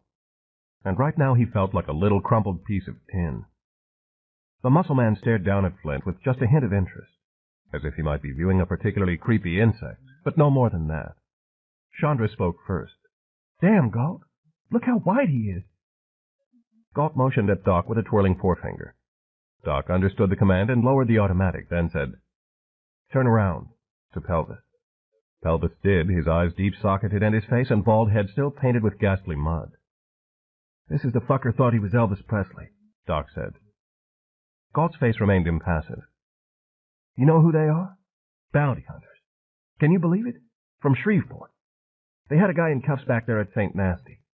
Said at the marina they were calling the man they work for. Anyway, they were taking their prisoner in to get a reward. I set the guy loose, figured it was my good deed for the month." Galt's eyes went to Flint and returned to Pelvis. "I thought you'd want to see him, especially the freak. Do you want me to kill him now, or what?" Galt's jaws tensed. Muscles that seemed as big as lemons popped up on his face and then receded again. At last his mouth opened. His teeth were unnaturally white. "How much?" he said in a voice that had no discernible accent but perfect diction. Were they planning on earning it their reward? 15,000. Galt's face settled into stone again. Then, very suddenly, he laughed without smiling. When he did smile, it was a scary thing. He laughed a little louder. 15,000, he said, obviously finding the figure an object of humor. $15,000, is that all? He kept laughing, only it became a low and dangerous sound, like a knife being sharpened. He looked at Chandra and laughed, and she started laughing. Then he looked at Doc and laughed, and Doc started laughing. Pretty soon it was a real laugh riot. Flint, grasping his wounded forearm and blood still oozing through his fingers, said, "Mind telling us what the hell's so funny?" Galt laughed on for a moment longer, then his smile was abruptly eclipsed. He said, "The pitiful amount of cash that a human being will throw his life away in pursuit of." He reached into a pocket of his jeans with his right hand. Flint heard something click like a trigger being cocked, and he steeled himself for the worst. Then Galt's hand emerged holding one of those spring-loaded wrist exercisers, which he began to squeeze over and over again. If a man should die, he should die for riches, not petty change, or for forbidden knowledge. That might be worth dying for. But $15,000? Ha! The laugh was very quiet. "I don't think so." Click, click, click, went the strings. "I don't know what's going on here. I don't care," Flint said. "Nobody would have gotten hurt if that goon hadn't tried to drown me in her toilet bowl." Galt nodded thoughtfully. "Tell me," he said. "You were born the way you are, yes? You had no control over the way your chromosomes came together or how the cells grew. You had no control over your genetics or what quirk back in your family line caused your situation." He paused for emphasis. "No control," he repeated, as if seeing to the heart of Flint's pain. "You must know better than anyone could that God set up tides and winds, and sometimes they take you one way and then blow you the other, and you have no control. I think a tide took you to that marina and a wind blew you here. What's your name again?" "His name's Murtaugh," Doc said. "The other one's Isley." "I didn't ask you." Galt stared fixedly at the Harvard man. "I asked him. Didn't I? Doc said nothing, but he looked stung. He pushed the .45 back into his waistband with the air of a petulant child. My shows are on. You want me, I'll be watching my shows. He trudged back along the pier toward the area that was shaded by the blue and white striped awning. As Doc passed her, Chandra wrinkled her nose as if she smelled something bad. Galt walked to the pier's edge where Pelvis still stood. He looked down at what the alligators were whittling to the size of a wallet. His hand worked. Click, click, click. Sinews were standing out in the wrist. All the mystery spilled out, he said. His other hand pressed against Pelvis's chest. Pelvis flinched. The man's fingers seemed cold. Monty always was a glutton. Now look how thin he is. You know, you could stand to lose some weight yourself. All right, that's enough. Flint clenched his teeth and tried to stand up. He couldn't make it the first time. He saw Galt grinning at him.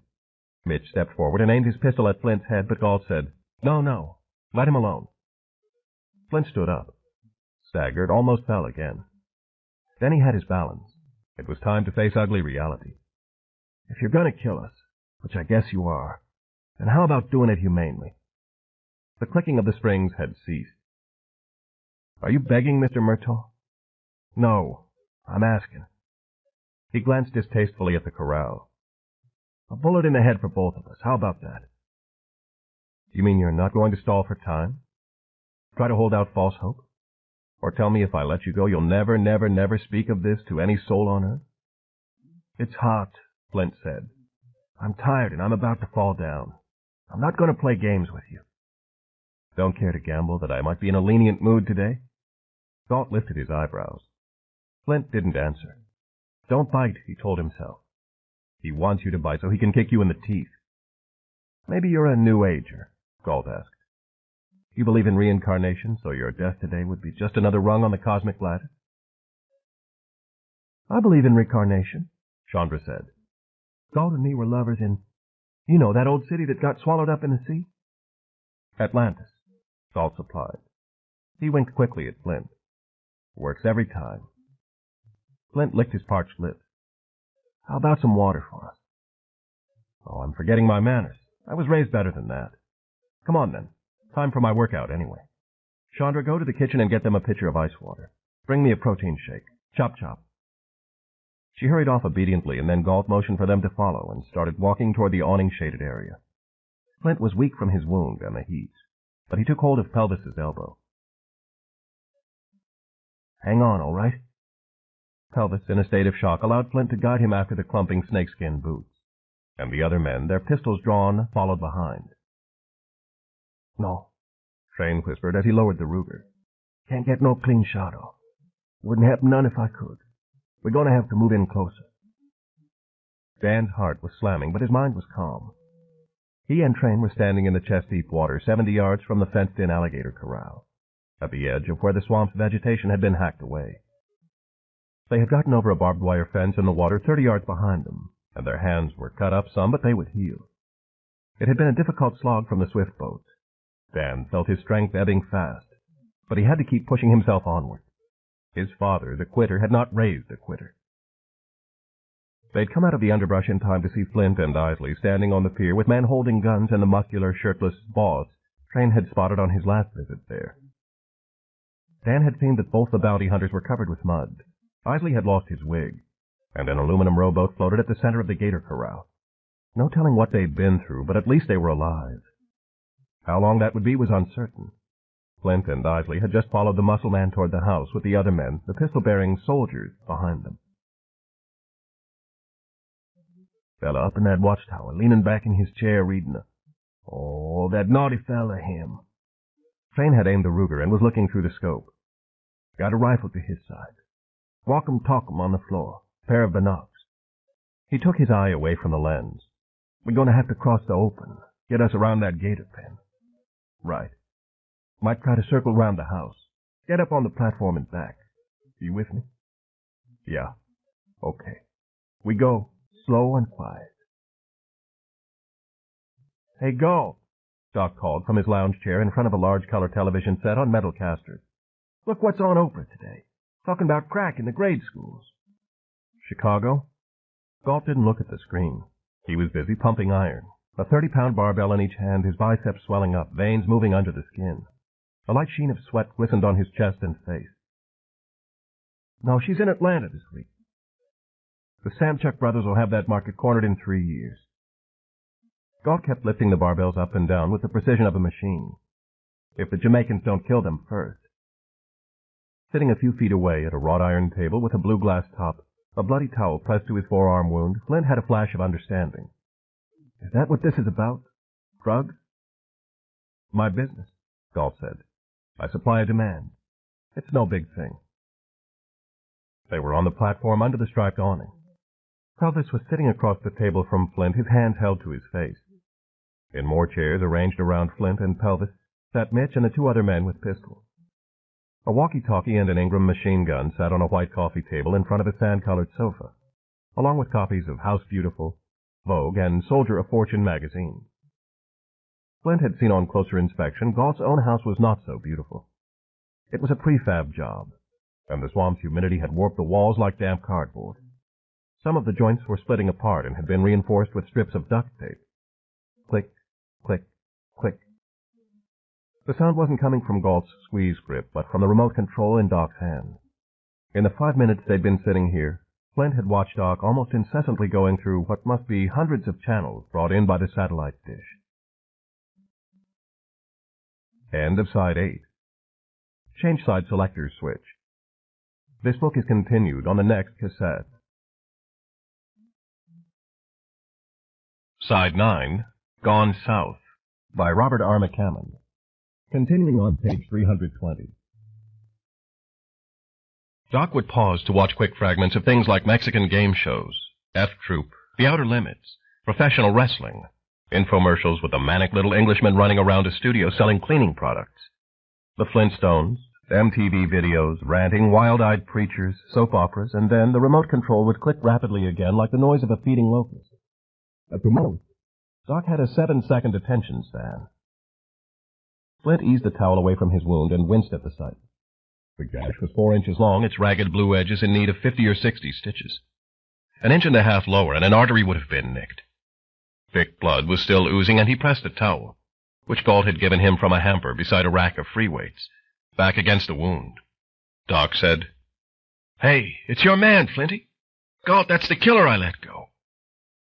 Flint looked at the television set. Doc had paused at CNN to watch gas bombs dispelling a prison riot, and on the screen was either a mug shot or driver's license photo of Dan Lambert. "That's him, right?" He turned the volume up with the remote. Bizarre turn in the case of Daniel Lewis Lambert, who was being sought in the slaying of a Shreveport, Louisiana bank loan manager, and had also been wanted in connection with the death of an Alexandria motel owner. Under questioning by Alexandria police last night, the slain man's wife admitted it was actually she who had beaten her husband to death. A mugshot of a sullen-looking woman with wild red hair came up on the screen. Hannah DeCane told police, "Boring." Doc changed the channel. "Wait," Flint said. "Turn it back. Screw you." Star Trek was on now, Kirk and Spock speaking in dubbed Spanish. "Beam me up, Scotty," Doc said excitedly, talking to the television set. Flint figured the remote control in Doc's head never stopped clicking. He stared at the blue glass of the tabletop. This news another little ice pick from God in the back of his neck. If Lambert had been telling the truth about the motel owner, then was the murder at the bank an accident or an act of self-defense? If Lambert was such a mad dog killer, why hadn't he picked up the pistol and used it at Basile Park? In spite of the situation, in spite of the fact that he knew he and Pelvis were going to die in some excruciating way after Galt finished his workout, Flint had to laugh. He was going to die because he'd gone south hunting a skin who was basically a decent man. "Something's funny?" Galt asked, his labor ceasing for the moment. "Yeah, it is." Flint laughed again. He felt on the verge of tears, but he laughed anyway. "I think the joke's on me, too." "Who the fuck messed up the kitchen?" Chandra, looking both angry and more than a bit queasy, came through an open sliding glass door, carrying a tray with a plastic pitcher, 2 paper cups, and frothy brown liquid in a milkshake glass. She set the tray down between Flint and Pelvis. "There's all kind of guts and hair in the garbage can. About made me puke. Blood smeared all over the countertop, and somebody left the frying pan dirty. Who the hell did it?" "Monty," Mitch said. Evidently Chandra's wrath was a thing to be feared. "Well, what did he fry? A fucking polecat? Fella's dog there. Mitch pointed at Pelvis. Another one? Chandra made a disgusted face. What's wrong with that fool? He's got to be eating dogs and coons and polecats. Go ask him, why don't you? Doc had torn his eyes away from the television. I'm trying to watch Dragnet, if you'll keep it down. You're not watching anything. You're just burning out that clicker. God, why don't you get rid of him? He makes me so nervous I'm like to jump out of my skin every time he opens that dumb mouth. Yeah? Doc sneered. Well, I know the only thing that has to get stuck in your dumb mouth to shut you up. I was with Galt long before you came along, girly-pearly. And when he throws you out, I'm going to kick your little ass back to your white trash trailer. You old man! Chandra hollered, and she picked up the milkshake glass and reared her arm back, froth flying. No, Galt said quietly, pumping iron again. Not that. She slammed the glass down on the tray, her face a pure image of hell, picked up the plastic pitcher and flung it at Doc, water splashing everywhere. Look what she did, Doc squalled. She's trying to blow the TV out, Galt. And I'm not cleaning up that damn mess neither, she roared at all of them. I'm not carting that damn stinking garbage out and getting that mess on me. Tears of rage and frustration burst from her eyes. You hear? I'm not doing it. She turned and, sobbing, fled back into the house.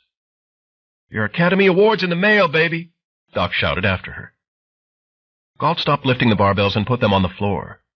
He looked at Flint, smiled wanly, and said with a shrug of his thick shoulders, Trouble in paradise. Then he drank half of the protein shake, blotted the sweat from his face with the red neckerchief, and said, Brian, go take the garbage out and clean the kitchen. Why do I have to do it? Brian had neatly cut light brown hair, wore steel-rimmed glasses, and a chrome-plated revolver sat in a holster at his waist. He looked about as old as a college senior, wearing a sun-faded Madras shirt and khaki shorts, black Nikes on his feet. Because you're the new boy and because I say so. Heh, giggled the Latino man sitting next to him. He wore a Yosemite Sam t-shirt and dirty jeans, his blue steel Colt automatic in a black shoulder holster. You want to laugh, Carlos? You go laugh while you're mopping the kitchen floor, Galt said. Carlos started to protest, but Galt gave him a deadly stare. Move now. The two men went into the house without another word. I wouldn't let that bitch snow me, Doc said. Shut up about her. Galt finished his shake. I wish you two would bury the hatchet. Yeah, she'll bury a hatchet in me if I don't bury one in her first. Children. Galt shook his head, then he crossed his swollen arms and stared at the two bounty hunters. Well, he said, I guess we need to take care of business. What would you think if I'd offer to cut your tongues out and chop your hands off? Would you rather be dead or not? He looked at Clint's arm. In your case, it would be a triple amputation. How does that sound? I think I might faint with excitement, Flint said. Pelvis was mute, his eyes shiny and unfocused. It's the best offer I can make. See, I told you I was in a lenient mood. Doc's the one who screwed things up. I'll be glad to cut his tongue out and chop off his hands, Flint said. Galt didn't smile. Forbidden knowledge time. We've been having trouble from a competitor. His name is Victor Medina. We were trucking some merchandise in crates when we first moved our base here. He found out the route and took it away from us. So we had to come up with alternative packaging. The stomachs of live alligators do very well. I came up with that idea, Doc announced. When Doc saw you making your phone call, Galt went on, he, unfortunately, lost his composure. He thought you might have been working with Medina, setting up another hijack. Doc doesn't always reason things out. He was stupid, he was wrong, and I apologize. But you put a valuable man out of action. A knee injury like that, well, there's no health insurance in this business. A doctor would get very suspicious, and we would have a money leak. So Virgil, like a good horse, was laid to rest, and you are to blame. Now Monty is gone. I have to hire new people, run them through security, train them. It's a pain. So, he walked to the coffee table and picked up the Ingram machine gun. I will make it quick. Stand up. Stand us up yourself, Flint told him. No problem. Doc? Mitch? Shit, Doc whined. The Flying Nun's just started. But he got out of his chair, pulled his gun, and Mitch likewise stood up with a pistol in his hand. Doc hauled Flint to his feet, but Mitch struggled with Pelvis, and Galt had to help him. There was fresh sweat on Galt's face. End of the pier, he said. 27. Too damn hot. There, we get up, Train said as he waded chest deep toward a walkway at the rear of the prefabricated ranch house. Dan followed, not mired quite so deeply as Train because of their difference in heights. But he was giving out, and he envied Train's rugged strength. Train slid his rifle up on the walkway, then grabbed the timbers and heaved himself out of the water. He took Dan's Browning and gave him a hand up. You all right? Train had seen the dark circles under Dan's eyes, and he knew it had been a rough trek, but the other man was fading fast. I'll make it. You sick, ain't you? Train wasn't asking a question. Leukemia, Dan said. I can't do it like I used to. Hell, who can? They were standing about 8 feet from the rear entrance, which was a solid wooden door behind a screen door. The rear of the house was featureless, except for a few small windows. Back here, the platform was narrow, but it widened as it continued around the house. Train looked along the walkway they stood on. Behind them was more swamp and a large green metal incinerator on a platform 50 feet from the house. Okay, Train said. Look like this the way we go. He stopped abruptly. They heard voices from beyond the doors getting closer. Someone was coming out. Train pressed his body against the wall 10 feet away on the right of the door, and Dan stood an equal distance away on the left, their rifles ready. Dan's heart pounded. All the saliva dried up in his mouth. The inner door opened. Yeah, but I'm not staying in the business that long. A young man wearing wire-rimmed glasses, a madras shirt, and khaki shorts emerged, both arms around a Rubbermaid garbage can. On the side of it were streaks of what looked like blood. I'm going to make my cash and get out while I can. He let the outer screen door slam shut at his back, and he started walking toward the incinerator, a pistol in a holster at his waist. Train was thinking whether to rush him and club at him with the rifle's butt or push through the screen door when the young man suddenly stopped. He was looking down at the walkway, at the water and mud on the planks where they'd pulled themselves up. Then he saw the footprints. And that, as Dan knew Train would have said, was all she wrote. He spun around. Sunlight flared on his glasses for an instant. His mouth was opening, and then he was dropping the garbage can to go for his gun. Carlos, he yelled. There's somebody out here. Train shot him before the pistol could clear leather. The bullet hit him in the center of his chest, and he jerked like a marionette and was propelled off the walkway into the water. A startled Latino face appeared at the screen. The inner door slammed shut. Then, pop, pop, pop, went a pistol from inside, and 3 bullets punched holes through wood and screen. Train started shooting through the door, burning off 4 more shells. As Train wrenched the magazine out and pushed another one in, Dan fired twice more through the punctured doors, and then Train rushed in and with a kick knocked them both off their hinges. Galt! Galt! The man named Carlos shouted. He had overthrown a kitchen table and was crouched behind it, his pistol aimed at the intruders. Train saw the table, and then a bullet knocked wood from the door jamb beside his head, and he twisted his body and threw himself against the outside wall again. A second shot cracked, the bullet tearing through the air where Train had stood an instant before. Galt! Carlos was screaming it now. They're breaking in! At the sound of the first shot, Galt stopped in his snakeskin boots. He knew what it had been. No doubt. Rifle, Doc said. They were all standing about midway between the awning-shaded area and the alligator corral. Pop, pop, pop went a pistol. It's Medina, Mitch shouted. The bastards found us. Shut up. Galt heard more rifle shots. Carlos was shouting his name from the house. His face like a dark and wrinkled skull, Galt turned around and put the Ingram gun's barrel to Flint's throat. Galt! Carlos screamed. They're breaking in! 2 seconds passed. Galt blinked, and Flint saw him deciding to save his ammo for the big boys. Mitch, stay here with them. Doc, let's go. They turned and ran along the pier for the house. Mitch leveled his pistol at Flint's chest, just above Clint's arm. Another pistol bullet thunked into the door jamb. Train had sweat on his face. Dan shoved his rifle in and fired without aiming, the slug smashing glass. Carlos got off 2 more rapid-fire shots, and then his nerve broke. He stood up and, howling in fear, left the relative safety of his makeshift shield to run for the kitchen door. He was almost there when he slipped on a smear of dog's blood on the linoleum tiles, and at the same time Train shot at him. The bullet smacked into the wall as Carlos fell. Carlos twisted around, his gun coming up. Dan pulled the Browning's trigger. Blood burst from Carlos's side, and he doubled up and writhed on the floor. As Train ran into the kitchen and kicked Carlos's pistol away, Dan pulled the empty magazine from his rifle and popped in another one. The next room held a dining table and chairs, a jaguar skin up as a wall decoration, and a small chandelier hanging from the ceiling over the table's center. A hallway went off to the left, and another room with a pool table and 3 pinball machines was on the right. Train and Dan started across the dining room, and suddenly Dan caught a movement, and a dark-tanned blonde girl wearing cutoffs and a black bra emerged from the hallway. Her icy blue eyes were puffy and furious. She lifted her right hand, and in it was gripped an automatic pistol.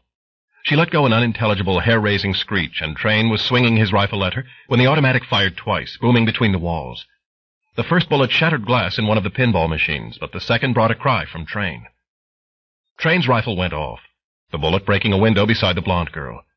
Dan had his finger on the trigger and the gun leveled at her, but the idea of killing a woman crippled him for the fastest of seconds.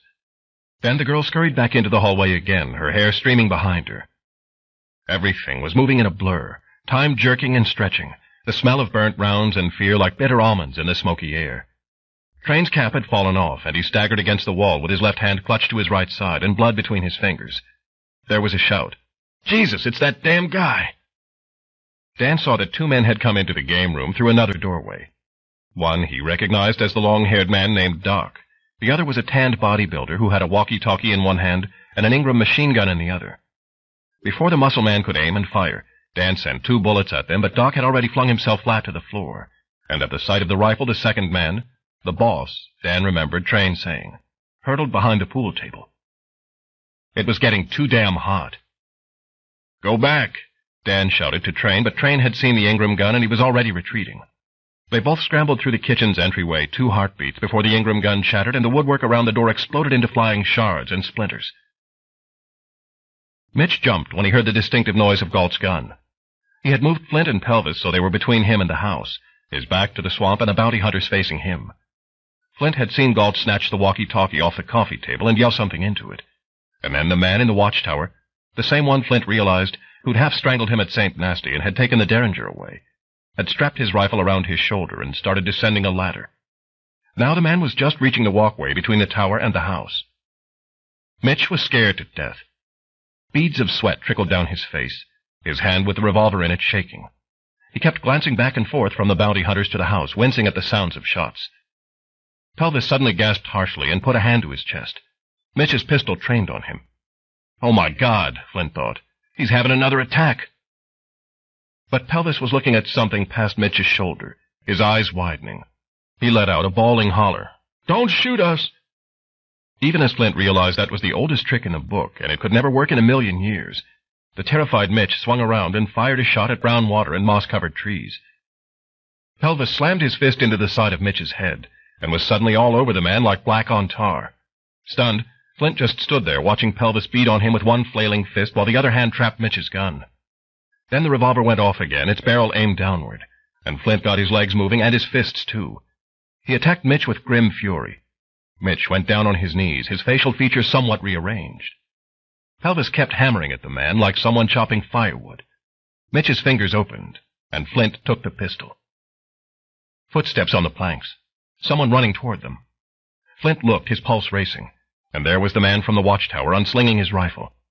The man, a wiry little bastard in overalls, stopped 30 feet away and fired his rifle from the hip. Flint heard the sound of an angry hornet zip past him. Then it was Flint's turn. The first bullet missed. The second struck the man in the left shoulder, and the third got him a few inches below the heart. The man's rifle had gotten crooked in his arms, and now his finger spasmed on the trigger, and a slug smashed the windshield of one of the cigarette speedboats. Then the man went down on his back on the planks, his legs still moving as if trying to outdistance death. Flint didn't fire the last bullet in the gun. In his mouth was the sharp, acidic taste of corruption. He'd never killed a man before, and it was an awful thing. Now, however, was not the time to fall on his knees and beg forgiveness. He saw that Pelvis's fists had made raw hamburger out of Mitch's mouth, and Flint seized his arm and said, "That's enough." Pelvis looked at him with a sneer curling his upper lip, but he stepped back from Mitch and the half-dead man fell forward to the pier.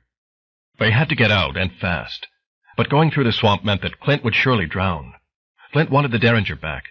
He ran to the dead man's side, knelt down, and started going through his pockets. His fingers found the Derringer and something else. A small ring with 2 keys on it. Keys, Flint thought. To what? Flint remembered this man had been driving the cigarette boat that had brought them here. Which of the 2 boats had it been? The one on the right, not the one with the broken windshield. He didn't know a damn thing about driving a boat, but he was going to have to learn in a hurry. He pushed the Derringer into his pocket and stood up. "Cecil!" he yelled. "Come on!" In the kitchen, the doorway splintered to pieces and blood staining the side of Train's shirt. Dan knew what had to be done. "Go," he said. "I'll hold 'em off." "The hell with that. Running I ain't." "You're dead if you don't. I'm dead anyway. Get out before they come around back." An automatic fired, the bullet chewing away more of the doorframe. The girl was at work again. "Don't let them get to Arden," Dan said. Train looked down at his bleeding side. Rib was busted, but he thought his guts were holding tight. It could have been a whole lot worse. The Ingram gun chattered once more, slugs perforating the walls, forcing Dan and Train to crouch down. Dan leaned out, burned the other 2 shots in that magazine, and then popped his last 4 bullets into the Browning. "Okay," Train said. He put his bloody hand on Dan's shoulder and squeezed. "Us 2 dinosaur, we fight the good fight, eh?" "Yeah. Now get out." "I'm getting. Bonne chance." Train ran for the back door, and Dan heard him splash into the swamp. He was in it for the long haul now. When the automatic fired again, the bullet shattered dishes stacked in a cupboard. Dan heard shots from out front, but surely Train hadn't had time yet to get around the house. Where the hell were Murtaugh and Isley? "Come out of there, man," Doc shouted. "We'll tear down the wall to get you." Dan figured his voice was meant to hide the noise of someone, the muscle man probably, either reloading or crawling across the floor. Dan gave Train 6 or 7 more seconds. Then he fired a wild shot through the doorway and took off for the rear. He jumped from the platform into water already chopped up by Train's departure. They'd hear the splash and be after him with a vengeance. He headed directly back into the swamp through a tangle of vines and floating garbage spilled from the can the young man had dropped. 3 steps, and on the 4th his shoe came down on the edge of a root or stump, and his ankle twisted, pain knifing up his calf. Galt had heard the second splash and had gotten up from the floor beside the pool table, ready to storm the kitchen, when there came another noise from out front. The flurry of gunshots had been enough to worry about, but now he heard the rumbling bass notes of one of the cigarette boat's engines trying to fire up. "Get back there after them," he yelled to Doc. "Try to take one alive." Then he sprinted for the living room and the sliding glass door that opened onto the platform. "Can't you get it going?" Pelvis was sitting in the white vinyl seat beside Flint, who felt he could have used 2 more arms to operate the complicated instrument panel. "Just hang on and be quiet."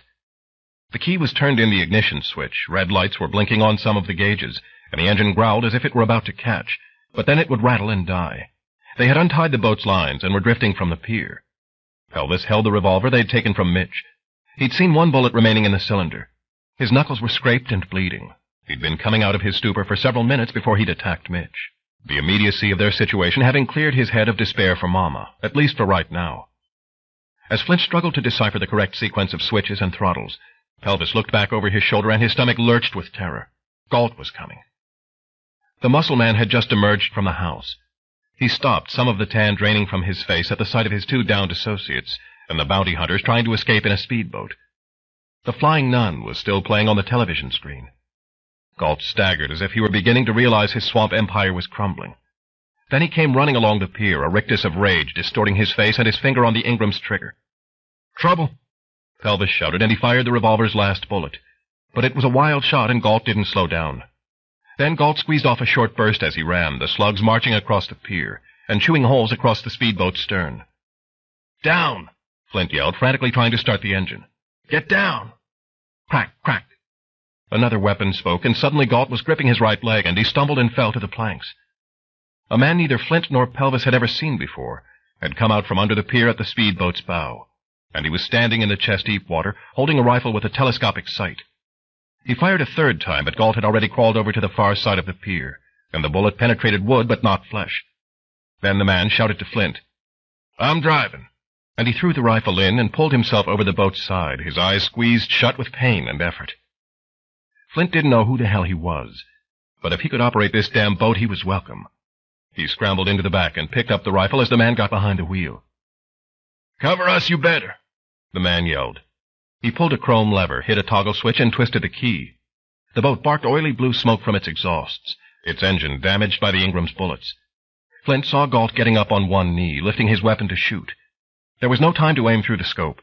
He started firing and kept firing, and Galt flattened himself again. The engine boomed, making the boat shake. The rifle in Flint's hands was empty. Galt raised his head. The man behind the wheel grabbed the throttle and wrenched it upward, and suddenly the boat's engine howled and the craft leapt forward with such power. Flint was thrown across the stern and almost out of the boat before he could grab hold of a seat back. The man twisted the wheel, a mare's tail of foamy brown water kicking up in their wake. A burst of Ingram bullets pocked the churning surface behind them. The boat tore away toward the bayou, passing the vacant watchtower, as both Flint and Pelvis held on for dear life. Around a bend ahead, blocking the channel, stood a partly submerged pair of gates made of metal guardrails and topped with vicious coils of concertina wire. Train chopped the throttle back. "Somebody get on the bow." Pelvis went, stepping over the windshield as the boat slowed. "You see a way to get that gate open?" Train asked. "Bolt on this side ought to be." "I see it." The boat's engine was muttering and coughing as Train worked the throttle and gear lever, cutting and giving power until the bow bumped the gate. The bolt, protected by a coating of black grease, was almost down at the waterline. Pelvis lay at the prow and leaned way over. He had to struggle with the bolt for a moment, but then it slid from its latch. Train gave the engine power, and as Pelvis crawled back over the windshield, the bow shoved the gates apart through bottom mud. He smelled leaking gasoline. The oil gauges showed critical overheating, red caution lights flashing on the instrument panel. "Hang you on!" Train shouted, and he kicked the throttle up to its limit. Dan heard a pistol shot. Water splashed 3 feet from his right shoulder. "Put the rifle down. Drop it or you get dropped." Dan hesitated. The next shot almost kissed his ear. He let the rifle fall into the water. "Hands up and behind your head. Do it. Turn around." Dan obeyed. Standing on the walkway that led between the house's rear entrance and the incinerator were Doc and the girl, both of them aiming their guns at him. "I saw you on television," Doc said. His face glistened with sweat, his hair damp with it. His sunglasses had a cracked lens. "Man, how come you want to fuck us up like this, huh? After I turned you loose?" He was whining. "Is that how you reward a fucking good deed?" "Get up here," the girl snapped, motioning with her automatic. "Come on, you son of a bitch." Dan eased back through the vines, the pain of his injured ankle making him flinch. From the other side of the house there were more shots and the growl of a speedboat's engine. "Where are Murtaugh and Isley?" "Get your ass up here, I said." The girl glanced at Doc. "You turned him loose?" "Those 2 bounty hunters had him in handcuffs back at St. Nasty, taking him to Shreveport. I let him go." "You mean it's 'cause of you all this happened?" "Hey, don't give me any shit now, you hear? Come on, Lambert. Climb up." Dan tried. He was exhausted, and he couldn't make it. "I'm not going to tell you again," the girl warned. "You get up here or you're dead meat." "I'm dead meat anyway," Dan answered. "This is true," Doc said. "But you can sure lose a lot of body parts before you pass on from this vale of tears. I'd try to make it easy on myself if I were you." Playing for time, Dan grasped the planks and tried once more. With an effort of will over muscle, he got his upper body out of the water and lay there gasping on the walkway. "Shit," the girl said angrily. "You're the damnedest fool in this world. How come you didn't kill him and forget about it? Your mind's getting senile, ain't it?" "You'd better shut your mouth." Doc's voice was very quiet. "Wait till this sinks in on Galt. You wait till he figures out it's your fault all this happened. Then we'll see whose ass gets kicked." Doc sighed and looked up through the trees at the sun. "I knew this minute would come," he said. "Ever since you horned in, I did. Kind of glad it's here, really." He turned his pistol toward Chandra's head and with a twitch of his trigger finger put a bullet through the side of her skull. She gave a soft gasp, her golden hair streaked with red, and as her knees buckled, she fell off the walkway into the swamp. "I just took out the garbage," he told Dan. "Stand up." Dan got his knees under him. Then he was able to stand, the sweat streaming off him and his head packed with pain. "Move," Doc said, motioning with the gun toward the house. "Galt," he hollered. "I got one of them alive." They went through the destroyed kitchen, the shot-up dining room, and the bullet-pocked game room. Dan limped at gunpoint through a hallway and then entered a living room where there were a few pieces of wicker furniture, a zebra skin on the floor, and a ceiling fan turning. A sliding glass door opened onto the awning-covered platform where the screen of a large television on wheels was showing a Pizza Hut commercial. "Oh, Lord," Doc said. Galt was on the platform. He was lying propped up by an elbow on his side, a trail of blood between him and the place on the pier from where he'd crawled. The right leg of his jeans was soaked with gore, his hand pressed to a wound just above the knee. Next to him lay his Ingram gun. Sweat had pooled on the planks around his body, his face strained, his ebony eyes sunken with pain and shock. "Don't touch me," he said when Doc started to reach down for him. "Where's Chandra?" He had a pistol hid. Pulled it out and shot her clean through the head. I knew you wanted him alive. That's why I didn't kill him. Galt, let me help you up. Stay away from me, Galt shouted. I don't need you or anybody. Okay, Doc said. Okay, that's all right. I'm here. Galt gritted his teeth and pulled himself closer to Dan. The snakeskin boot on his right foot was smeared with crimson.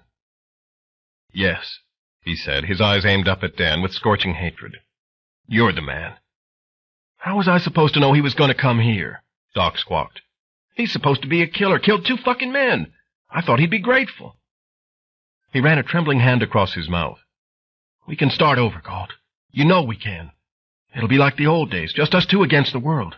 We can build it all again. You know we can. Galt was silent, staring at Dan. Dan had seen the bodies lying on the pier. The one farther away was still twitching. The nearer one looked to be stone cold. He saw that one of the speedboats was gone. What happened to Murtaugh and Isley? You came here. Galt was speaking slowly, as if trying to understand something that was beyond his comprehension. To get 2 men who were taking you to prison. He must be crazy, Doc said. They must have been taking him to a loony prison. You destroyed... No. Galt stopped. His tongue flicked out and wet his lips. You damaged my business for that reason, and that reason alone? I guess that's it, Dan said. Oh, are you going to suffer? Galt grinned, his eyes dead. Oh, there will be trials and tribulations for you. Who brought you here? Dan said nothing. Doc, Galt said, and Doc doubled his fist and hit Dan in the stomach, knocking him to his knees. Dan gasped and coughed, his consciousness fading in and out. The next thing he knew, a bloody hand had gripped his jaw, and he was face to face with Galt. Who brought you here? Dan said nothing. Doc, Galt said, and Doc slammed his booted foot down across Dan's back. I want you to hold him down, Galt ordered. Doc sat on Dan's shoulders, pinning him. Galt pressed his thumbs into Dan's eye sockets, the muscles of his forearms bunching and twisting under the flesh. I will ask you once more. Then I'll tear your eyes from your head, and I'll make you swallow them. Who brought you here? Dan was too exhausted and in too much pain to even manufacture a lie. Maybe it was Train who'd gotten away in the speedboat, he hoped. Maybe Train had had time by now to put the fire to the Swift's furnace and get Arden far away from this hell. He said nothing. You poor blind fool, Galt said, almost gently. And then his thumbs began to push brutally into Dan's eye sockets, and Dan screamed and thrashed as Doc held him down. Suddenly the pressure relaxed. Dan still had his eyes. Listen, Galt said. What's that? There came the sound of rolling thunder. Dan got his eyes open, tears running from them, and tried to blink away some of the haze. Doc stood up. The noise was getting steadily louder. Engine, Doc said, his pistol at his side. Coming up the bayou, fast. Get me another clip. There was desperation in Galt's voice. Doc, help me stand up. But Doc was backing away toward the television set, his face blanched as he watched the bayou's entrance. Behind him, the flying nun was airborne. Galt struggled to stand, but his wounded leg, the thigh bone broken, would not allow it. With a full-throated snarl, all pistons pumping, Train's armor-plated baby came tearing past the watchtower, veered, and headed directly at the platform. Doc started firing. Galt made a strangling, cursing noise. Dan grinned and heaved himself up to his knees. The swift boat did not slow a single knot, even as bullets pinged off the bow's armor. It hurtled toward the platform, a muddy wake shooting up behind its stern. Dan saw what was going to happen, and he flung himself as hard and far as he could to one side, out of the Swift's path. In the next instant, Baby rammed the platform, and the planks cracked with the noise of 100 pistols going off. The pilings trembled and broke loose, the entire house shuddering from the blow. But Train kept his fist to the throttle, and Baby kept surging forward, ripping through the platform, shattering the sliding glass doors, through the living room, through the prefab walls of Galt's dream house, and bursting out through the other side. Train jammed the engine into reverse and backed the Swift out between the two halves of the house. And as he cleared the broken walls, the insides began to fall out. A hemorrhage of animal skin-covered furniture, brass lamps, faux marble tables, pinball machines, exercise equipment, chairs, and even the kitchen sink. Dan clung to one half of the platform as it groaned and shivered, the walls of the house starting to collapse into the water. On the other half, Doc saw the television set rolling away from him, its plug still connected, and the screen still showing the images to which he was addicted. He dropped his pistol, his sunglasses gone, and his face stricken with crazed terror. He flung both arms around the television in a desperate embrace. But then the planks beneath his feet slanted as the foundation pilings gave way. The set rolled Doc right into the water, and there was a quick snap, crackle, and pop, and his body stiffened, smoke ringing his head like a dark halo before he went under. "Dan! Dan! Grab my hand!" It was Arden's voice. She was standing at the bow's railing, reaching for him as the boat began to back away from the splintered wreckage. Dan clenched his teeth, drawing up his last reserves of strength. He jumped off the platform, missing Arden's hand, but grabbing hold of the railing, his legs dangling in the water. "Pull him up! Pull him up!" Train shouted behind the pilot house's bullet-starred glass. Something seized Dan's legs and wrenched at him. The fingers of one hand were pulled from the railing. He was hanging on with 5 digits, his shoulder about to come out of its socket. He looked back, and there was Galt beneath him, patches of the man's skin and face scorched in a gray, scaly pattern by the electrical shock, frozen nerves drawing his lips into a death's head rictus, one eye rolled back and showing chalky yellow. Galt made a hissing noise, the muscles twitching in his arms. Another arm slid down past Dan's face. In its hand was a derringer. The little gun went off. A hole opened in Galt's throat. Bright red blood fountained up from a severed artery. Other arms caught Dan and held him. Galt's head rose, his mouth open. His hands loosened and slid down Dan's legs. The muddy, churning water flooded into his mouth and filled up his eyes. Then his head disappeared beneath its weight. Dan was pulled up over the railing. He saw the faces of Murtaugh and Isley, and then Arden was beside him, and there were tears in her beautiful eyes, her birthmark the color of summer twilight. Her arms went around him, and he could feel her heartbeat pounding against his chest. He put his arms around her, too, and hung on. Then the darkness swelled up around him. He felt himself falling, but it was all right, because he knew someone was there to catch him. 28. Avrietta's Island. Dan opened his eyes. He was lying on the deck in the shadow of the pilot house, the engine vibrating smoothly and powerfully beneath him, the blue sky above, the sound of the hull pushing deep water aside. A wet rag was pressed to his forehead. Arden looked down at him. "Where are we?" he whispered, hearing his own voice as if from a great distance. "Train says we're in Tambolier Bay. We're going to a place called Avrietta's Island. Here." She poured some of the filtered water into the cup of her hand, and she supported his head while he drank. Someone else, a man without a shirt, knelt beside him. "Hey, old dinosaur, you. How you doing?" "All right. You?" Train's face had paled, purplish hollows under his eyes. "Been better. Hurting a little bit. See, I knew being ugly as 10 miles of bad road's going to pay off for me someday. That old bullet, he say I getting in and out mighty quick. This fella's so ugly." "You need to get to a hospital." "That's where we bound." Train leaned a little closer to him. "Listen, you're going to have to start associating with some more regular fellas. You know what I be saying? I take one look at that little bitty hand and arm moving round on that fella's chest, my mouth did the open wide. Then I look at that little bitty head hanging down, and I like to bust my teeth when I step on my jaw. And that other fella, the quiet one, he look in the face like somebody I seen. But no way can I figure where." "It'll probably come to you," Dan said. He felt his consciousness, a fragile thing, fading away again. "How'd you get him out? The speedboat?" "We skedaddled out of there, fired up baby, and hoo-wee! She done some low-level flying." "You didn't have to come back." "For sure I did.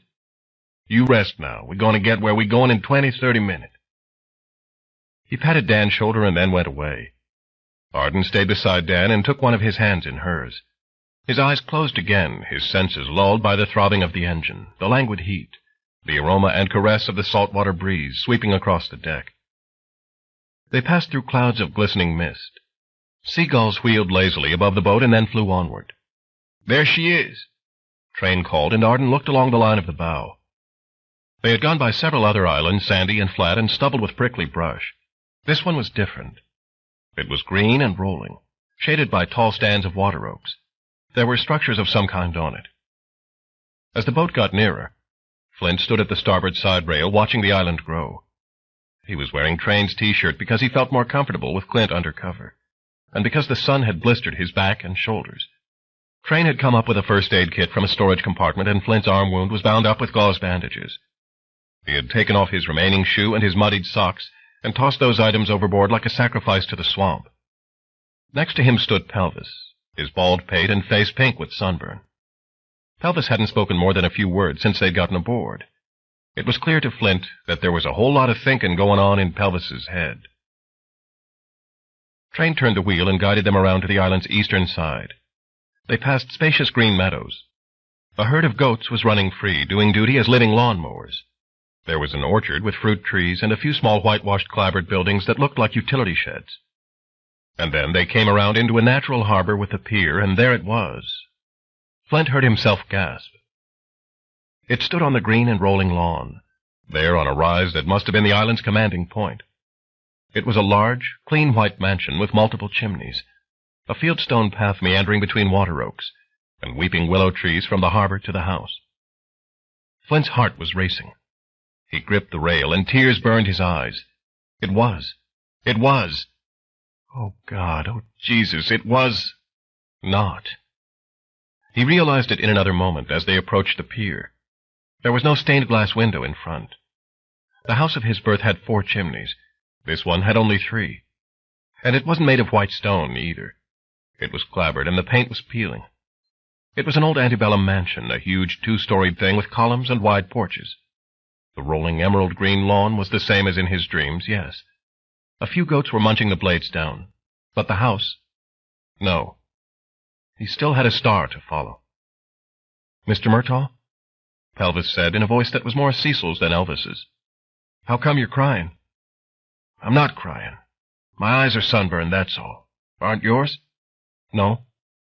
Well, Flint said, and he rubbed the tears away. Mine are. Train had cut their speed back. The engine was rumbling quietly as they drew closer.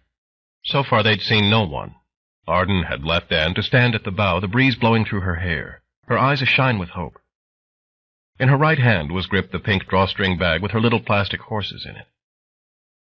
I've been wondering, Pelvis said, about what you offered. And what was that?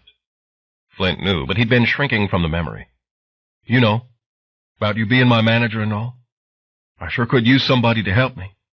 I mean, I don't know how successful I could be, but... Chopin you're not, Flint said. He's dead, ain't he? Both him and Elvis. Dead as doornails. He sighed heavily. And Mama's dead, too. It's going to take me a while to get over that one. Maybe I never will, but I figure maybe it's time for Pelvis to be put to rest, too. Flint looked into the other man's face. It was amazing how much more intelligent he looked without that ridiculous wig. Dress him up in a nice suit.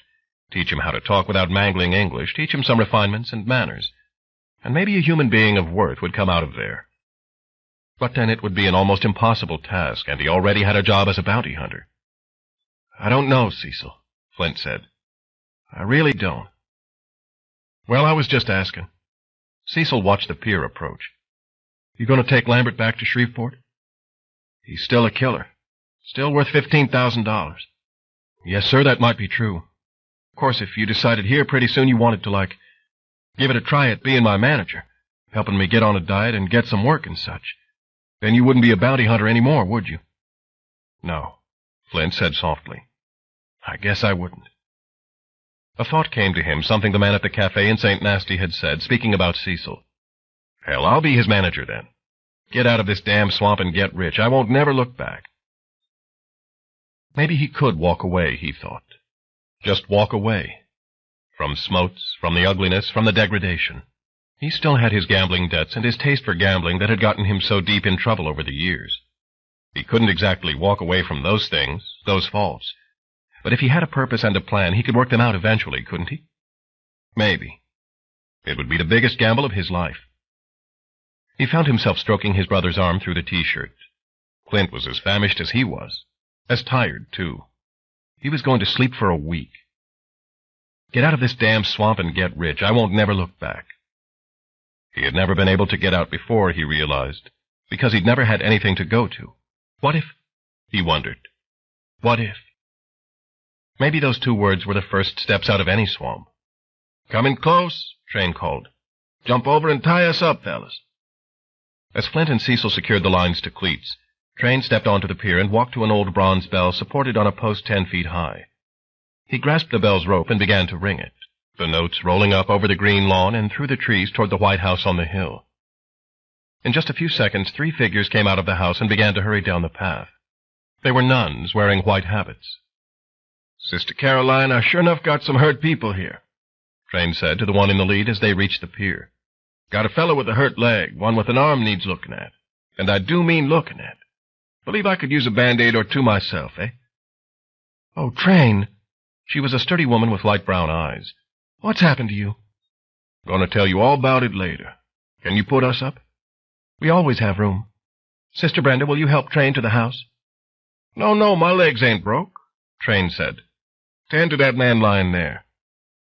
2 of the nuns helped Arden get Dan up on his feet. Sister Caroline rang the bell a few more times, and 2 more nuns emerged to answer the call. "What is this place?" Arden asked Sister Caroline as Dan was taken off the boat. The other woman paused, staring at the birthmark. Arden moved so their eyes met. "This island is the convent of the Order of the Shining Light," Sister Caroline answered. "And that," and she nodded at the white mansion, "is the Avery Colbert Hospital. May I ask your name?" "It's Arden Halliday. From Fort Worth, Texas." Arden turned to Train. "I thought you told me the Bright girl lived here." "The Bright? Oh, I see." Sister Caroline nodded, glancing from Arden to Train and back again. "Well, I prefer to think we are all bright, women." She gave Train a hard stare. "Does she know?" "No." "Know what?" Arden asked. "What's going on?" "We shall see," Sister Caroline said flatly, and she turned away to direct the others. Dan was being walked up the path supported between 2 nuns. One, a young girl, maybe 23, the other a woman in her 50s. The shadows of the oak and willow trees were deliciously cool, and a quartet of goats stood watching the group of pilgrims pass. "Just a minute," someone said beside Dan. The nun stopped. Dan turned his head and found himself face to face with Flint Murtaugh. Flint cleared his throat. He had his arms crossed over his chest, in case Clint made a spectacle of himself. These fine ladies would get a shock soon enough. "I want to thank you," Flint said. "You saved our lives. You did the same for me. I did what I had to." "So did I," Dan said. They stared at each other, and Flint narrowed his eyes and looked away, then returned his cool blue gaze to Dan. "You know what I ought to do?" "Yeah." Dan nodded. Everything was still blurry around the edges. All of this, the morning's events, Galt's stronghold, the gun battle, the swift severing of the house in 2. This green and beautiful island seemed like bits and pieces of a strange dream. "Tell me what you're gonna do." "I think—" Flint paused. He had careful considerations to make. He held a man's future in the balance, his own. "I think I'm going to get out of this damn swamp," he said. "Pardon me, sisters." He looked up the path at the man walking alone. "Cecil, can I talk to you, please?" He left Dan's side, and Dan saw Murtaugh put his hand on Isley's shoulder as they began to walk together. The closer they got to the house, the more in need of repair Dan saw it was. He counted a half-dozen places where rainwater must be leaking through loose boards. A section of porch railing on the first floor was rotten and sagging, and several of the columns were cracked. The place needed repainting, too, otherwise the salt breeze and the damp heat would combine to break down the wood in a very short time. He bet the old house had termites, too, chewing at the foundation. They needed a carpenter around here, is what they needed. Dan tried to put weight on his injured ankle, but the pain made him sick to his stomach. He was getting dizzy again, and his head was pounding. The blurred edges of things got still more blurry. He was about to give out, and though he fought it, he knew the sickness eventually had to win. "Sisters," he said, "I'm sorry, but I'm real near passing out." "Train!" the older one shouted. "Help us!" As Dan's knees buckled and the darkness rushed up at him once more, he heard Train say, "Got him, ladies." Dan felt himself being lifted over Train's shoulder in a fireman's carry before he passed out completely, and Train, weak himself but unwilling to let Dan hit the ground, took him the last 30 yards to the house. Late afternoon had come. Arden was freshly showered and had slept for 5 solid hours in a 4-poster bed in the room Sister Caroline had brought her to, on the antebellum mansion's first floor. Before her shower, another nun about Arden's age had brought her a lunch of celery soup, a ham salad sandwich, and iced tea. When Arden had asked the young woman if the bright girl lived here, the nun had given her a tentative smile and left without a word. On the way to this room, they'd passed through a long ward of beds. Most of the beds were in use. Under ceiling fans and crisp white sheets lay some of the patients of the Avrietta Colbert Hospital, a mixture of men, women, and children, white, black, and Latino. Arden had heard the rattling coughs of tuberculosis, the gasping of cancerous lungs, the slow, labored breathing of people who were dying. The nuns moved around, giving what comfort they could. Some patients were getting better, sitting up and talking. For others, though, it seemed the days were numbered. Arden heard a few Cajun accents, though certainly not all the patients were of that lineage. She was left with the impression that this might be a charity hospital for the poor, probably from the Gulf Delta area, and that the patients were there because no mainland hospital would accept them, or, in the case of the elderly ones who lay dying, waste time on them. The same young nun brought Arden a change of clothes, a green hospital gown and cotton slippers.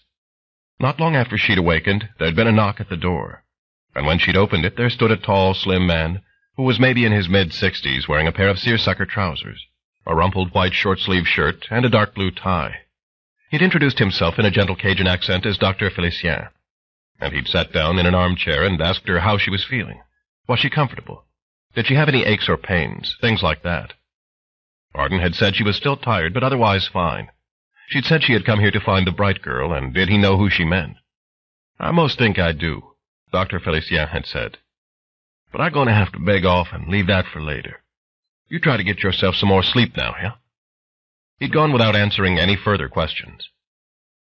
A fan turned above her bed. Her window looked out toward the Gulf, and she could see waves rolling in.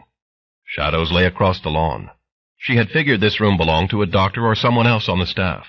When she went in the small but spotless bathroom to draw water from the faucet into a Dixie cup, she looked at her face in the mirror, studying her birthmark as she had 1,000 times before. She was very, very scared. What if it had been a lie? All along, a lie. Maybe Jupiter hadn't been lying, but he'd just been plain wrong. Maybe he'd seen a young and pretty blonde woman in LaPierre when he was a little boy. And maybe later on he'd heard the myths about a bright girl, a faith healer who could cheat time itself, and he'd mixed up one with the other. But if there was a bright girl, then who was she really? Why had Train brought her here, and what was going on? She lifted her hand and ran her fingers along the edges of her birthmark. What would she do, she asked herself, if this mark, this bad luck stain that had ruined her life, had to remain on her face for the rest of her days? What if there was no magic healing touch, no ageless bright girl who carried a lamp from God inside her? Closing her eyes, Arden leaned her face against the mirror. She'd felt she was so close, so very close. It was a cruel trick, this was. Nothing but a cruel, cruel trick. Someone knocked at the door. Arden went to open it, thinking that it was probably Dr. Felicien with more questions, or the young nun. She opened the door, and the face that looked at her both startled and horrified her. It belonged to a man. He had neatly combed sandy brown hair on the right side of his head, but on the left side there were just tufts of it. A terrible burn and the subsequent healing process had drawn the skin up into shiny parchment on that left side. His mouth twisted, the left eye sunken in folds of scar tissue. The left ear was a melted nub, and the man's throat was mottled with burn scar. His nose, though scarred, had escaped the worst of the damage, and the right side of his face was almost untouched. Arden stepped back, her own face mirroring the shock she felt. But at once that feeling changed to shame. If anybody understood what it meant to look at someone shrink away from you in a display of ill manners and idiocy, it was she. But if the man was bothered by her reaction, he didn't show it. He smiled. He was wearing dark blue pants, a blue striped shirt, and a bow tie. Miss Halliday? Arden remembered she told Dr. Felicien she was unmarried. She wants to see you, the burn-scarred man said. She? Who? Oh, I'm sorry. I forget that everybody around here doesn't know her name. Miss Kathleen McKay. I believe she's who you've come to find. She's... Arden's heart slammed. She's the bright girl? Some would call her that, I imagine. If you'd like to come with me. Yes, I would. Just a minute. She crossed the room and got the little pink bag from atop a dresser. On the way out, they went through another ward toward the rear of the hospital, and in passing, the man spoke to the patients, calling their names, giving some encouragement, throwing a joking remark here and there. Arden couldn't help but see how the patients, even the very, very sick ones, perked up at this man's presence. She saw their faces, and she saw that not one of them flinched or showed any degree of distaste. It dawned on her that they didn't see his scars. Arden followed him away from the house and along another fieldstone path that led toward a grove of pecan trees. "I hear you had a time finding us," the man said as they walked. "Yes, I did." She figured Dr. Felicien or somebody had gotten the whole story from either Dan or Train. "That's a good sign, I think." "It is?" "Surely," he said, and he smiled again. "It's not far, right through here." He led her under a canopy of interlocking tree branches, and just on the other side was a small but immaculately kept white-clapboard house, with a screened-in front porch. Off to one side was a flower garden and a plot of vegetables as well. Arden felt faint as the man walked up the front steps and opened the door to the screened porch. He must have noticed her condition because he said, "Are you all right?" "I'm fine. Just a little lightheaded." "Breathe deep a few times. That ought to help." She did, standing at the threshold, and suddenly she realized who this fire-scarred man must be. What's your name?" she asked. "Pearlie Reese." She had known it, but still it almost knocked her knees out from under her. She remembered the prostitute at the cafe in St. Nasty saying that the bright girl was an old woman who came to Port Fourchon to see my mama's cousin. His name was Pearlie. He was 7 years old when he got burned up in a fire. Near 30 years ago, she'd said. The bright girl took him with her in a boat. "Do you know me?" Pearlie asked. "Yes, I do," she said. "Your second cousin helped me get here." "Oh." He nodded, even if he didn't quite understand. "I think that must be a good sign, too. You ready to meet her?" "I am," Arden said. He took her inside. 29. The Bright Girl. Once inside the door, Pearlie called, "Miss McKay? I brought her." "Come on back, then. I know I look a fright, but come on back anyway." It had been the raspy voice of an old woman, yes. Dan had been right, Arden realized as the first hard punch of reality hit her. There was no such thing as a woman who could stay young forever.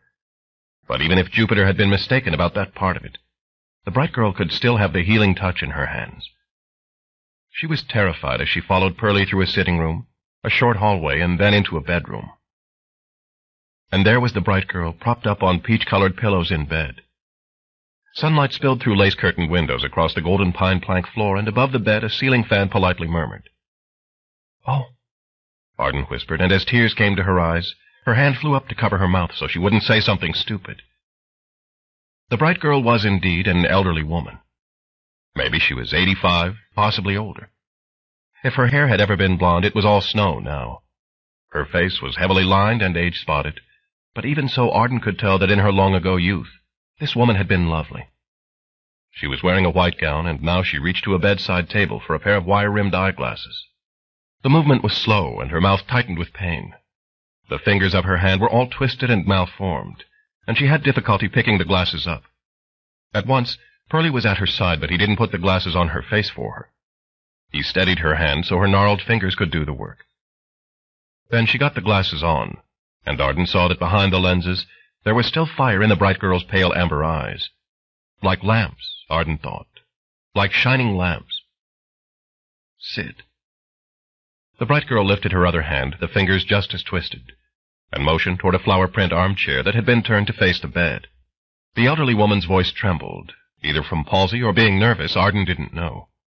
Arden sat down, her hands clutching the pink bag in her lap, her heart galloping. "Lemonade," the bright girl said. Her breathing, too, looked painful. "Want a glass?" "I think I would." "I can put a shot of vodka in it for you." The bright girl, surprisingly, had a Midwestern accent. No. Just lemonade." "Pearlie, would you? And I will take a shot of vodka in mine." The two women were silent. The bright girl stared at Arden, but Arden wasn't sure where to park her eyes. She was so glad to have found this person, so glad to finally be there. But she was feeling a crush of disappointment, too. The bright girl wasn't who Jupiter had said she was. The bright girl could not cheat time, and she wasn't a faith healer. If she had a healing touch, then why hadn't she been able to smooth the scars on Pearlie's face? Tears burned Arden's eyes again. They were the bitter tears of knowing she had been wrong. The bright girl, at least the time-cheating, never-aging, faith-healing part of her, was a myth. The truth was that the bright girl was a rather small, frail, white-haired, 85-year-old woman who had gnarled fingers and labored breathing. "Don't cry," the bright girl said. "I'm all right," Really. Arden wiped her eyes with the back of her hand. She stopped. The floodgates were about to burst. It had all been wrong. It had been a cruel, cruel trick. Go ahead if you want to cry. I cried my eyes out, too, that first day. The tears had begun trickling down Arden's cheeks. She sniffled. What do you mean, you cried, too? When I came here and found out. She paused, her breathing strained. Found out the bright girl couldn't just put her hands on me and take it all away. Arden shook her head. I don't understand. Take what away? The old woman smiled slightly. The pain. The bright girl couldn't heal me of the pain. That I had to do for myself. But you're the bright girl, aren't you? I'm a bright girl. Are you a nun? Me, a nun? I raised too much hell when I was a young girl to be a nun now. The thing is, I enjoyed raising hell. Seeing my father... Again, she had to pause to regulate her breathing. Squirm when the police brought me home. We didn't get along so very well. Pearlie came in, bringing a plain plastic tray with 2 jelly jar glasses of lemonade. Take this one, he said, giving Arden a glass. Unless you want your head knocked off. Miss McKay likes the occasional libation. I wish you would quit that. Over 30 damn years, she said, speaking to Arden. And he still calls me Ms. McKay, like I'm some weak little old flower that just slumps in the... A breath. Slumps in the noonday sun. My name is Kathleen. You know I was raised to respect my elders. Don't drink that down too fast now. I'll gulp it in a second if I want to, she snapped, but she didn't. Let us be alone now, Pearlie. We have to talk. Yes, ma'am. There he goes with that southern fried crap again. Go out and pee on the flowers or something. Pearlie left the room. The bright girl gripped her glass with both hands, drew it to her wrinkled mouth, and sipped. Ah, she said. That's better. She glanced up at the ceiling fan that turned above them. I never could get used to this heat down here. For a time I thought I couldn't stand it, that I was going to have to get back... A breath, then another. To Indiana. That's where I'm from. Evansville, Indiana. You said you're from Fort Worth? Yes.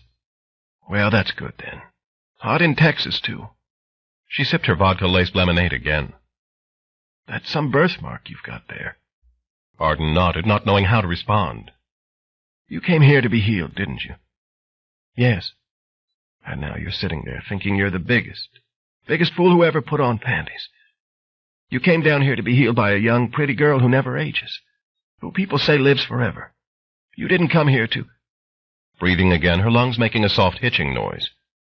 Listen to an old woman spit and snort, did you? No, Arden had to admit. I didn't. I came to be healed, too. My condition, as my father put it. She nodded toward a walker by the bed. Used to be able to get around on a cane, but I can hardly stand up on the walker now. I've had severe arthritis since I was a young girl. About your age, maybe younger. My father was from old money. The family's in banking. Very social dogs they are. So when the lovely daughter can't dance on her crippled... A pause. Crippled legs at the social events, and when the white gloves won't slip over her twisted fingers, then the specialists are called. But when the specialists can't do very much, then lovely daughter becomes a pariah. Lovely daughter spends more and more time alone, growing bitter, drinking, screwing any boy who'll have her. Lovely daughter has several ugly public scenes. Then one day lovely daughter is told she will have a companion, to watch her and keep her out of trouble. Being enlightened bastards, we have hired a sturdy, non-threatening woman of color who doesn't know what she ought to be being paid. Kathleen McKay drank from the glass once more, her gnarled fingers locked together. That woman of color was born in Thibodaux. That's about 50 miles up Highway 1 from Grand Isle. We used to share a bottle of Canadian Club, and she told me wonderful stories. Arden said, I still don't Oh, yes, you do. Kathleen interrupted. You understand it all. You just don't want to let go of the illusion. I've been sitting right where you are, talking to an old, used-up, and dying woman, in this very bed. Her name was Juliet Garrick, and she was from Mobile, Alabama. She had one leg 3 inches shorter than the other. The one before her, well, I don't remember. Some wicked deformity or another, I'm sure. Are you positive you don't want a shot of vodka? I'm sure. Varden said. Her heart had stopped pounding, but her nerves were still raw. How many bright girls have there been? Cemetery's not far. You can go count for yourself. But I think the first 2 were buried at sea. Varden still felt like crying. She felt like having a cry that would break the heart of the world. Maybe she would later, but not right now. Who was the first one? The woman who founded the hospital. Henrietta Colbert. Her journals and belongings and things are in a museum between the chapel and where the sisters live.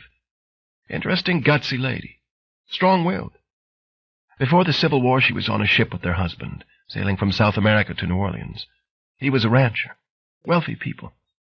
Anyway, not far from here, a storm blew up and smashed their ship. Smashed their ship in these barrier islands. She washed up here. The legend goes that she vowed to God she would build a church and hospital for the poor on the first island that would have her. This one did, and she did. There's a photograph of her over there. She was a beautiful young blonde woman, but her eyes, you can tell she had fire in her. Varden sighed. She lowered her head and put a hand to her face. The sisters came here sometime in the 40s. Kathleen went on. They manage the place, pay the staff, make sure all that work's done. She finished her lemonade and very carefully put the glass down on the bedside table. All of us, the bright girls, I mean, came from different places for different reasons. But we all have shared one very, very important thing. Varden lifted her head, her eyes puffy and reddened. What's that? We believed, Kathleen said, in miracles. But it was a lie. It was always a lie. No. Kathleen shook her white-crowned head. It was an illusion, and there's a difference. What the bright girl could do, what she was, became what people wanted to believe. If there is no hope, what reason is there to live? A world without miracles. Well, that would be a world I wouldn't care to live in. What miracles? Varden asked, a little anger creeping in. I don't see any miracles around here. Kathleen leaned forward, wincing with the effort. Her cheeks and forehead had become blushed with anger, too. She was a scrapper. She said 3 short, clipped words. Open your eyes. Varden blinked, surprised by the strength in the old woman's voice. No, you can't get your birthmark healed here. Just like I couldn't get my arthritis healed. Or Juliet Garrick couldn't get her short leg lengthened. That's junk. But what's not junk? A breath, a breath, a breath. Not junk is the fact that I can walk through those wards. Through those wards, hobbling on my walker. I can walk through them and people who are dying sit up. They sit up in their beds and they smile to see me, and for... A gasp. For a few minutes they have an escape. They smile and laugh as if they've touched the sun. For a few precious, precious minutes. And children with cancer and tuberculosis and AIDS, they come out of their darkness to reach for my hand, and they hold on to me. On to me like I am somebody, and they don't mind my ugly fingers. They don't see that Kathleen McKay of Evansville, Indiana, is old and crippled. Her eyes were fierce behind the glasses. No, they hold on to the bright girl. She paused, getting her breath again. I don't lie to them, she said after a moment or two. I don't tell them they can beat their sicknesses if Dr. Felicien or Dr. Walcott don't say so first. But I have tried to make them understand the miracle the way I and Sister Caroline see it. That flesh is going to die, yes.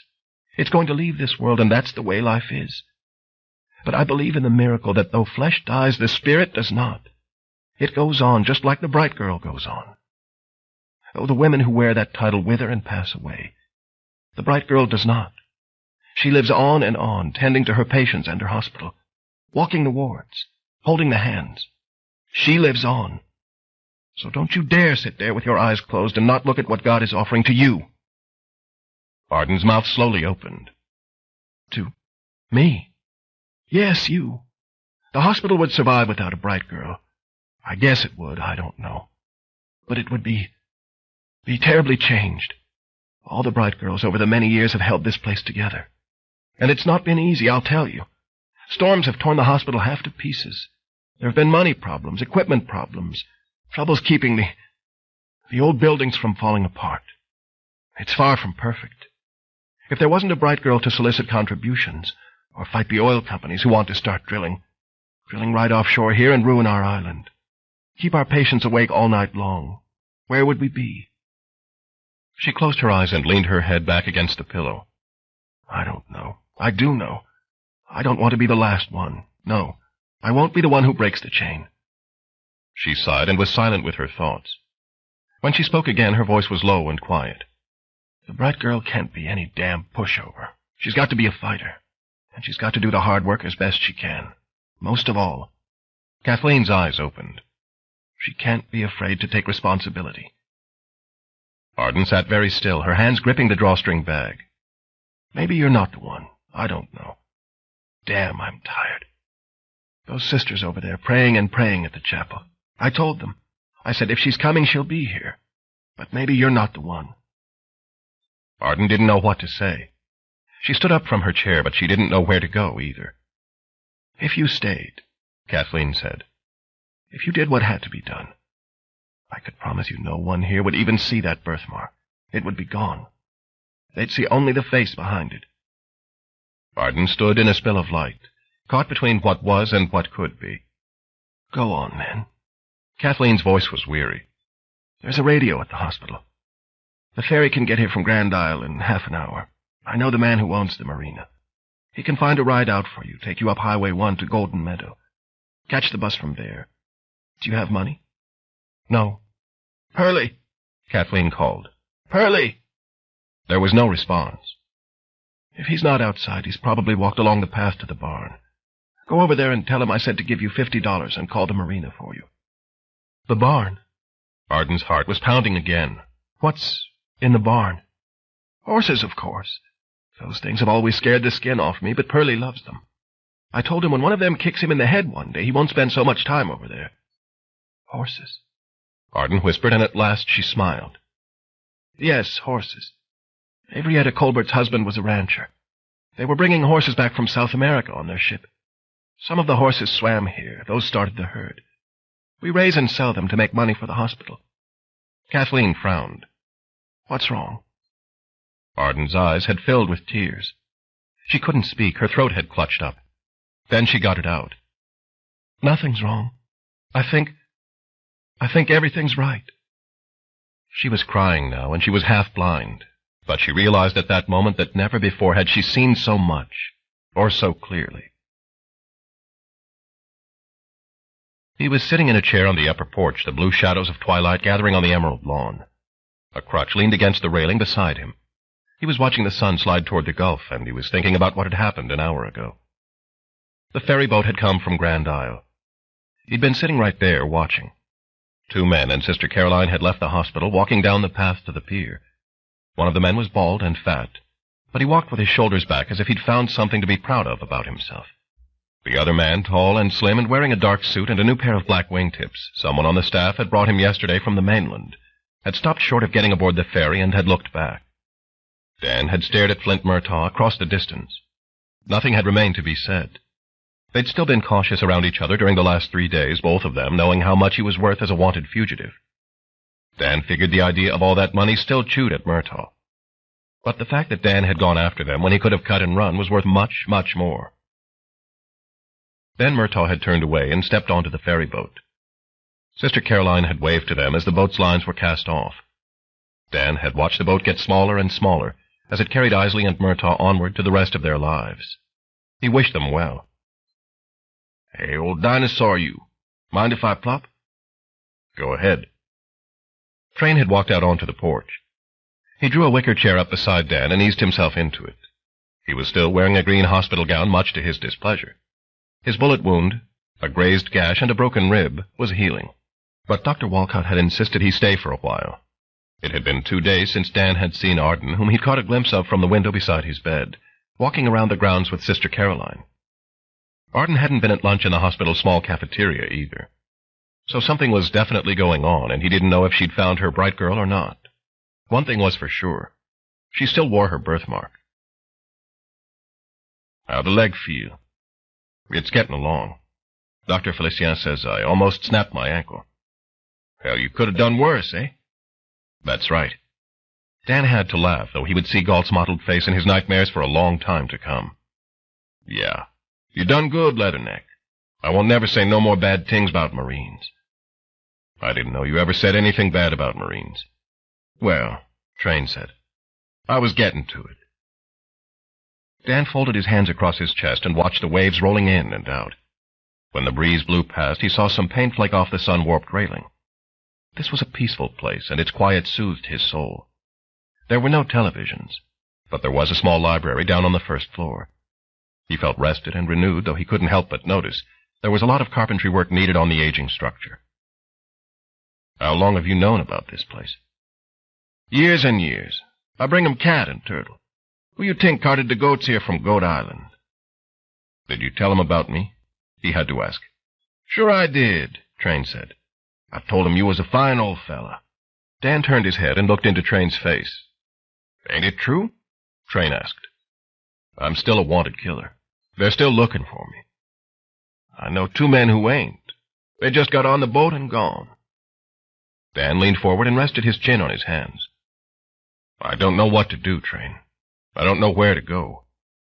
I could put you up for a while. In that houseboat? You need space just like I do.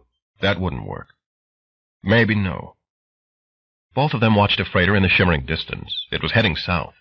Train said, The steamers and workboats, they come in, unload, and load again at Port Sulphur. Ain't too very far ways from here. Some of them boats looking for crew. You up to working? I think I could handle some jobs if they weren't too tough. I think you could, too. Maybe you'd take some time, decide for yourself. Couple of days, I'm going back home. Maybe you stick around here week, 2 weeks. We gonna do us some fishing, little dinosaur talking, eh? Yeah, Dan said, and he smiled again. That'd be great. I'd take you to a lake full of cat. Hoo-wee! Big like you never did saw. Dan? They looked to their left, toward the voice. Arden had come out on the porch. Her wavy blonde hair shone in the late sunlight, and she was wearing a clean pair of khakis and a green-striped blouse. Can I talk to you for a few minutes? Alone? Oh, well, I gotta shake a tail feather anyhow. Train stood up. I'll talk at you later, bon ami. See you, Train, Dan said, and the Cajun walked back through a slatted door into the hospital. Arden took his chair. What have you been up to? Dan asked her. He saw she no longer carried her pink drawstring bag. I haven't seen you for a while. I've been busy, she said. Are you okay? I believe I am. She nodded. It's a beautiful place, don't you think? A beautiful island. Of course, that's not saying it doesn't need work. She reached out to the railing and picked off some of the cracking paint. Look there. The wood underneath that doesn't look too good either, does it? No. That whole railing ought to be replaced. I don't know who's in charge of the maintenance around here, but they're slipping. Well, he shrugged. They're all old buildings. I guess they're doing the best they can. They could do better, Arden said, looking into his eyes. He had to bring this up. Maybe he'd regret it, but he had to. Tell me, he said. Did you ever find out who the bright girl is? Yes, she answered. I sure did. Arden began to tell him the whole story. Dan listened, and as he listened, he could not help but think back to his meeting with the Reverend Gwynn, and the man giving him the gift of time and saying, God can take a man along many roads and through many mansions. It's not where you are that's important. It's where you're going that counts. Hear what I'm saying? Dan thought he did. At last he thought he did. It occurred to him as Arden told him her intention to stay on the island, that Jupiter had been right. He had a lot to think about in the time ahead, but it seemed that he had indeed been the man God had sent to take Arden to the bright girl. Maybe this whole thing had been about her and this hospital from the beginning. And he and Blanchard, Isley and Murtaugh, Train and the drug runners, and all the rest of it, had been cogs in a machine designed to draw Arden to this island for the work that had to be done. Maybe. He could never know for sure, but she had found her bright girl and her purpose, and it seemed also that he had found his own refuge if he wanted it. He could never go back. He didn't want to. There was nothing behind him now. There was only tomorrow and the day after that, and he would deal with them when they came. Dan reached out and took Arden's hand. Out in the distance, on the shining blue gulf, there was a sailboat moving toward the far horizon, its white sails filled with the winds of freedom, and it ventured off for a port unknown. End of Gone South by Robert R. McCammon. Read by Bruce Hunty. In the studios of the American Printing House for the Blind, Louisville, Kentucky. For the Library of Congress, April 1995. For special distribution as authorized by Act of Congress under Public Law 89-522. With the permission of the copyright holder and the publisher, Pocket Books, a division of Simon & Schuster, Incorporated, 1230 Avenue of the Americas, New York, New York, 10020. If you found any cassette in this book to be defective, please place a rubber band or piece of string around that cassette for identification.